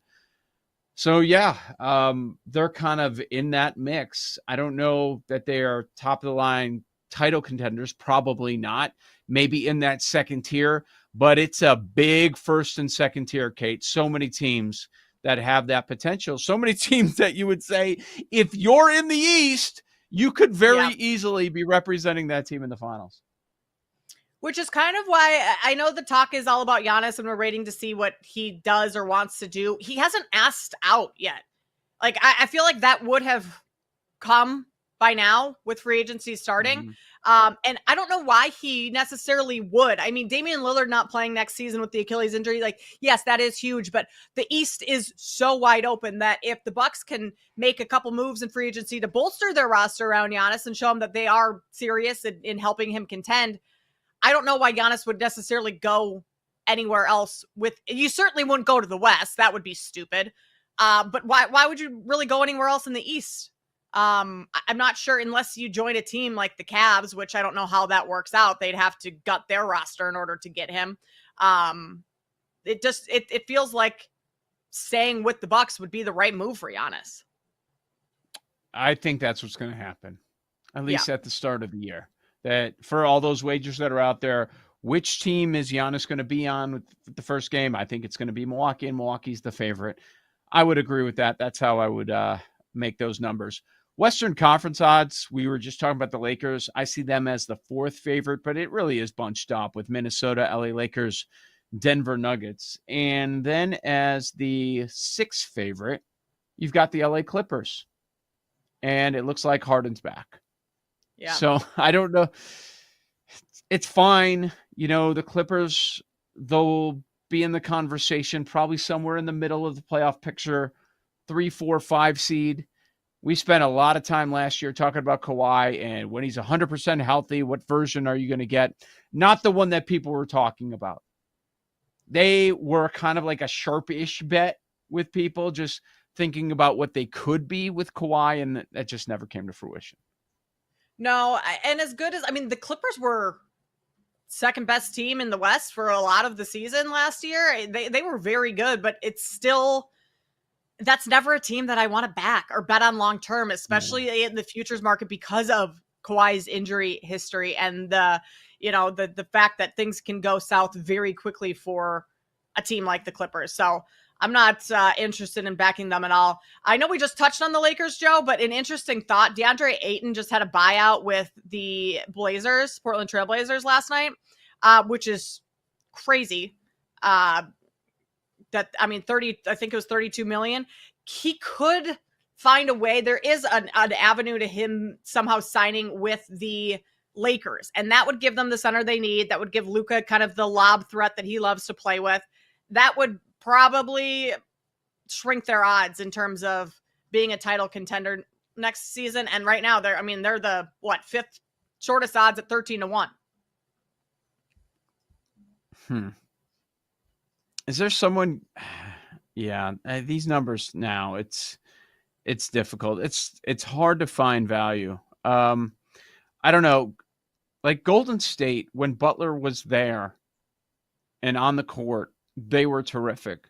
But also, like, these older teams, it just feels like with OKC, and we saw this coming, it wasn't a big surprise. There was a changing of the guard. There are a lot of people that will just bet the Lakers because LeBron and Luka. There are people that will bet the Clippers because they remember what Kawhi's done in the past. Same thing with Steph and Golden State, and they'll bet them again. I have no interest in those teams. I'd be looking to the younger teams. How about you? I'm right there with you. Pistons 16-1 to win the East. Orlando 550 to win the East. I mean, we just touched on Milwaukee 18-1. Those are teams that I would look at in the East. And then maybe you have some hedging opportunities come championship if that's the case. But I mean, those are some of the younger teams. Minnesota Timberwolves, I mean, they returned basically the same roster as last season, having just signed Julius Randle. They've been back-to-back Western Conference Finals. The Spurs even, I think 16-1 to look at Wemby, especially if there's any shot, and I know I said it would be stupid for Giannis to go to the West, but any shot that the Spurs go after Giannis, all of a sudden a 16-1 ticket could be pretty nice. I just want to know if the Knicks are going to hire a coach.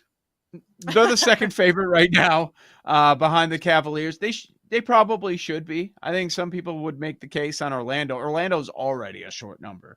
It's shorter than 5-1. It's shorter than the Boston Celtics, and that makes perfect sense after the trades that the Celtics ended up making, even though we knew that was coming. They weren't going to pay that much on the tax without their superstar Jason Tatum, so they're going to have a bit of a reset. Jeff Sherman at the Westgate was saying, hey, watch out for Philadelphia because everything's wide open. Nobody's great in this conference. There's chatter there. Atlanta has been pretty active, but the Knicks are sitting there as a second favorite based on what they just did. And having Brunson, I get it, but I don't know how you bet on that team without knowing who the coach is. No, I don't think you can at all. Talent-wise, yeah, they've got a lot of pieces to run. I mean, running it back, same roster. But who's coaching them? And that was a Tibbs roster. So does the coaching style of this new coach get as much out of these players as Tibbs did? Yep, great questions there. All right, we're going to get back to the NFL next. Jason LaConfora, Odyssey NFL Insider, will be joining us. Joe Ostrowski, Kate Constable, Bet Sweats on the BetMGM Network. You're listening to Bet Sweats on the BetMGM Network.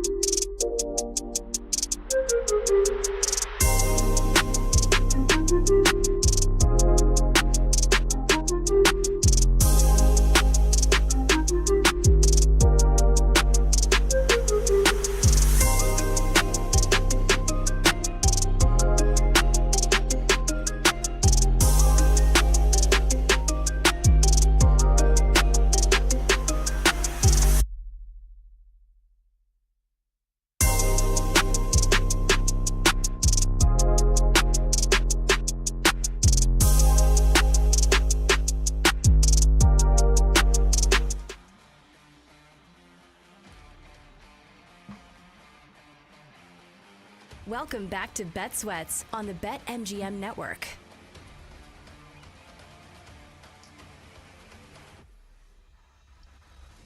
Joe Ostrowski here, Kate Constable in for Sam Panayotovich this morning here on Bet Sweats. Thanks for hanging out with us on this Monday morning. Now we bring in a co-host of ours during the NFL season, BetMGM Game Day. It's Jason Lockenfora, Odyssey NFL insider right here on Bet Sweats. Kind enough to be joining us on his getaway. He's going to the beach this week. Sure, enjoying it. So, Jason, we appreciate you making time. I was at the beach a couple of weeks ago, and then I don't know. I realized how much I hate sand. Like, it's everywhere and you can't escape it. And it would be like, okay, let's do this. Let's do that. And then what inevitably happens is everybody grabs a cooler and meets at the beach because it's a couple blocks away and it always ends up being a good time. And then afterwards, like, damn it, I hate the beach because you cannot escape the sand. No, it is. The sand is ubiquitous. It is part and parcel of the beach. Yeah, I mean, I'm not the biggest sand in the world, but I love a good outdoor shower. So that's like what I love about, we all like, you get off the beach, you know what I mean? And then like, maybe you jump right in the pool, although you shouldn't, but like the legit outdoor like showers, you know, they're usually like wood. They look like a mini log cabin. I love an outdoor shower at the beach. And then you don't get all the sand in the house. You know what I mean? All you need is a towel there and some fresh flops. You're good to go. Yeah, those are nice. You get a little breeze going too in the shower. It's I'm with you, Jason. The sun is shining. Yes. You get all the sand up and you're good to go. Undefeated. We had a move just like within the hour of in the NFL, and it's Jalen Ramsey getting traded from Miami to Pittsburgh. I don't think it's a huge surprise that they move on from Ramsey. Okay, that makes sense. But what is surprising here, not the Rodgers move, but just how Pittsburgh is acting now. So you've got a quarterback. It's going to be a short-term deal, but we're used to drafting, developing, building from within when it comes to the Pittsburgh Steelers. And now, okay, let's get Metcalf in a deal. Now we got Ramsey, we got Rodgers. Let's go get Slay. What do you think of how the Steelers are just being so active, bringing in some outsiders to help? Well, I mean, look, it's Mike Tomlin, so it's not like this is being thrust on some overwhelmed, wannabe head coach who doesn't know how to handle big personalities and established stars and all that. And Mike Tomlin's the driving force behind all this, especially the least Pittsburgh thing of all, right? The least Rooney thing of all. Like, they don't want their coaches and quarterbacks to go into a year with just 1 year remaining, right? They always want stability. They went and put their entire operation on hold for 6 months, waiting for a guy to take their money to come in here at the end of his career for 1 year, right? So, like, the fact that, like, Arthur Smith and all these guys, like, they're running their offense with Mason Rudolph running around pretending to be the quarterback of the Steelers up until minicamp, that's the least Steeler thing of all. And they were willing to do that. And when you're willing to do that, you're clearly in a desperation mode. You're clearly trying to win now. So if I'm Omar Khan, their GM, and the head coach has been there forever and the head coach has rings, and like the head coach wants to wait for Rodgers, then you might as well be on this mercenary track that they're on. And remember, they're trying to get Jonnu Smith out of Miami too, and maybe they still might. I mean, I suspect by the trade deadline, they add something else. In most places, I would say that's probably a bit too much. But again, it's Tomlin. Tomlin's in the playoffs or with a chance to go into the playoffs the final week of the season every year. He gets buy-in, and he dealt with, at one point in time, just think of all the different knuckleheads he's dealt with, and many of them, you had Le'Veon Bell, Ben Roethlisberger, Antonio Brown in the same locker room, and then Brown leaves and Deontay Johnson comes in and he starts killing it there. And I mean, like, yeah, I do I think it's going to work, guys? I don't know, but I wouldn't bet against them, like, making the playoffs. Like, if you're making me take Steelers to make the playoffs or Steelers to miss the playoffs, I'm going to take Steelers to make the playoffs. How about earlier on the show, Jason, we talked about most wins, fewest wins in the league this year. You're a Ravens fan. Ravens are obviously in this division with the Steelers, and they are the second favorite or have the second shortest odds to win the most games this season. Do you see any regression coming from Baltimore this season? I think it's a better roster this year than last year, all things considered. With the growth of Bateman, with the growth of Zay Flowers, having both tight ends coming back. This time last year, we weren't sure about the Derrick Henry fit, and through the first 2.5 football games of the year, like it wasn't a fit. Like he was having trouble running out of the pistol. They were having trouble finding the personnel to work with him when he was under center. And it took about 2.5 games, and then they sorted it out, and it was otherworldly. So now I can tell you, we just hit on this on my show. I want to bet. Like I like the Buffalo Bills plus 350 to lead the regular season in wins. I don't know that they get over the top in the playoffs. And I don't think that this, the latest sort of end of the line pass rusher thing is going to work with Bosa any better than it did with Von Miller. But like they have a legit home field advantage. They know, I think the division is garbage. I think if you look at their schedule versus KC's schedule versus Baltimore's schedule and some of these other teams, I think it sets up a little better for the Bills. And then last team to win, I haven't seen these odds. I've been looking for them. Like, I think the Cleveland Browns are the last team to win a football game. And it could be the Saints, and those are the two worst teams in football, and that's what Vegas thinks.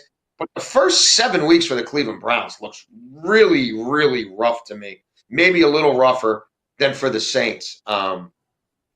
But yeah, I mean, I don't know about the Ravens. Like they always slip up and lose to somebody that they shouldn't. They've got to go to KC. They've got to go to Buffalo. Both games are late in the year against Pittsburgh, where maybe all this newness has been sorted out. They always tend to split with Pittsburgh like that. They rarely sweep.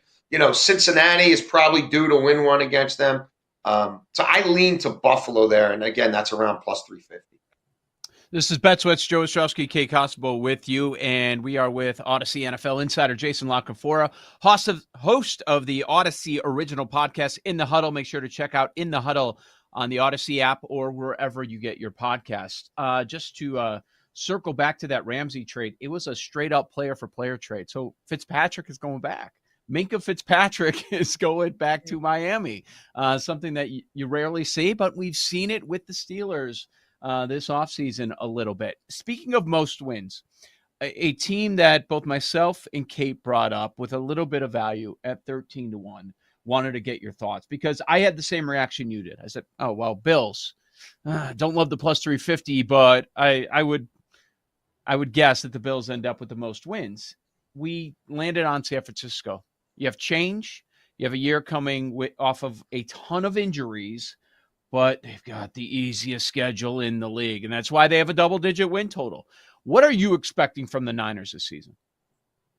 Yeah, I still think they might be the third best team in that division. I couldn't get to the table on this. I think it's a whole another new level of sort of expectations, and everything's been ratcheted up for Purdy now. Like I think guys have showed you who they are. Like Bosa, go look at his brother, man. Like it didn't get better with age.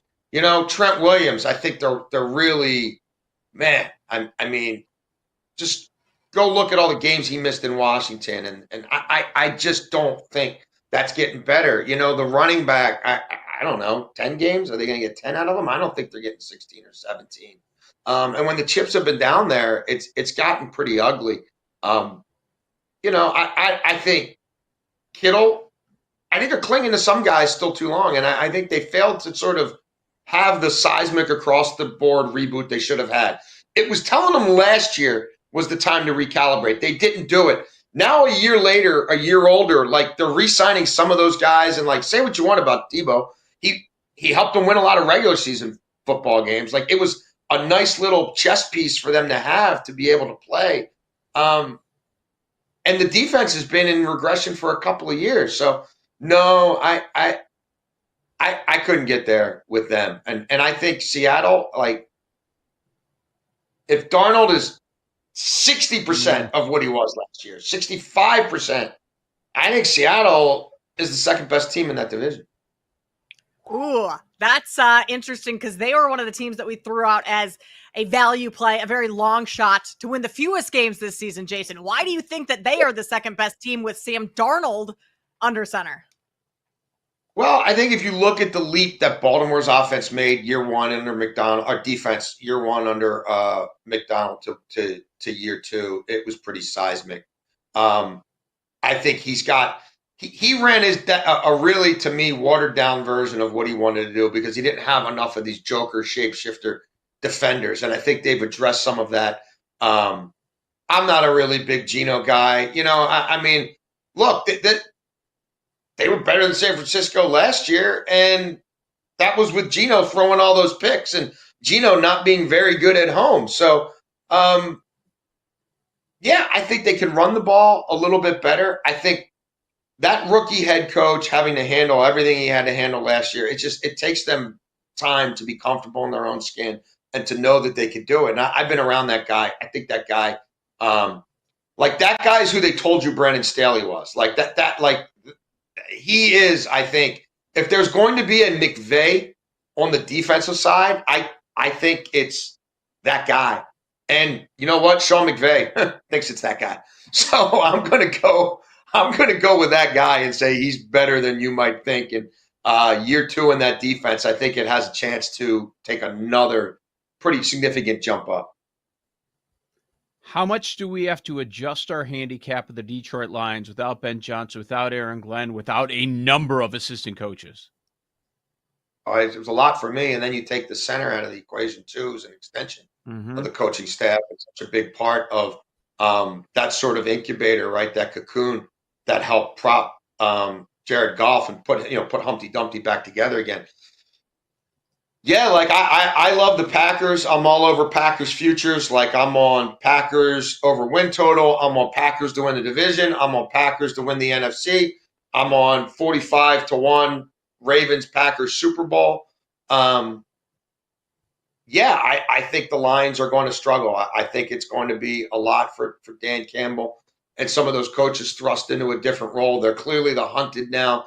I think they're going to lose a few more games at home than we've been accustomed to. We know that there's already built-in regression in some of those offensive efficiencies, even under the great Ben Johnson, who I don't think is going to be a dominant head coach from day one. But what he did with that offense, and particularly what he did with that offense when you guaranteed him the whole week of preparation that they're going to be playing in perfect, offensive football conditions, which is every game in Ford Field. I expect a drop off. I think they're still, a playoff team. And they're probably, for me, they're still the second best team in that division. But I think Green Bay is the class of that division.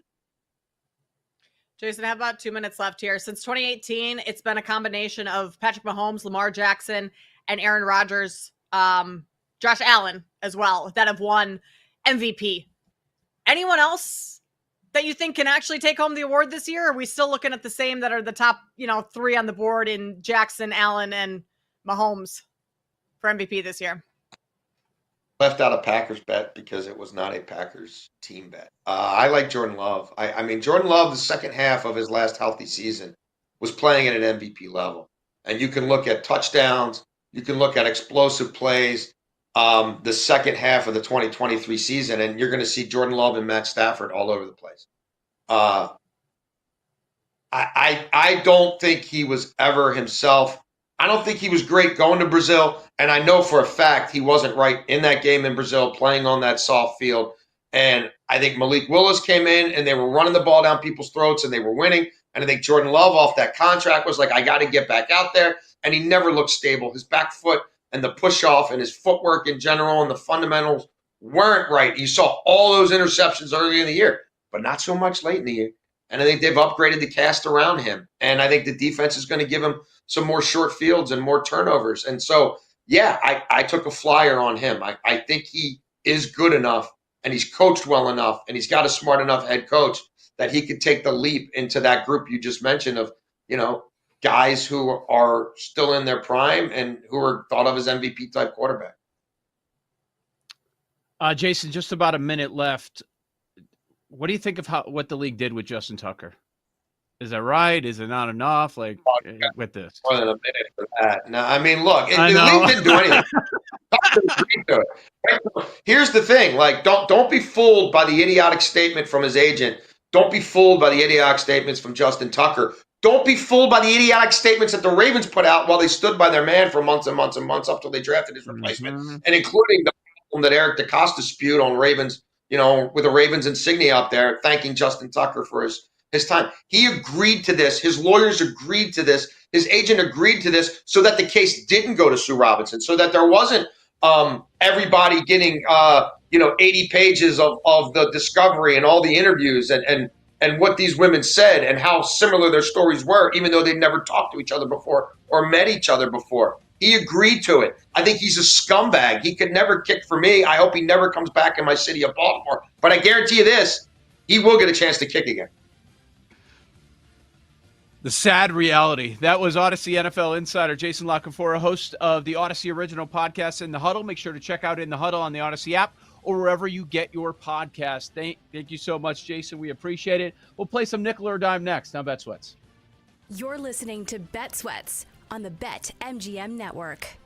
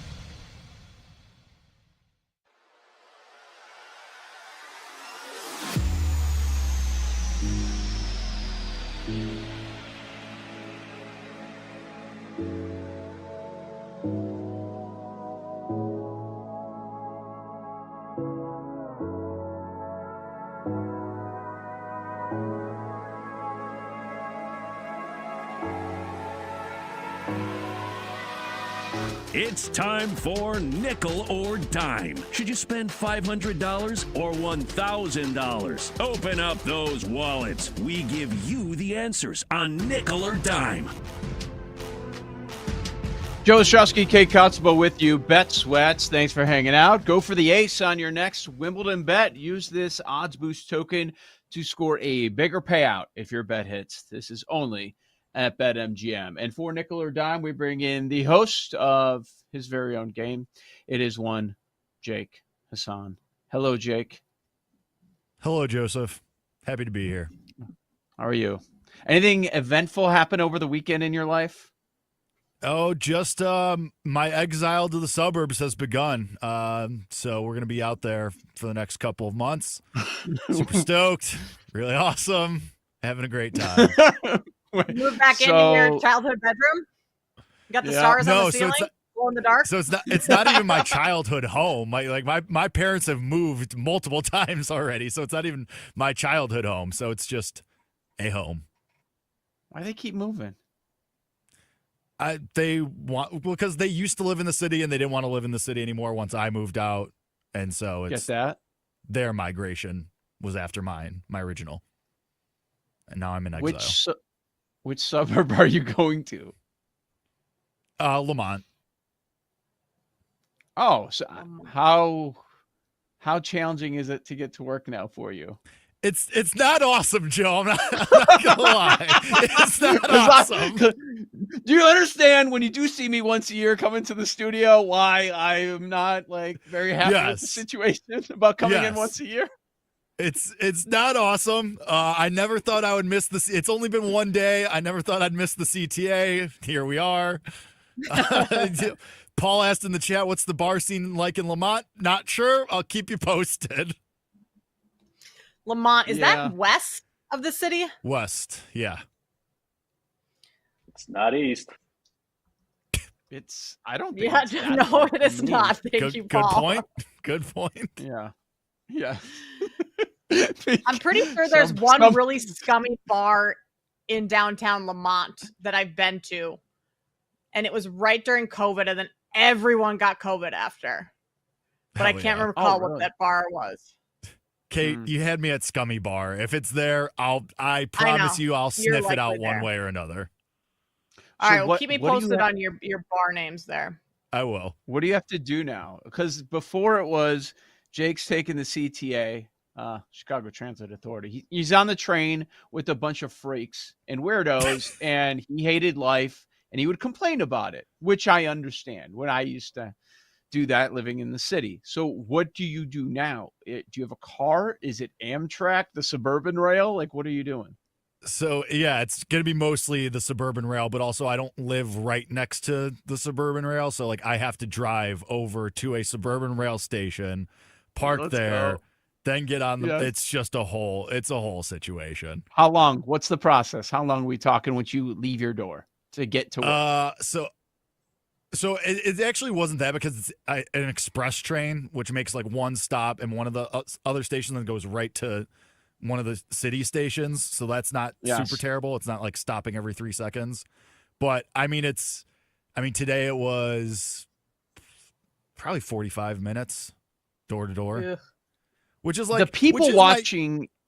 Yeah, the people watching is nowhere near as entertaining as what you're used to. Oh no, it's all normal people. It's all these people that commute. If I'm gonna have to do this, at least make it worth my while.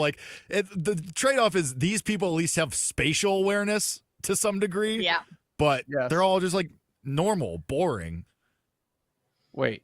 So what does that mean? The city folk, open seat, other open seats, they're going to sit next to people? What is that Well, it's that nobody has less spatial awareness than people who are waiting for a train on a CTA platform. Yeah. Just stopping in the middle of the platform.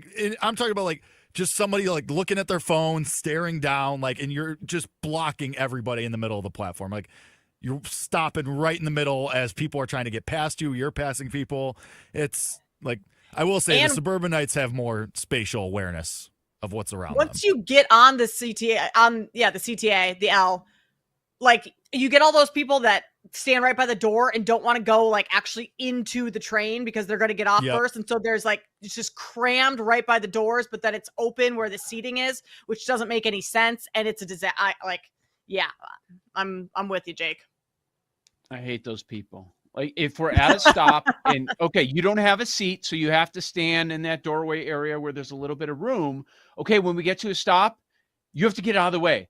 You can step off and let people get out, and then you can come back on. But that's the way to do it too. Step off, that way you are closest to the door when you step back on.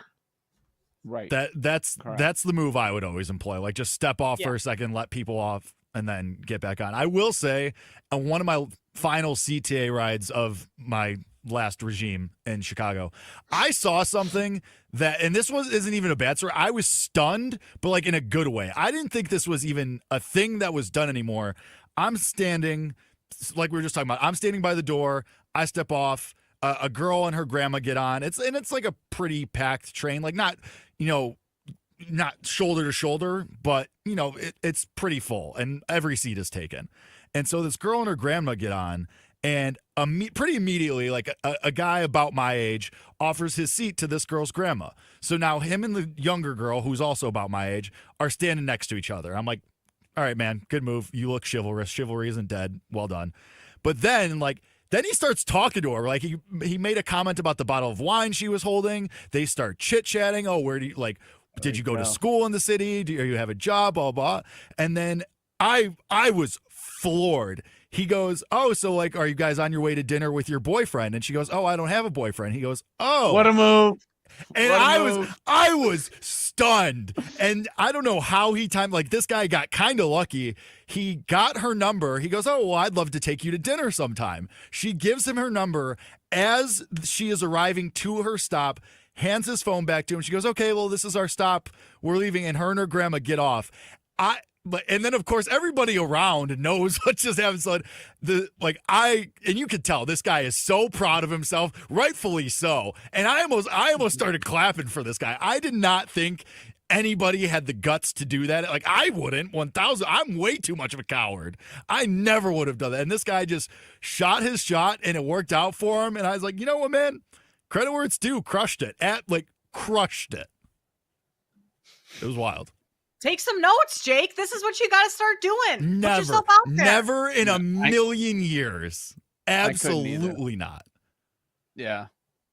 Give it up to him, but I don't think I would have ever 100%. That guy. But, man, I respect it. Respect the confidence. Respect the play. Would never employ. Would never do that playbook of myself. Then they have to stand next to each other, like face to face on the train for the next couple stops. Right, exactly. That would be awful. Stuck. Awful. You just say I have when the boyfriend question is thrown out, you know why it's thrown out. Then if she's not interested, you just say I have a boyfriend. And he played it very well. Like he waited to throw that question out there too. Like you could tell, like the feelers, the chit chat, like he was trying to feel out the situation. And she was she was having a conversation with him. So I feel like her responding gave him the confidence. Just say, all right, let's throw this Hail Mary and see what happens. And it worked out. What did you think? What did you think of her? Like, did the thought she was go through your mind? She was attractive. She was objectively an attractive girl. And I mean, he was a good-looking dude too. But major respect. So, do you see long-term success for them? No, I don't know. Nor do I really care. But yeah, it's getting up there. Yeah, right. Yeah. Hey, man, do you want to come on the air of a random show that you've maybe never heard of? Because I saw your interaction. I saw you pick up this girl and get her number, and we want to follow up. Did you have the date? How'd it go? Where'd you go? We just start following up with random people. Once I come back, once I make my return in a couple months, I'll see if I can track them down. Kate, Jake thinks it's a couple months. He's going home to save money. I'm trying to get a place. I'm trying to speak it into reality. Couple months. It's going to be more than a couple months. Yep. Yeah, probably. Week 1 of the NFL season. Where will Jake be living? Jake will be in Lamont. God, week 1 of the NFL. Naperville. Yep. Oh. Downers. Yep. I'll be living with Gerch. Lombard. I'll be in Gerch's spare room. I mean, the housing market right now, Jake, not all that great. You're going to need to be saving money Kate, for a while. God, September 7th. Oh my God. That's just over 2 months. Yeah. You're there. Yeah, Which, it when you is. said a couple months, that would That's be a true. couple months. That's true. And then It's not that far away. once the football season starts for us, who has Yeah, you're time not- to move? Oh, I will find the time. You're locked. You're locked in until February, buddy. Not a chance. Not a chance in hell. I'll find the time. I'll move Have you- overnight if I have to. Jake, since you've graduated college, have you lived with your parents? Did you move back in after college at all, even for a couple months? So after college, I did so I graduated in May 2020. The house that I was living in Champaign, that lease ran through July, till August 8th or something. So I lived in Champaign that whole summer with my friends, and you can imagine exactly how that went. And then I moved back in with my parents from August 2020 till March 21. So 7 months, 6-7 months probably. Okay. How'd it go? Since then, Fine. I mean, it was fine. Yeah. I mean, I was counting the days till I could live with my friends again, obviously. Yeah. But since then I've moved. This is now my 5th move in 5 years. So that's really awesome. Oh, jeez. Yeah, having a great time. So what happens, Kate, when you live with people from college who already were in college with long-term significant others, and then slowly they start whittling away, you just lose somebody every year. Sucks. Yep. And there's Jake, just left. And now it's just me holding it down. I knew there was Just some Jake. reason we've been to Le Mans a bunch in the last year. Kids keep having parties at this place called The Forge, which I would love to see Jake go to, because it's one of these places they got zip lines and ropes Bouncy courses house. and it's stuff like that. Well, I think it's for a little bit older, but yeah, I would like to see Jake do the zip lines, racing kids, going to paddle boats. Let's have a tournament. I'd like to see that. You will not be seeing that. Spoiler. I will not be at The Forge, Adventure Park and Zip Lines. You need to go there. I think I'm good on that. Also, Paul's saying I could be the balloon clown. All right. That's what we think of me. I don't know. Balloon boy. When he said Balloon boy Jake when he said it was Hassan. a kids thing. When he said it was a kids thing, I was thinking kids. So what are you gonna do with that? You like the balloon guy in Old School, or was Balloon it animals. Pictures? Who knows? The balloon hats. Like every event in my area, kids centric event, the park district hires a clown. It's the same clown all the time. Like the girls' dances, this or this event, that event. This clown's always there. He's got the He market freaks me cornered. out. But I'm dying. Yeah. I'm dying to Never know mind, who Jay. he really is. Have I seen this person in real life? His jokes go a little too far. I'm like, that's not appropriate for little kids. Why are you making this when he's making certain balloon animals? I'm just saying, let's calm down, buddy. Is this a clown that has face paint, or does he have a full mascot head? Face paint. I'm dying to know who he is. I've had conversations with other adults. We're all trying to figure it out. Does he work for the park district? Who is he? But I kind of also don't want to know where he is because I wouldn't want him living by me either. But he does, I guess. You find out he's a block. He's the one playing Fleetwood Mac at full volume in your backyard. Oh, yeah. Yeah, I know. He's out there practicing his balloon animals, stereo just up. Another neighbor, my daughter said that they said something because they were playing music when they were in the pool. The whole neighborhood can hear that. I don't know what they were playing, but I'm like, this neighbor's blasting the dance 10 times that volume. But anyways, hear a lot of that over 4th of July weekend. Should be good. Joe's going to get arrested for tailing We a didn't do clown it. from a children's event. I just want to know who he is so I can stay far, far away. And then I'll see if he's listed anywhere. Hey, this person is a...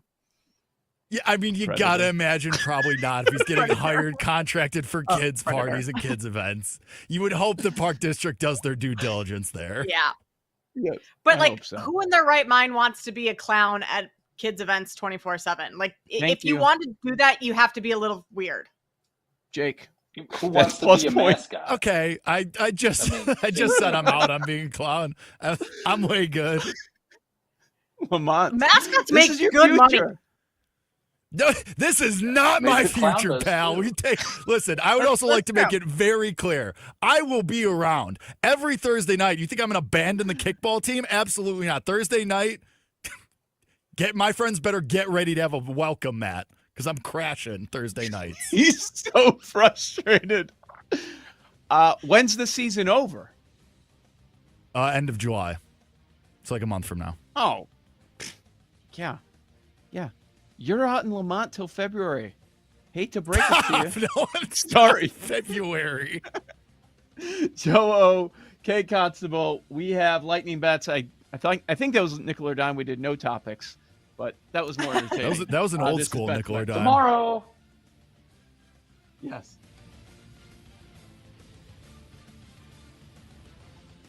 You're listening to Bet Sweats on the BetMGM network.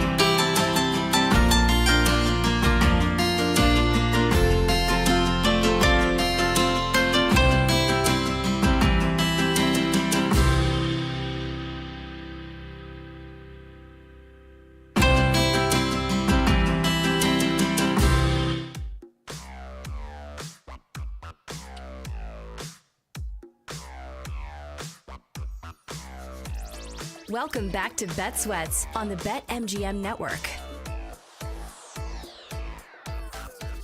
You've got Joe Ostrowski, Kate Constable here on Bet Sweats.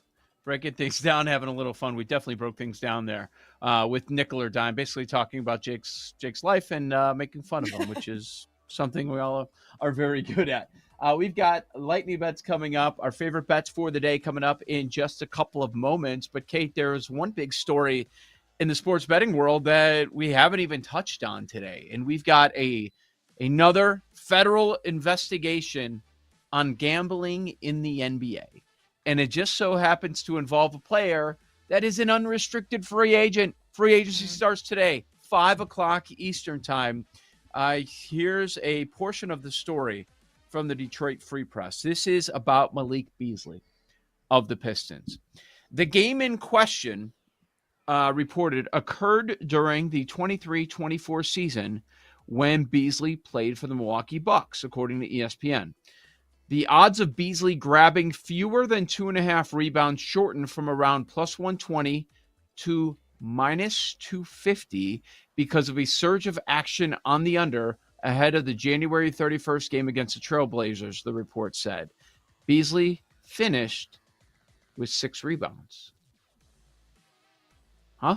That's interesting to move that. That's a significant move from plus 125 to minus 250 for the under, and yet the under doesn't hit, which is, as a player, that's what you can control 100%. You can't always control getting overs, but like if you're trying not to get rebounds, just don't go grab the ball. I don't know what to make of that, Joe. Like the Jonte Porter stuff, which was the Raptors player that Michael Porter Jr.'s brother that was exiled from the NBA for his part in a gambling scandal. He was betting unders on himself and taking himself out of games. In this case, Beasley's the under is moving here, and he finished with 6 rebounds. So doesn't exactly benefit him or anyone. Were there games played? Like we see this all the time when you're trying to dummy a number, get it exactly what you want. Do you have a surge of action coming in? So now it goes to minus 250 for him to go under 2.5 rebounds. And that means what? That means on the other side, you've got a nice plus price. Yeah. So did action come in then on the other side when you're getting much better odds? I don't know. But here's what I do know. Beasley ain't signing tonight with anybody. No. And the Pistons and he were in talks of bringing him back because he had a good season last year. I mean, he played well. All 82 games, 16 points per game, most threes in franchise history in a single season, 319. He was a big piece of that Pistons team. They're going to have to recalibrate some things if they decide not to bring him back, because if they do and this investigation goes on further and then he gets suspended or worse, then they're in a little bit more trouble than they would be if they just moved on from him now, found another player in free agency and filled the spot that way. Yep, no doubt. Let's talk a little WNBA. Angel Reese made some news for her play on the court, not for saying something or people being mad at her. It was for her play on the court. 4 straight games for the first time in WNBA history. She has at least 15 rebounds in a game, 24 and 16. Around these parts, Kate, to be quite honest, a lot of times we end up talking about Angel Reese because of the stream that was rooting against Angel Reese to make the first shot, which became very popular, and that's been a popular bet. But, she had a monster game over the weekend and sets a record. I mean, not just over the weekend. She's had 4 straight double-doubles.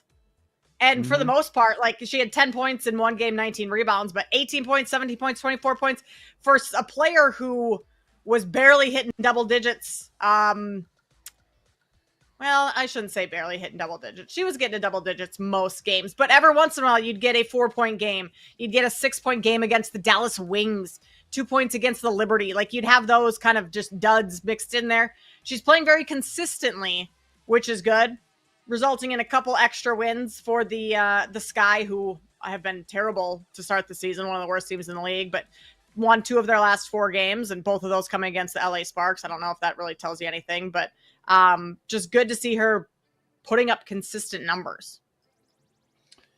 Also in the WNBA, some big news, and you're all over this, so I want to get your thoughts. The expansion.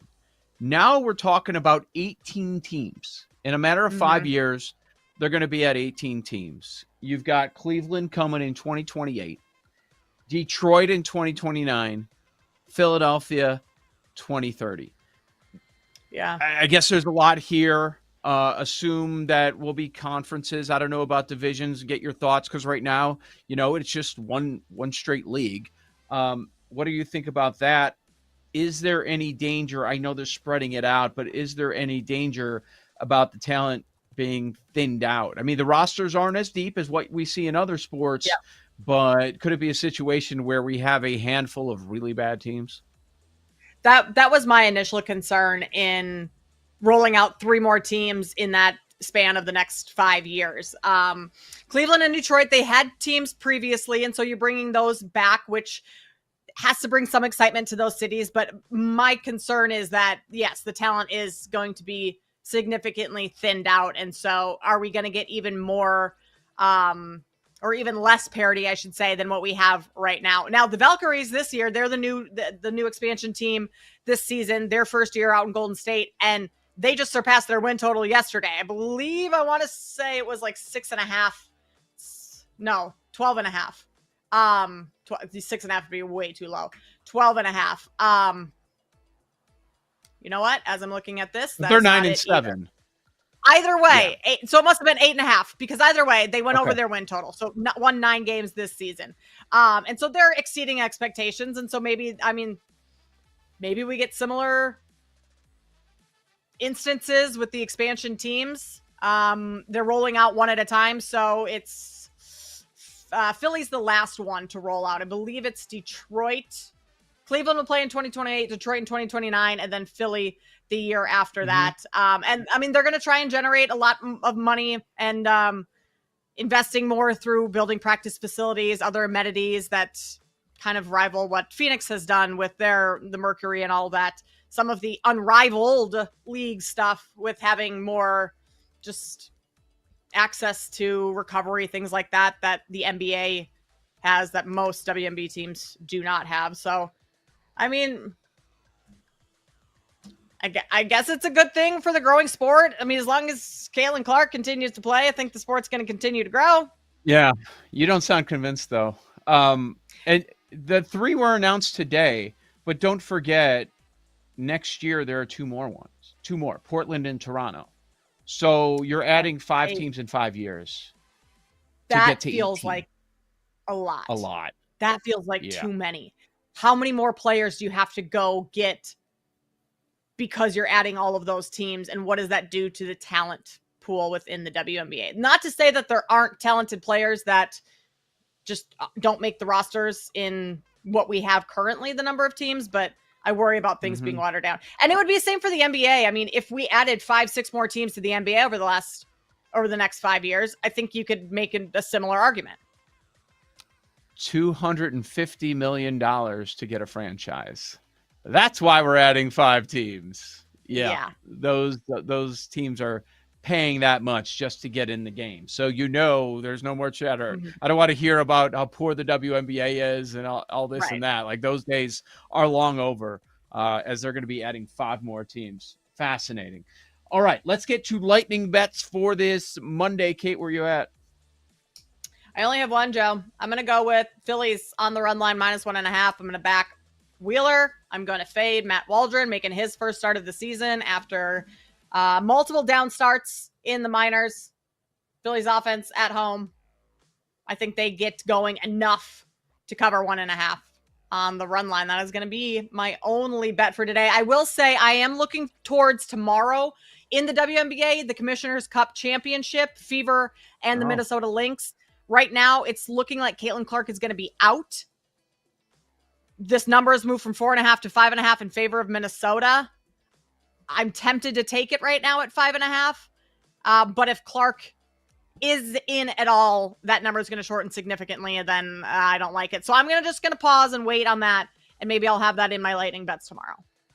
Okay, sounds good. I've got 2 plays Major League Baseball. First, looking at Baltimore and Texas. Let me see if that number, make sure it hasn't floated out too far on me. No, it hasn't. Actually, it's getting bet against. They are backing Texas. I'm still going to stick with Baltimore and Rodgers, just looking at the history that he's had against this Rangers lineup, fading Corbin a little bit. Give me Baltimore. And best number that we can see out there is... let's call it minus. Oh, there's minus 110. Okay. So we'll go there. It's a toss-up between the O's and the Rangers. Earlier in the show, I was talking about Chase Burns making his second career start and how great he looked in his first outing. It was 5.5 and it was juiced. Well, that's been bet up. It is now 6.5. Juiced to the under. So I'm going to go over. We can get plus 126, over 6.5 strikeouts. Second start here for Burns against the Red Sox. We have the third highest strikeout rate in all of baseball. I think he'll be pushed a little bit more than 81 pitches. That should be plenty for him to get to that 7 mark. So I am backing rookie Chase Burns. Let's go to Paul and Jake. What do you guys have for lightning bets? I'll give most of my time to Jake, but something to talk about tomorrow with the game on Wednesday. How do we not bet Guatemala to draw with the U.S. men's national team at plus 475? I think we kind of have to. Jake?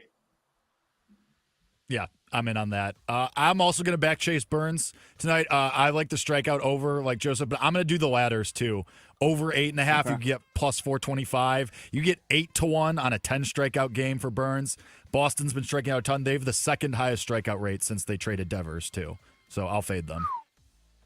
Yeah. How good is Burns going to be? Like, you follow these prospects throughout their system. Like, how good are we talking? Like future Cy Young Award winner. Wow. Oh, he's that good, that high. He's all right. unbelievable. Okay. I'm looking forward to watching that tonight, going up against Boston. Looks to be a great matchup. Burns against Crochet there. All right. That's all we have time for today. We'll be back tomorrow morning. Joe Ostrowski for Kate Constable. She'll be with me as well. 9 a.m. Eastern. This has been Bet Sweats on the BetMGM Network. Thanks for listening to Bet Sweats. If you missed anything on today's show, make sure to listen back on the Odyssey app or wherever you get your podcasts.